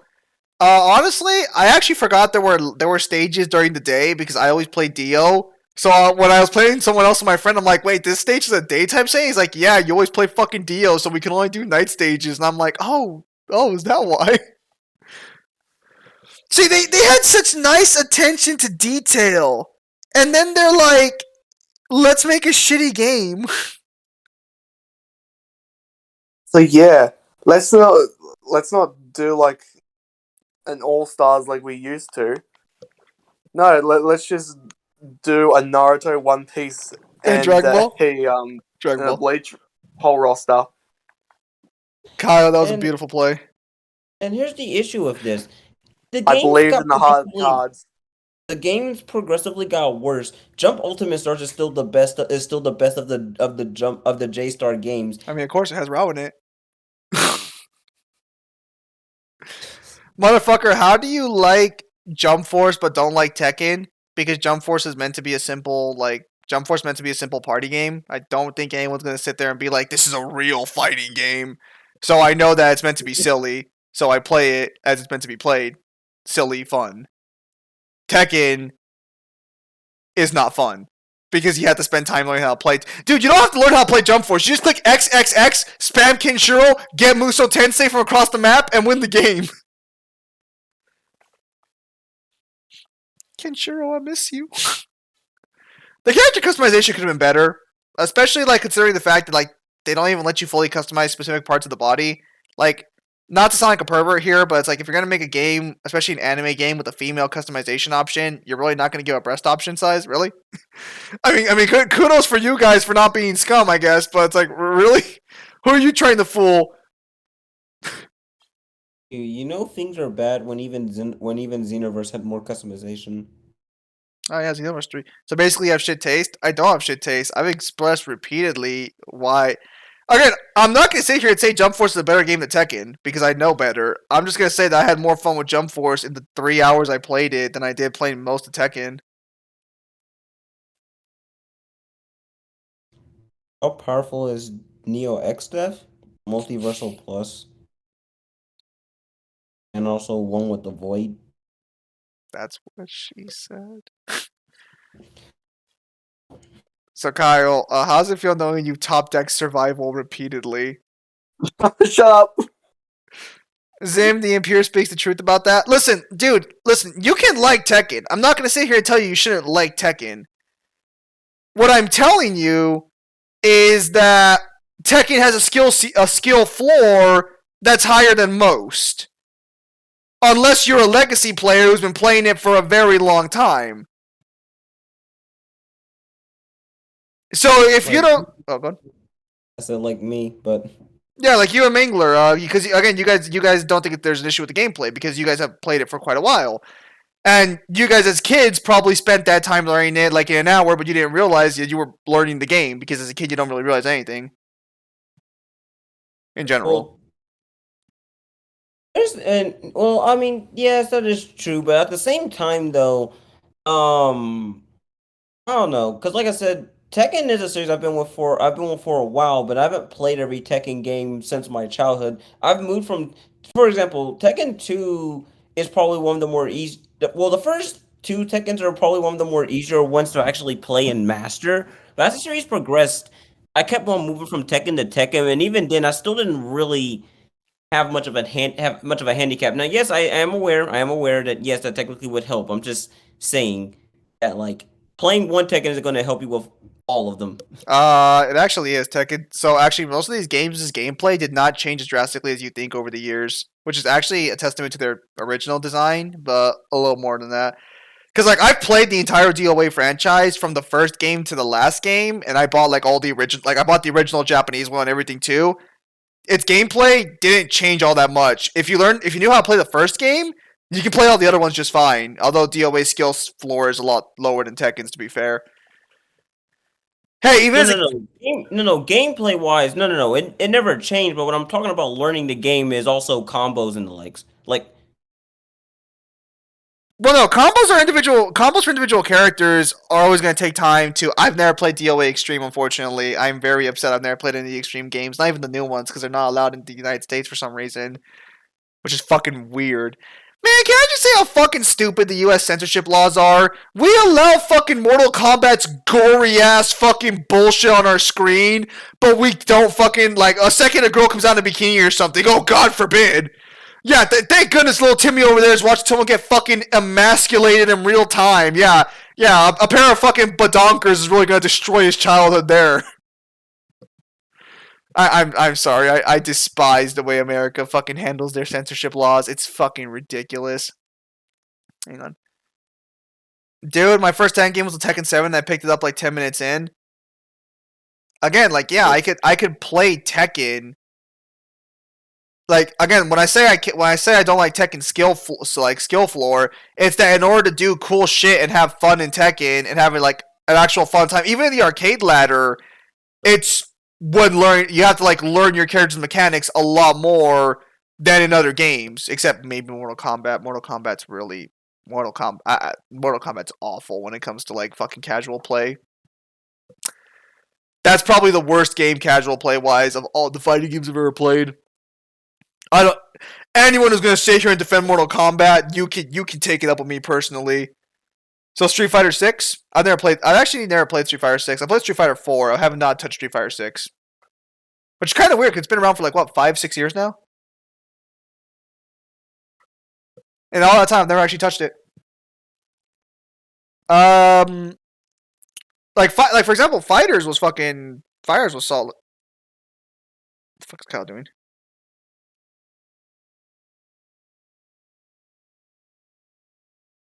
Did you play competitive MK9 or just casual? Okay, MK9 actually wasn't bad.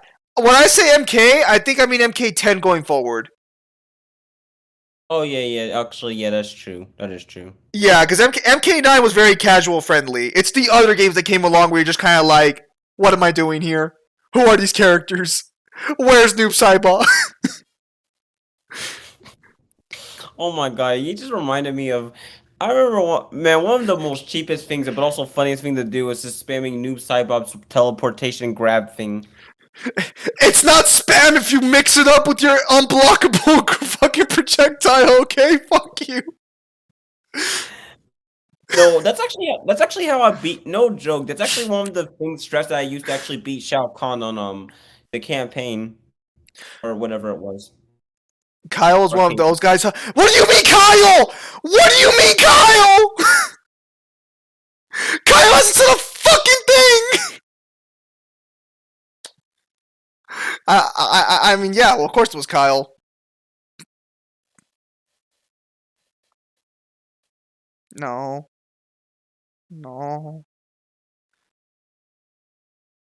You say Devil fucked up, but Kyle's making a bit of misplay here too. Yeah, Kyle misplayed that a little bit. He's talking about the duel? Oh, okay. I was gonna say, I was like, what do you mean? Kyle hasn't said a damn thing. He's too busy concentrating. Listen, okay, so MK9, you can learn your character's combo real quick, or not your combos. Like you can learn some easy juggles for sure. From now on, anyone who gets someone's name wrong gets banned from the stream. Fuck no, if I did that, half you fuckers would be banned on the spot. I wanted to earlier time because I was better. Hey, listen. Noob Saibot's cheese is a perfectly valid strategy, okay? Street Fighter 6, it's about time. Dude, they should have called it that release. Exactly. Bad Red Dusk. But no. Oh my god.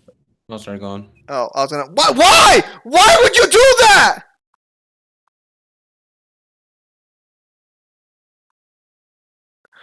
Kyle, did they pay you to throw the match? Kyle, the devil fucking offered to buy you some whiskey right now and throw the game?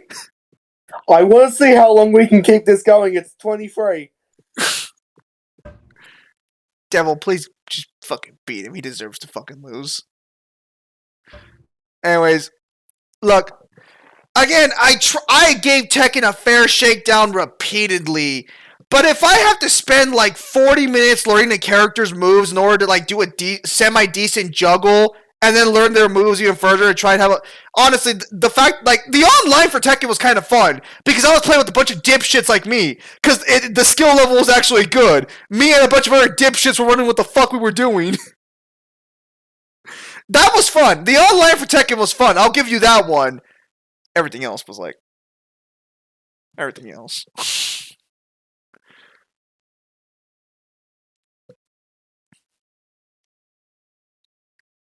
What? King of the Hill is based? Yeah? King of the Hills, it's good. But I'd have to remember it exists sometimes.